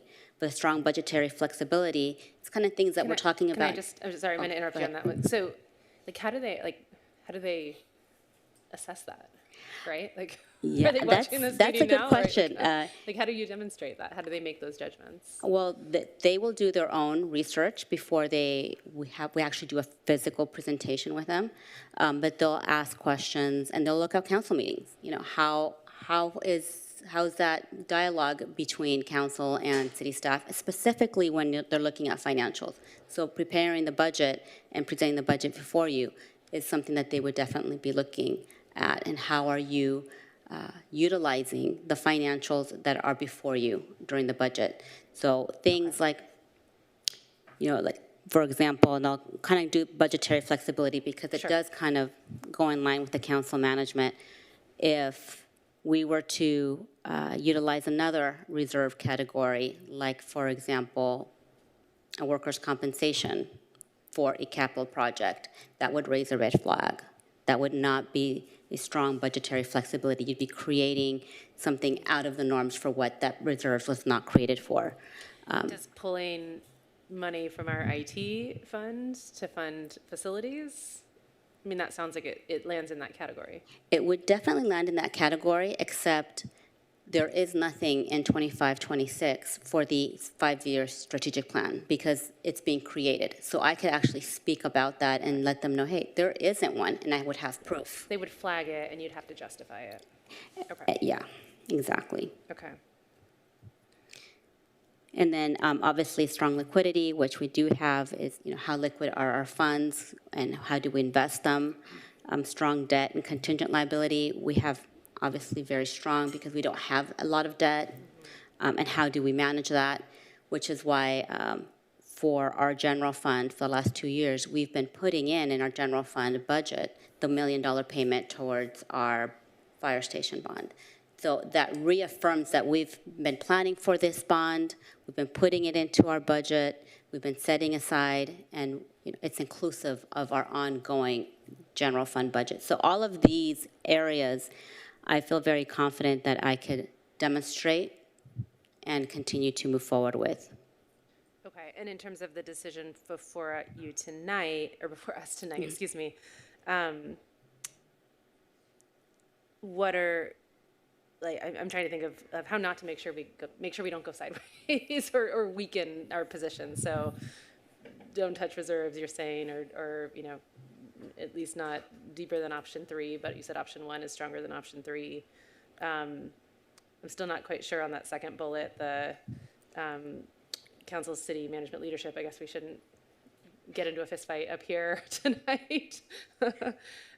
Just looking for, again, your input, your team's input in terms of having these conversations on the rating. You're saying the options before us, you think put us in a strong position. Again, 1 is better than 2, 2 is better than 3, I think is what you're saying. Is there anything else you want to sort of emphasize as really important in terms of a potential weakness for us? I think we just have to caution moving ahead. I know we had this extensive exercise on looking at the contracts, which is great, but there is that perception of making sure that, you know, there's some full trust in the city staff having put forth the effort and the time to put this before you tonight, and trust that, you know, we've done our due diligence. And that does show up because, like I said, they will review all of these discussions. Like our budgeting process and discussions and so on. Okay. Okay, thank you. I think that covered. Oh, I do have one more question on 64. So on slide 64, this 10-year plan to kind of build back up any amount of the can that we aren't funding this year. If it turns out to be like a great year economically and we have all of the money all at once, we can just refund it, right? There's no reason we're locked into a 10-year plan. Correct. That would just be the minimal plan, but we can refund it sooner. Correct, and I would recommend to come back and during mid-year and report out where are we, and this would be one of the areas I definitely would recommend funding, so that way we don't have a 10-year plan. Prioritize refunding if we're in a good place, or we could be in a worse place. Right. Right. Right. Okay. And when would the mid-year be? We normally come between February and March, and that gives us at least a good 6 months worth of data. Okay. We'll know what the economy is looking like, what kind of our revenues are looking like. Are we still seeing that dip in the sales tax that we're currently seeing or not? And, you know, how these fees are going to be impacting the new fees, the new CPI will be impacting our general fund. And that would be well after Raja's team finishes the facility needs assessment. So we'd have all of that information at that time. Okay, thank you. You're welcome. Real quick, John. Yes, of course. Real quick one. Councilmember. Thank you. Take I mean, all the really time. good. Take all the time you need. Seriously, you guys are crazy. I mean, I was like, this is a good. I was ready to come in here guns blazing and say, hey, I asked for consultant numbers and staff FTE vacancies, and you read my mind. So thank you guys. Good job. But so just ask you to repeat something, Ms. Molina. So you, always like Arliss's detailed stuff. She just takes all the notes over here, and I can cheat off her. But no. So you did say, we agree that the consultant, you guys went through it all, and we put some fair amount of stock in the consultants we use. We need them and trust them. You did ask them if option 3 were to be implemented. They're pretty confident the bond rating would hold, right? Correct. Okay, thanks. That's all I have. Okay. So for my part, I'm not prepared to vote on this today in favor of it, any of it. And just because I need more time. So my questions pertain more to, and I do need a little bit more analysis, and either analysis that I'm doing or analysis I'm going to request. So my questions have to do with timing, okay? We have some timing issues. We could come here on the 10th. The advantage to that is we get the benefit of the wisdom of council members Marr and Pettis. Or we could come on the 17th, and then it'll be the 5 of us. I do need time to look. I do appreciate that we have the contracts and the consulting contracts, but I'm not capable of analyzing them or even have any knowledge of them. You know, and it's not a question of lack of trust. It's just I asked for them, we got them, but I'm not smart enough to, you know, take it in real time and do anything with it. So I just need more time. The other thing, what I do need too, we've come up with some good creative solutions here, but I need City Attorney Barlow will know what I'm talking about. I need an IRAC analysis, okay? So IRAC stands for Issue, Rule, Analysis, Conclusion. When we talk about the CAN, we're talking about a law, right?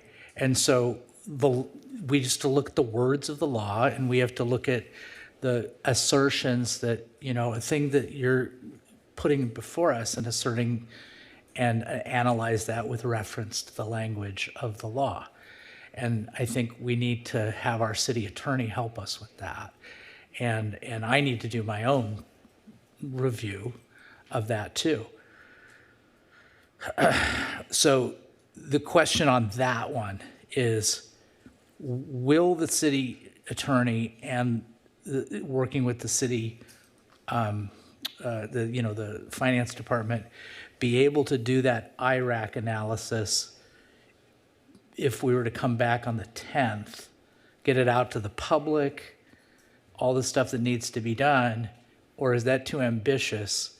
Would you need until meeting on the 17th to accomplish that? Because I'm going to need that to vote in favor of the budget.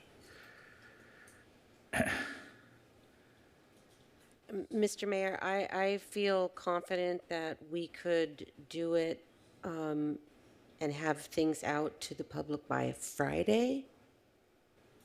Okay, and you're crystal clear on what I want? I am, yes. Okay, good. And if you have any questions, ask me. Then the other question I have is this. On May 6th of this year, we voted to exempt or accept CAN. There's no real partial waiver. It's either complying or you're not complying. We voted not to comply with CAN, and as part of that, we made a very specific vote about how we were going to handle the plan. We said, irrespective of revenues and expenses, we were going to fund the $2.8 million that we were deferring within 5 years. That is about, I'd say, $560,000 a year. And, maybe it wasn't a very artful motion, but that, as I understand the motion, that would apply to this fiscal year. We're not doing that in this proposal. The question to the city council is, what, if any, consequences are there for not, following through with the council direction with respect to the plan? I mean, is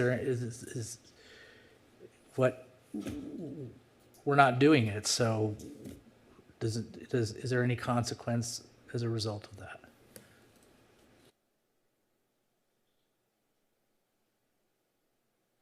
I assume you're asking me to include that in the analysis.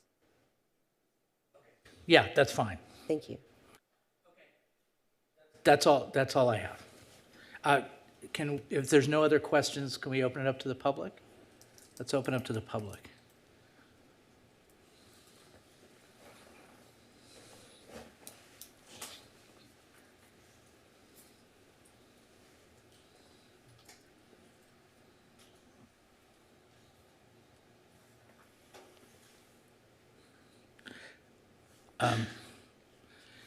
Yes, sir. Good evening, Mayor and City Council. My name is Christian Lopez. I'm an organizer with Resilience OC. I work alongside Costa Mesa Unidos, many who were here earlier, many who have left to attend to their families or who have work tomorrow morning. Many of these community members have called Costa Mesa home for 20, 30 plus years and have a deep connection and love for this city. This past year, we have organized in support of the addition of a crosswalk at the intersection of Center and Placentia, where a great number of our community members live. Today, we want to continue to support the crosswalk at Center and Placentia, as although this may seem like a small win to some, it represents a lot more. This intersection is located in District 4, where where it has the highest proportion of Latinos, highest proportion of youth, immigrants, and highest proportion of renters. We want to remind the city of Costa Mesa to continue to respond to the needs of the community, where residents who have called Costa Mesa home for decades feel supported by their city government. This includes a meaningful community outreach process for the future of this intersection at Center and Placentia. The Latino community of Costa Mesa wants to continue to see improvements made in the community, just as they have invested much of their lives here in the city of Costa Mesa. We believe in a Costa Mesa where the Latino community continues to be backed up by the city that they call home, a Costa Mesa where renters and the immigrant community feel welcomed and supported. Thank you for your time. Thank you. Yes, sir. Good morning, Mayor, or good afternoon, good evening, I guess, Mayor and Council. Yeah, I'm glad the Mayor brought up the replenishment of the current year waiver amount, because that had not been mentioned by staff yet on that replenishment amount. Also, and maybe it's the city attorney weigh in on this, on that page 64 chart, it shows the 2.2 million, which was the fund balance. Actually, it's 2,150,000, rounds off to 2.2. That had not been counted towards CAN previously. And I'm just wondering what the thinking is on that, allowing that towards CAN. And then the utilizing or not utilizing or swapping out the IT fund. I guess the question would, I mean, IT is really important. The systems here, everything we've here are the old systems, slow systems, out of date, software no longer maintained, supported.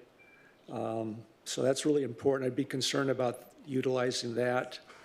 And what is the current balance of the IT fund? Is there sufficient funds sufficient money in the funds to carry the IT department through fiscal 25, 26? And I guess that's it. Thank you. Thank you very much. Yes, ma'am. Ay, buenas noches otra vez. Bueno, pues creo que llevo ya 8 años viniendo cada año con la esperanza de ser incluidos. En el 2017 aprobaron un proyecto para Mesa del Mar de hacer como un área de paseo en el canal. I've been coming here for about 8 years with the hope that something can be done. In 2017, there was an proposal approved to create on the Mesa Canal an area for.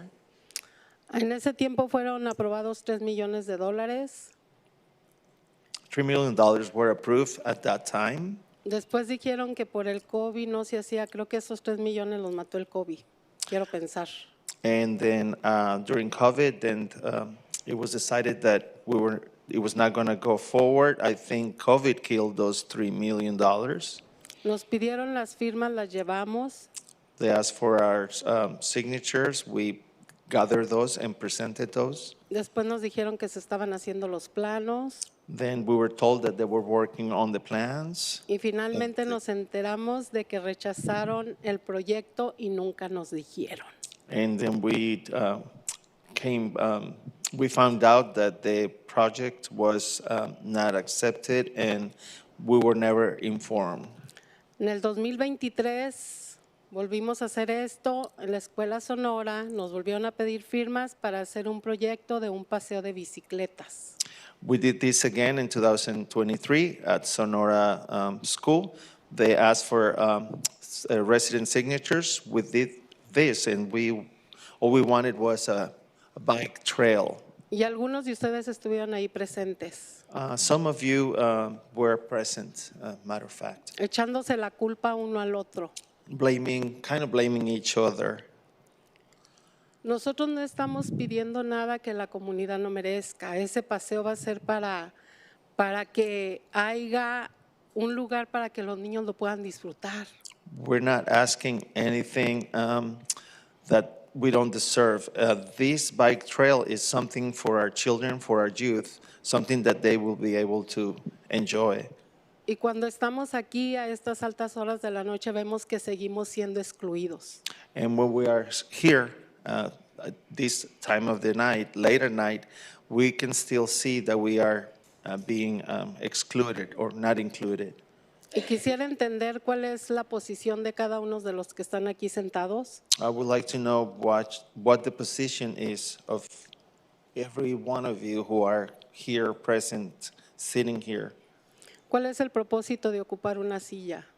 What is the purpose of occupying, having one of these seats? Creo que sería un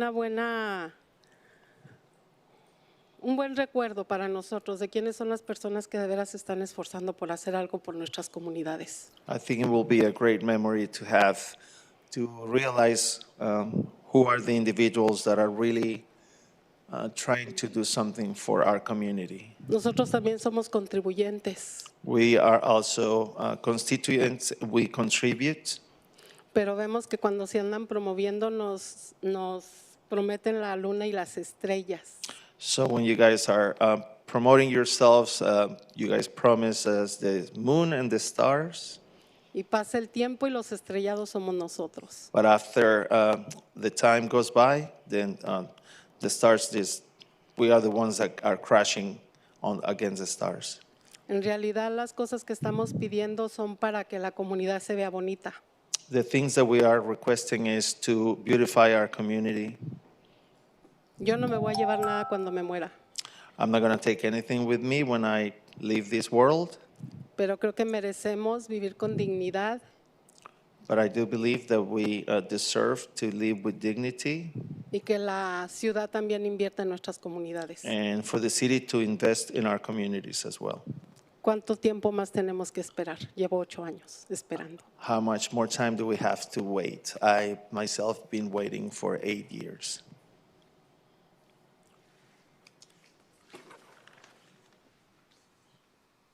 Is there anyone on Zoom? No, Mr. Mayor. Okay, close public comment.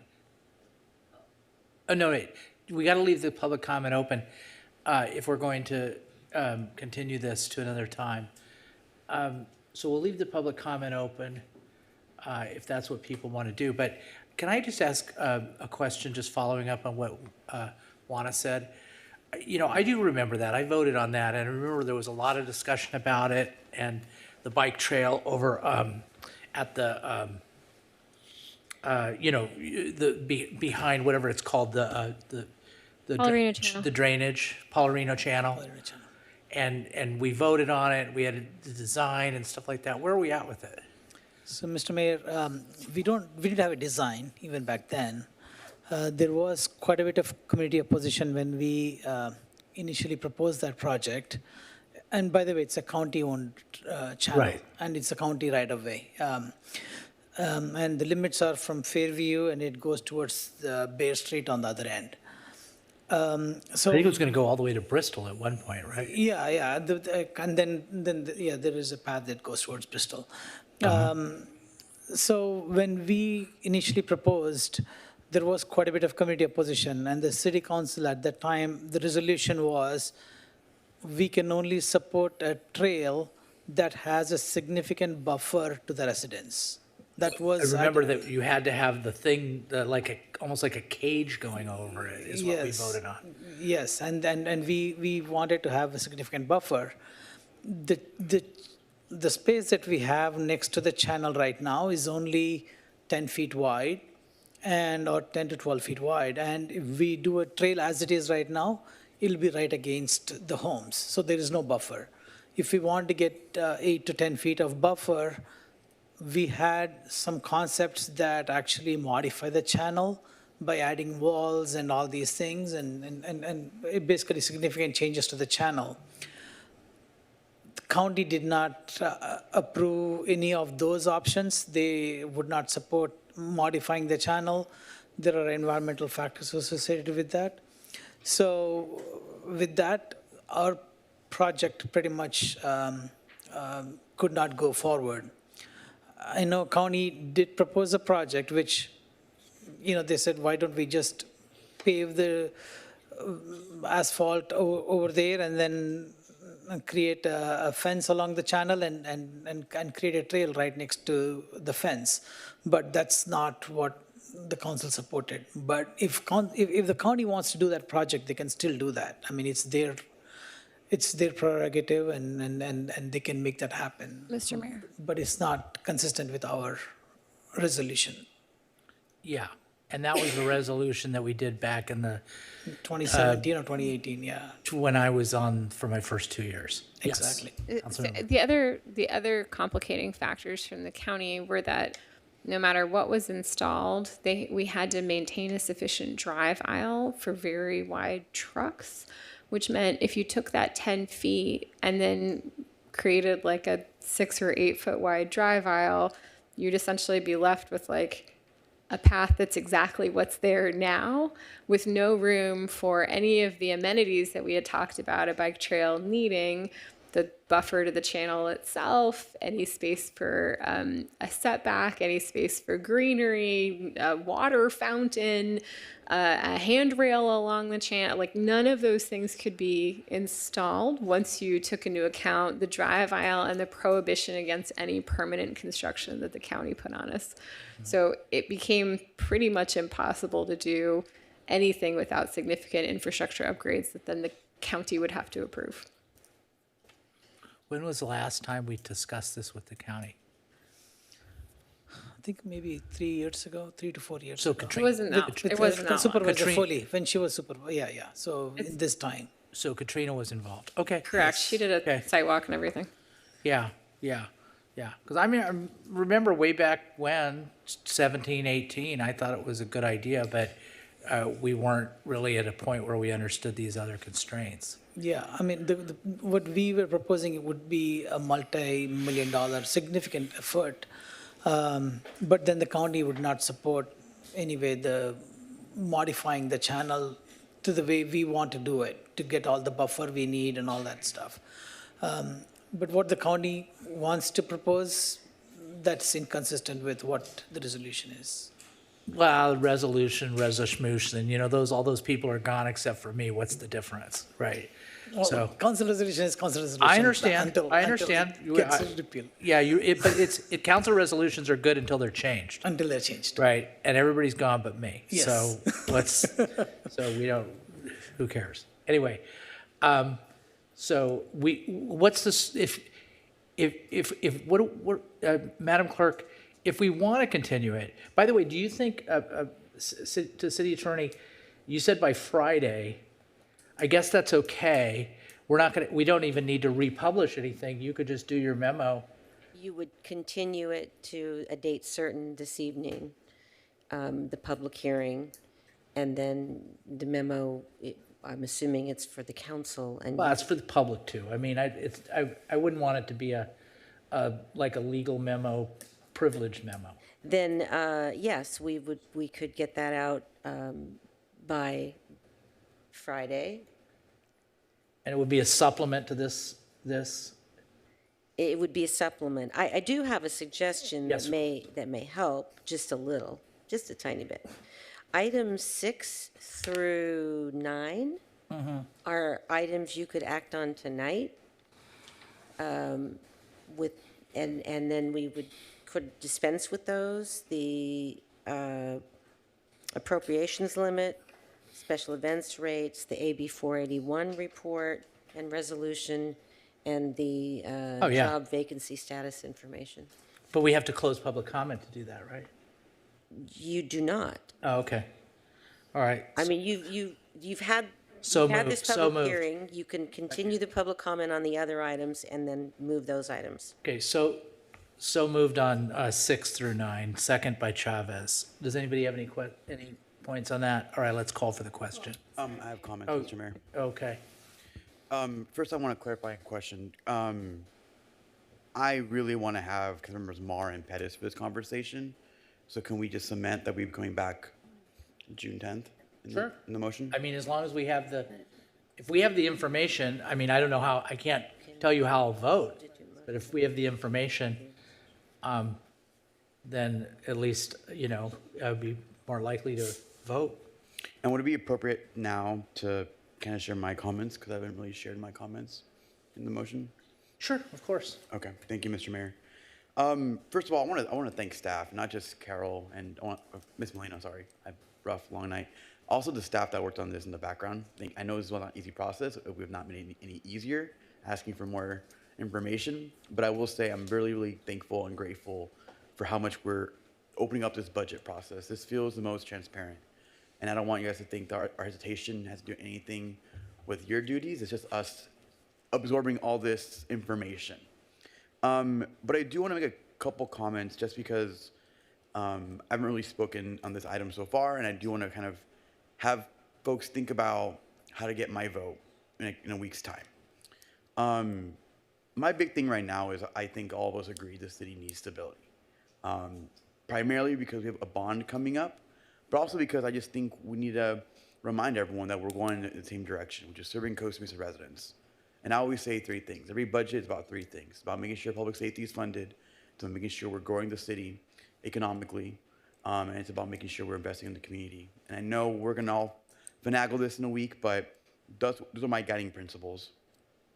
But doing a couple comments, I don't necessarily think we need to go to 5-pack anymore.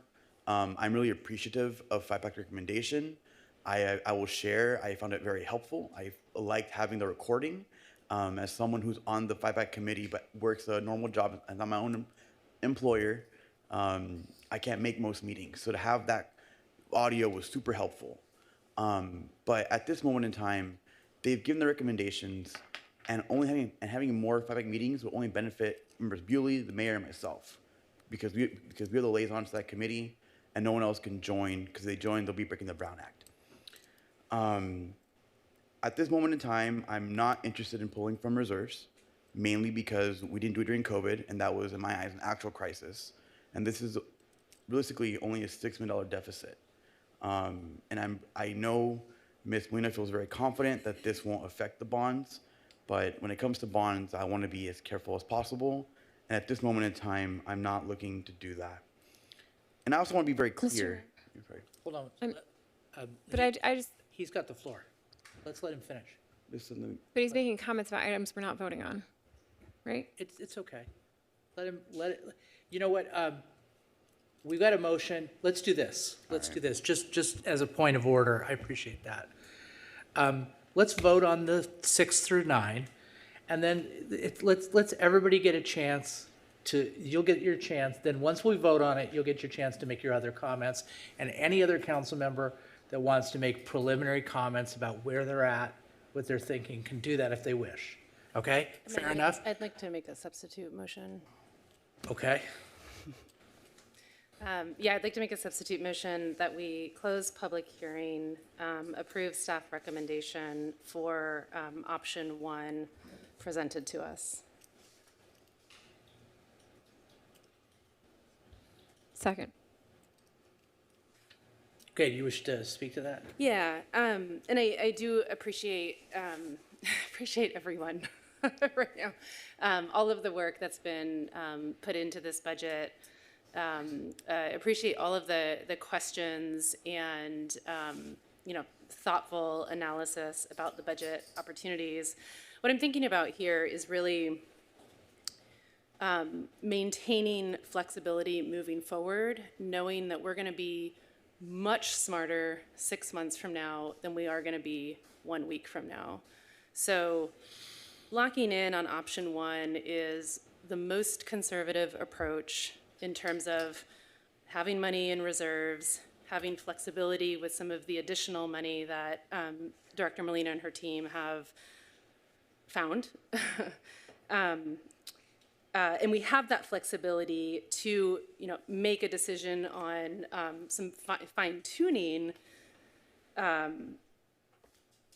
at mid-year or a little bit further into the year when we're much smarter about like what the economy actually looks like, when we're much smarter about what the facility needs and assessment actually shows us, what our parks assessment actually shows us.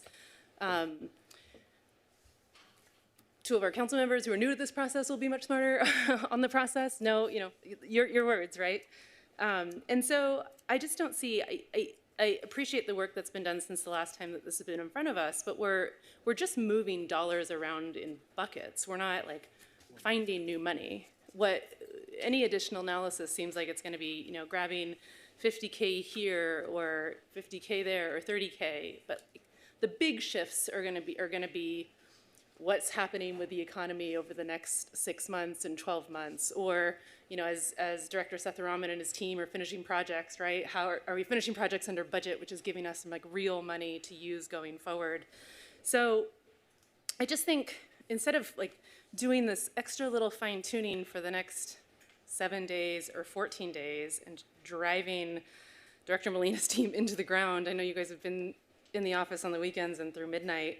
Let's choose a really, really conservative position that maintains our strongest positioning in terms of the bond rating. Give ourselves some runway to continue to ask some of these other broader questions about the budget. Get the reports in on these assessments that we've charged staff with doing. See what the economy looks like. Maybe it's great and we've got lots of funds to fill in. Maybe it's worse and we've got to dig deeper or figure out what we're going to do. I just think we're just going to be a lot smarter at mid-year than we are now, and I don't see this. Again, we're just moving money around a bucket, so I don't see a huge improvements or swings or opportunity for improvement between now and next week, where we are going to have a lot more information at mid-year. So that's why I'm suggesting we lock this in, stay very conservative, give ourselves some time to see how things shake out. Mr. Okay, yes. I'd like to speak to it. Yes. So to be clear, option one means not using the IT budget and not pulling out of reserves, but not fully funding the CAN. And here's why I'm okay with not fully funding the CAN. When we talk about it at VIPAC in public, we're like, we've really got to fund all of our capital asset needs and our infrastructure and it makes it sound like we're using all of that money to just actively go in there and replace HVAC units and make sure the lighting stays on. Looking at page 64, that's not actually what we're doing, right? We're using fund balance left over from other years. We're counting bond repayments. Those bond repayments are not going to HVAC units or infrastructure projects. They're going to pay back a bond that we took out years ago. So this idea that we've got this separate pot of money that is sacrosanct, that we won't touch it because we're going to use it for infrastructure, that's actually not true. That's not how we're using the CAN. Moreover, if you read the ordinance about the CAN, it is the broadest thing ever. It is about infrastructure, yes. Facilities, yes. Also a bunch of other stuff. That's why we're allowed to count the bond repayment. And so, I was going to hold off on this until after we got through the budget period, but Ms. Molina and I have had a conversation. If this is what we actually think is important, is keeping, the HVAC running in City Hall, the senior center from roof from leaking, the West Side substation from having mold in it, then what we need to do is we need to reconsider the ordinance of the CAN, and we need to make it specific to infrastructure and specific to the maintenance of facilities.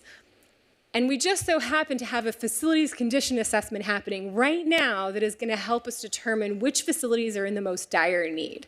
And so I am more than comfortable waiving the CAN right now and proposing a wholesale revision to the CAN ordinance, which the mayor has previously also suggested doing, and making it much more narrowly focused specifically on infrastructure that needs to be improved, and not the broad brush, put everything in the bucket can that we have right now.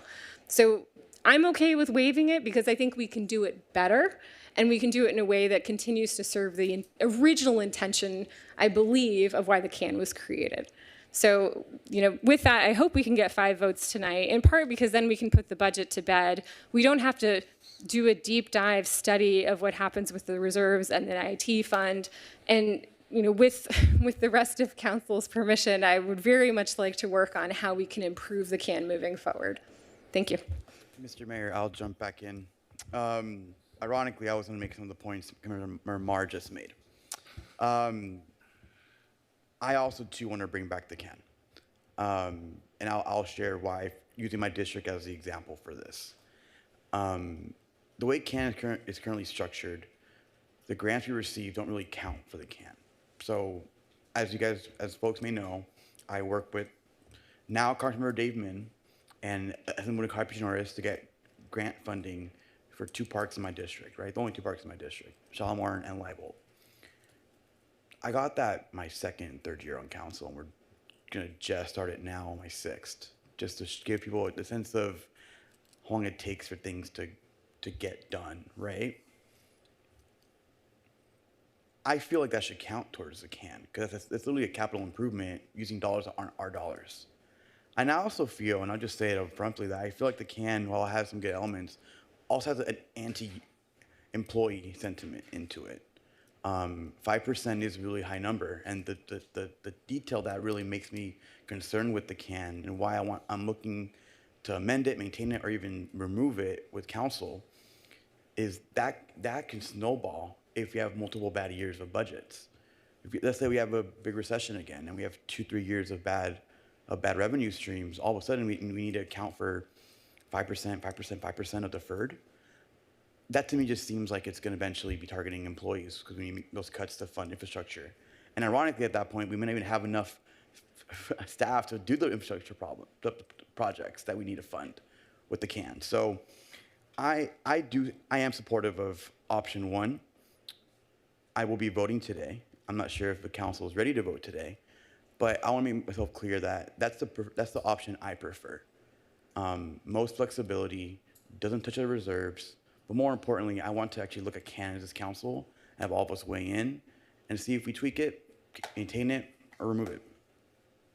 Okay, can I? Yes, of course. Haven't had any. Yes, stab. no, I want to hear what you have to say, Councilmember. Thanks. So I just want to go over a few things because there's a lot of moving parts here, and I'm going to state the obvious and say I can see that staff worked their butt off to get this done. So I'm very grateful for what you've put together. I want to look at 2 slide pages and be able to kind of jostle back and forth between them. So page 64, which talks about our 3 options, and then page 62. So we can start on page 64, please. If we use option 1, and this is kind of a statement in the form of a question. So if we use option 1, do we, or we do, someone can answer this, eliminate the projects on page 62? Yes, we would be Okay. eliminating those projects. So if we use option 1, the projects on page 62 go out the door. Is that correct? That's correct. Okay. Raja, did I not hear you say earlier that you're in a position with manpower, man hours, whatever it is, that you could get these done? Yes, Councilmember Gamaras, yes. Can you restate specifically? Is it this year, next year? Can you? I want to know like where you're at. It's $1.7 million, but it's also a lot of great projects here. So I want to hear from you one more time. Yes, so Mr. Mayor, Councilmember Gamaras, so many of these projects are underway right now. So the Tiwinkle Lakes, we have a design and we have bids on that project, but the bids are higher. Same goes with Norma Hutzog. We have a bid, but the bid is higher. And if we get more this funding, we can move forward with that project. The Costa Mesa Skate Park, the design is almost done, but the money we have from Supervisor Foley covers the expansion. This is for making improvements to the existing skate park that we need some additional funding. The other projects, 4 to 7, are mainly repairs to existing facilities that we can implement to keep things going. So, okay, thank you, Raja. So by utilizing option 3, we take a little bit of a hit, but we get to utilize all these projects. Is that correct? That's correct. So, I mean, the options that you have are whether, to implement now, or if we don't get the funding, we'll come back at the mid-year and look for options. Or we come back to you, for example, on T-Winkle, we'll be coming to you in about a month or so, 2 months, with options on that one, regardless of where we move forward. The options would be reject the bids or find some other funding to implement the project. We'll look for sources. I'll work with our finance director, Molina, to look for other options on especially one. Are you trying to make us feel good about option 3? Option- Be honest. I need you to say, Lauren, council member, tell me what's going on. So if we get option 1, Yeah, yeah. we may not do every one of these projects, but we'll come to you with options on how we can go. Can I interject real quickly here? Because there is a 4th option which would not touch reserves in light of this discussion. So if you look at option 3, Public Works needs 1.8, right?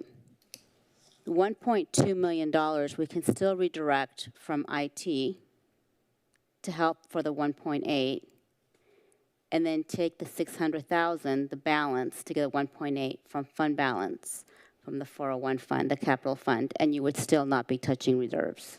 So I think you can still get to where you're trying to get to, which is funding the 1.8 without touching reserves. Okay, thank you for that. So I'm trying to do a couple of things. I'm trying to get, with my meat and potatoes articulation here, I'm trying to get to Arliss's point of, Councilmember Reynolds' point of 6 months from now, we're going to be a lot smarter. We'll know we have a better position. And more importantly, I hope I'm not overstating, I'm trying to get to yes on something tonight that will give us closure and a way to move on and not do a breath hold for several weeks. I just want to know that I can have as many questions answered in this process and make sure moving forward it's something that everyone sitting up here is willing to negotiate on and maybe take a little bit of a hit, but we can get to yes and move forward. So that's all I have. If we can make this work. If we can't make it work, then and we don't get to 5, or I'd like to see us get to 7, to be honest. So that's all I have. Okay. Councilmember Gameros, can I ask, because I also would like to get to 5 or ideally 7. So are you, I'm listening to, what you're interested in here. I think, there's sort of 2 paths, and it sounds like you would be considering. One is, keeping option 1, recognizing that it's essentially a maybe 6 or 8 month deferment, where Raja's plenty busy with 99 projects already on his plate, and then at mid-year we would look at funding these additional projects. Or, as Director Molina mentioned, there's now an option 4 on the table where we would use the IT fund that we don't need next year to fund those projects on page 62 with some extra fund balance. Are you comfortable with either of those options? So more than me being comfortable, I'm trying to figure out how I can get comfortable. So personally, I'm cool with it. I'm just trying to see if we can negotiate our way through this. I don't want to, like I said, I don't want us to do a breath hold through this. And I think the questions would need to come, honestly, I would like to hear from Councilmember Bewley, to be quite honest, and I would like to hear from the mayor, to be honest, and see if we can come to some sort of an agreement on moving this forward and getting to yes. Okay. So that's what I would like to see. Yeah, and I'll just throw out as the maker of, I think, substitute motion, given the other previous comments, we could certainly consider adding to the motion if there's interest, direction to bring back the CAN ordinance as part of the mid-year review or, or before, but once we've finished the facilities assessment. Yeah, okay, so I'll adjust the motion based on Mayor Pro Tem Chavez's vigorous head nodding, that I would add that to the motion that we direct staff to also bring back the CAN as part of the mid-year review. Second concurs. I will take Councilmember Gamaras's invitation to comment, if I can have that. You may, you have the floor. All right.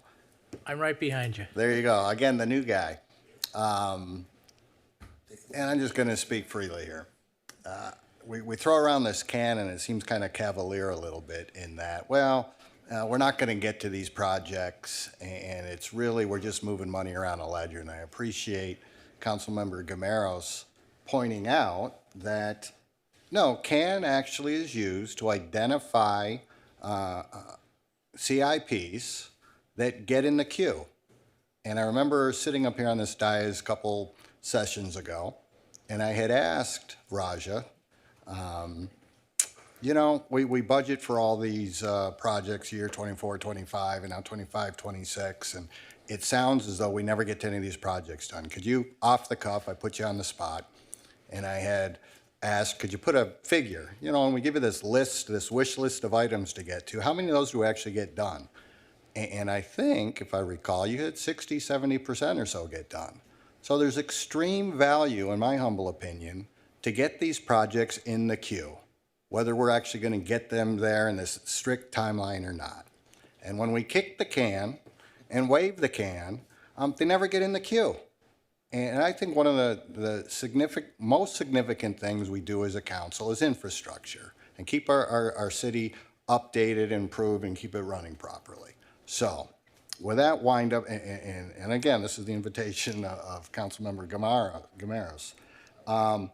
I prefer option 4, because if I understand now how these numbers work, 1, we achieve the goal of not touching the reserves, and 2, we achieve the goal of not touching CAN, and we keep all our CIP projects queued up and moving forward. And one commentary, my last comment, I've heard it said that apparently it's sacrosanct. Once we started working towards a reserve fund, we never touch it. What's the point of having a reserve? We're never going to touch it. And I've heard that we didn't even have to touch it during the COVID period. Well, I wasn't up here, so I don't know the nightmares you guys were all dealing with. But it was my understanding that federal government was funding, throwing money. So I think that potentially, and you guys may correct me if I'm wrong, that was probably part of the reason we didn't have to dip into reserves. Well, we're not there now. We don't have the federal government throwing money our way. So I don't know if there's a motion in there or whatever, and it was just somebody asked my thoughts. Those are my thoughts. All right, so here are my thoughts. So I think we're, at this point in time, pretty, unmoored from any type of legal analysis. The CAN is a law, right? It's that ordinance is a law, and we need to comply with it, or we need to make thoughtful findings to allow us to be exempt from it. As I've said many times, I would not have voted for it. I may be willing to repeal it, but we don't have time to do that. So we need to, either comply with it or exempt ourselves from it. Now,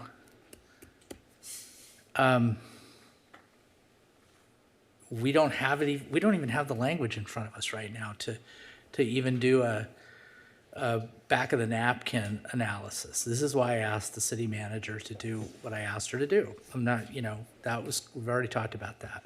Now, as it relates to the principle of CAN, apart from and I agree with what Mayor Pro Tem Chavez said. I mean, back in the day when it was passed, in part, it was a anti-funding of employee salaries and benefits. That's what it was all about. We've kind of skated through this time we've had here together since 2018 without having to come to Jesus regarding CAN, because we haven't had these types of economic, challenges. But now we're faced with an economic challenge and we have to confront the policy. I'm okay with even repealing it. I don't care. I don't think we need to spend a ton of time on it. But we can't do that before we vote on the budget. So we have to figure out how to address it and comply with it. It's a law in the books. I do agree with the principle underlying CAN. And the principle underlying CAN, from my perspective, is every year you put away money from your operating revenue and allocate it every year to capital improvement projects. So a couple analogies, it's like, because you never get that year back. So it's like retirement, right? You say, okay, I'm 62. I've been putting money away for years toward my retirement. If in any year I don't put the money away, I lose that year forever. Okay? If we take a year off, it has, by the way, in my opinion, it has nothing to do with what we can do in this year, next year, or even the next year, right? The money that we put away is money that we're putting away from this year toward capital improvement, if you want to call it a Q, whatever you want to call it. Maybe a better analogy is this.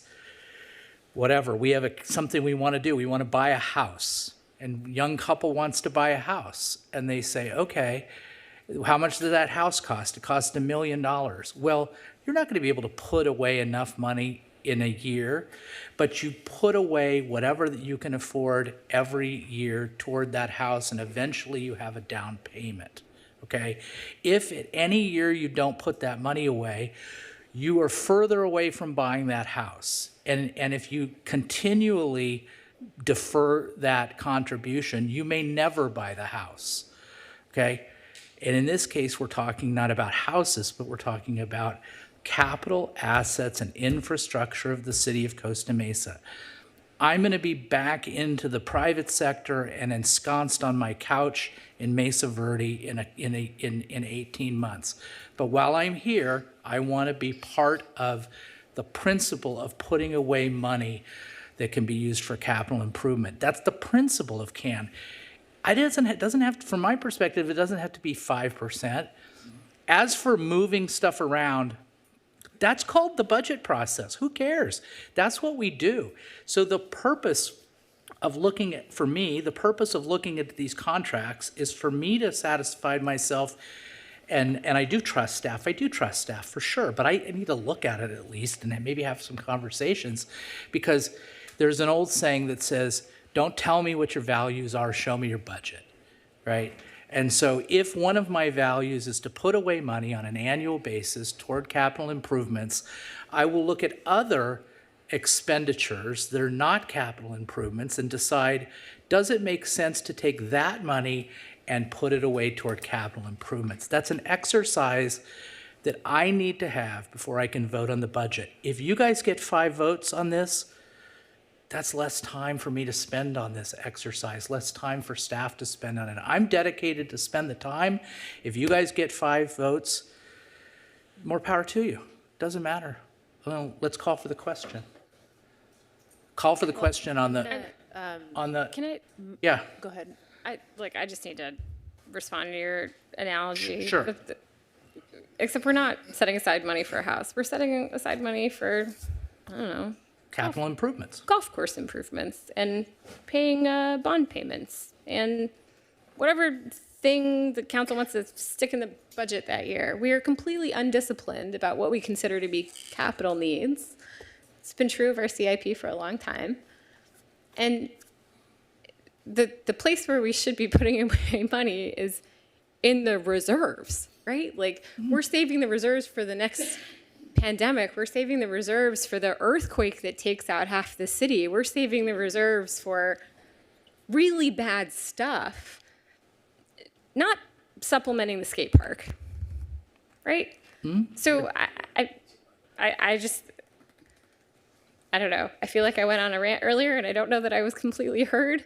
Like, if we're going to say we're setting aside money for infrastructure, and that's why the can is so important, and we shall not waive the can, I'm pretty sure it's pretty clear in the ordinance that you can waive the can in times of an economic downturn, and we're all agreeing that there's room for improvement in the can, then I don't understand what a week is going to do. But I guess we'll call for the question. Can I say something real quick, John? So I'm just gonna, one thing I listened to Carol say, we're looking for leadership, strong leadership between council and staff. And the main thing was we don't want to dip into reserves. And on one side, that's one disagreement. The other side, we want to memorialize infrastructure spending. And I think what the reason CAN was put into place is to avoid what we're doing right now and trying to piddle away infrastructure. So I think a compromise was option 4. We don't dip into reserves, which is the major argument, and we get to keep CAN. So I'll modify the motion to option 4. Thank you. Do we need to define that? Sorry, but can I actually, I don't understand. Can you do the math for me? So I thought that option 4 was funding those capital projects, but still having to waive CAN because we couldn't get to the number without that 1.8 from reserves.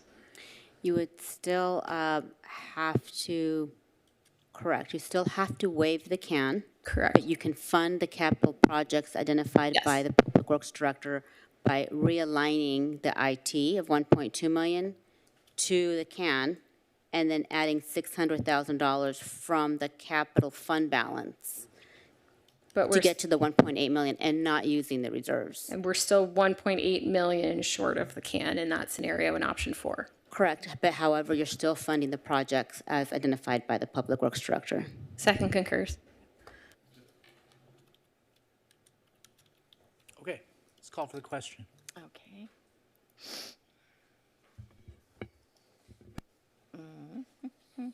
Councilmember Pettis, please. Motion carries 6-1 with Mayor Stevens voting no. All right, good job. We have a budget. We have a budget. All right, let's go forward with new business item number 1. All right. 1-year use agreement for Jack Hammett Sports Complex with University of California, Los Angeles, UCLA, football athletics for 2025 preseason training camp. Presentation by Deputy City Manager Alma Reyes. Good evening, Mayor Stevens and members of the City Council. I think I lost half of the audience now, but I do have a really exciting presentation. I'm going to skip the slides, so I'm just going to do it verbally. What you have before you is a 1-year lease agreement for the use of Jack Hammett with UCLA, the Los Angeles University of California, Los Angeles, for the football program. Earlier in this year, we received notification from the Los Angeles Chargers, and they notified the city that they would not be hosting the training camp this year in Costa Mesa, which freed up the fields. We received interest from UCLA, and before you have a 1-year agreement. Training camp would be hosted at Jack Hammett Sports Complex, and the dates would be from July 30th through August 18th. UCLA would pay the city $160,056 in field use fees. They've also would pay all costs and expenses relating to the preparation for the use periods, including and approved temporary improvements as if they would be necessary. On top of the agreement provisions, they also have agreed to community benefits. They propose 2 youth camps for local children in Costa Mesa, ages 6 to 14. They would host 2 open practices for Costa Mesa youth and as well as City Council. Those dates will be determined at a later date. And they would also provide the city with 500 UCLA home game tickets, 250 per game. And they would also provide the city with an additional payment of $25,000 to assist with field repairs upon completion of the training camp. And in addition to those community benefits outlined above, the city will also experience economic benefits from increased hotel stays from the collegiate football organization, as they will be staying locally. So tonight, staff is recommending that City Council approve and authorize the interim city manager to execute a use agreement for the city's Jack Hammett Sports Complex for a portion of UCLA's 2025 training camp and related community benefits. This concludes my presentation. I'm available to answer any questions. All right, great. If there are no questions, let's open it up to the public. Okay, good. I'm not seeing anybody. Anybody on Zoom? No, Mr. Mayor. All right, I'm going to make that motion. Yes, go Bruins. I'm in favor of this. Love the Bruins. My daughter went to UCLA, both undergrad and law school, so it's going to be great. And the great thing about this is it's been great to have the Chargers, it's been great to have the Raiders, but it's great to have one of our finest public universities in the United States of America that is being displayed on our field, and all the impact that's going to have to our youth when they look at those students and they see that student culture. So this is a home run. Thank you very much, and I hope it gets a 7-0 vote. Yeah, touchdown. Touchdown, Bruins. Yes. Okay. Anybody else? Yeah, how much Second? of your money went to UCLA to finance your daughter over there?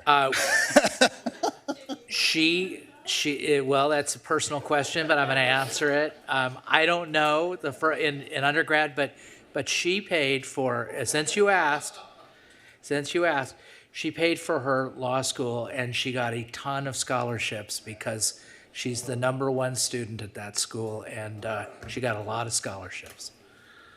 Okay, call for the question.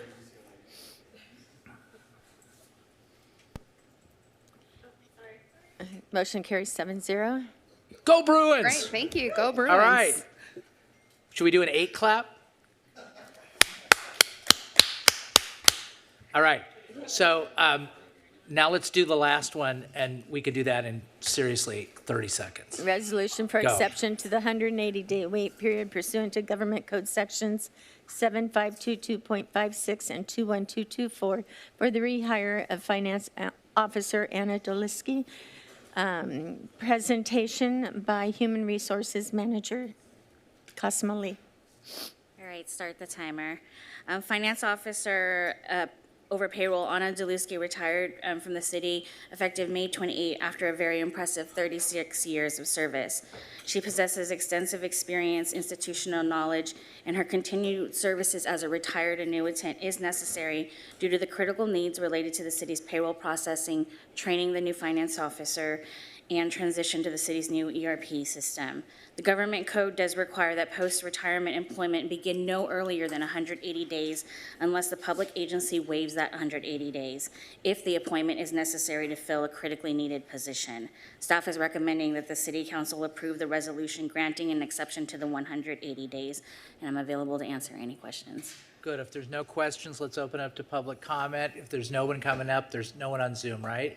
No one on Zoom. Okay. I move for it.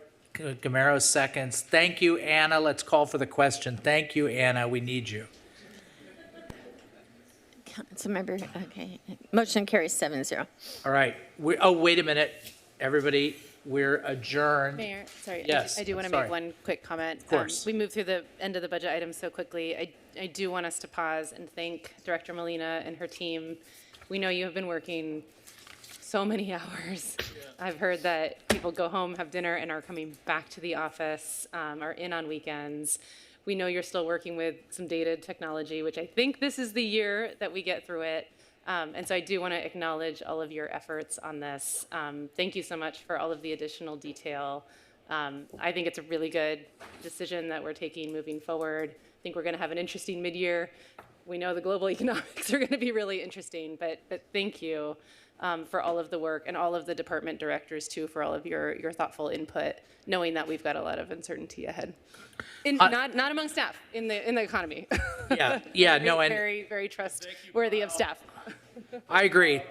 And thank you to everybody, and Carol Molina, Ms. Molina, and the staff. My no vote had absolutely nothing to do with your work. It just pertained to my concern over the law, which I think is a law that should be repealed anyway. So I'm glad it passed, and I'm at peace with my vote. Okay, but we are going to adjourn the meeting for Shannon Santos, who was our executive director of Someone Cares Soup Kitchen. We adjourn the meeting in her honor and memory. May she rest in peace.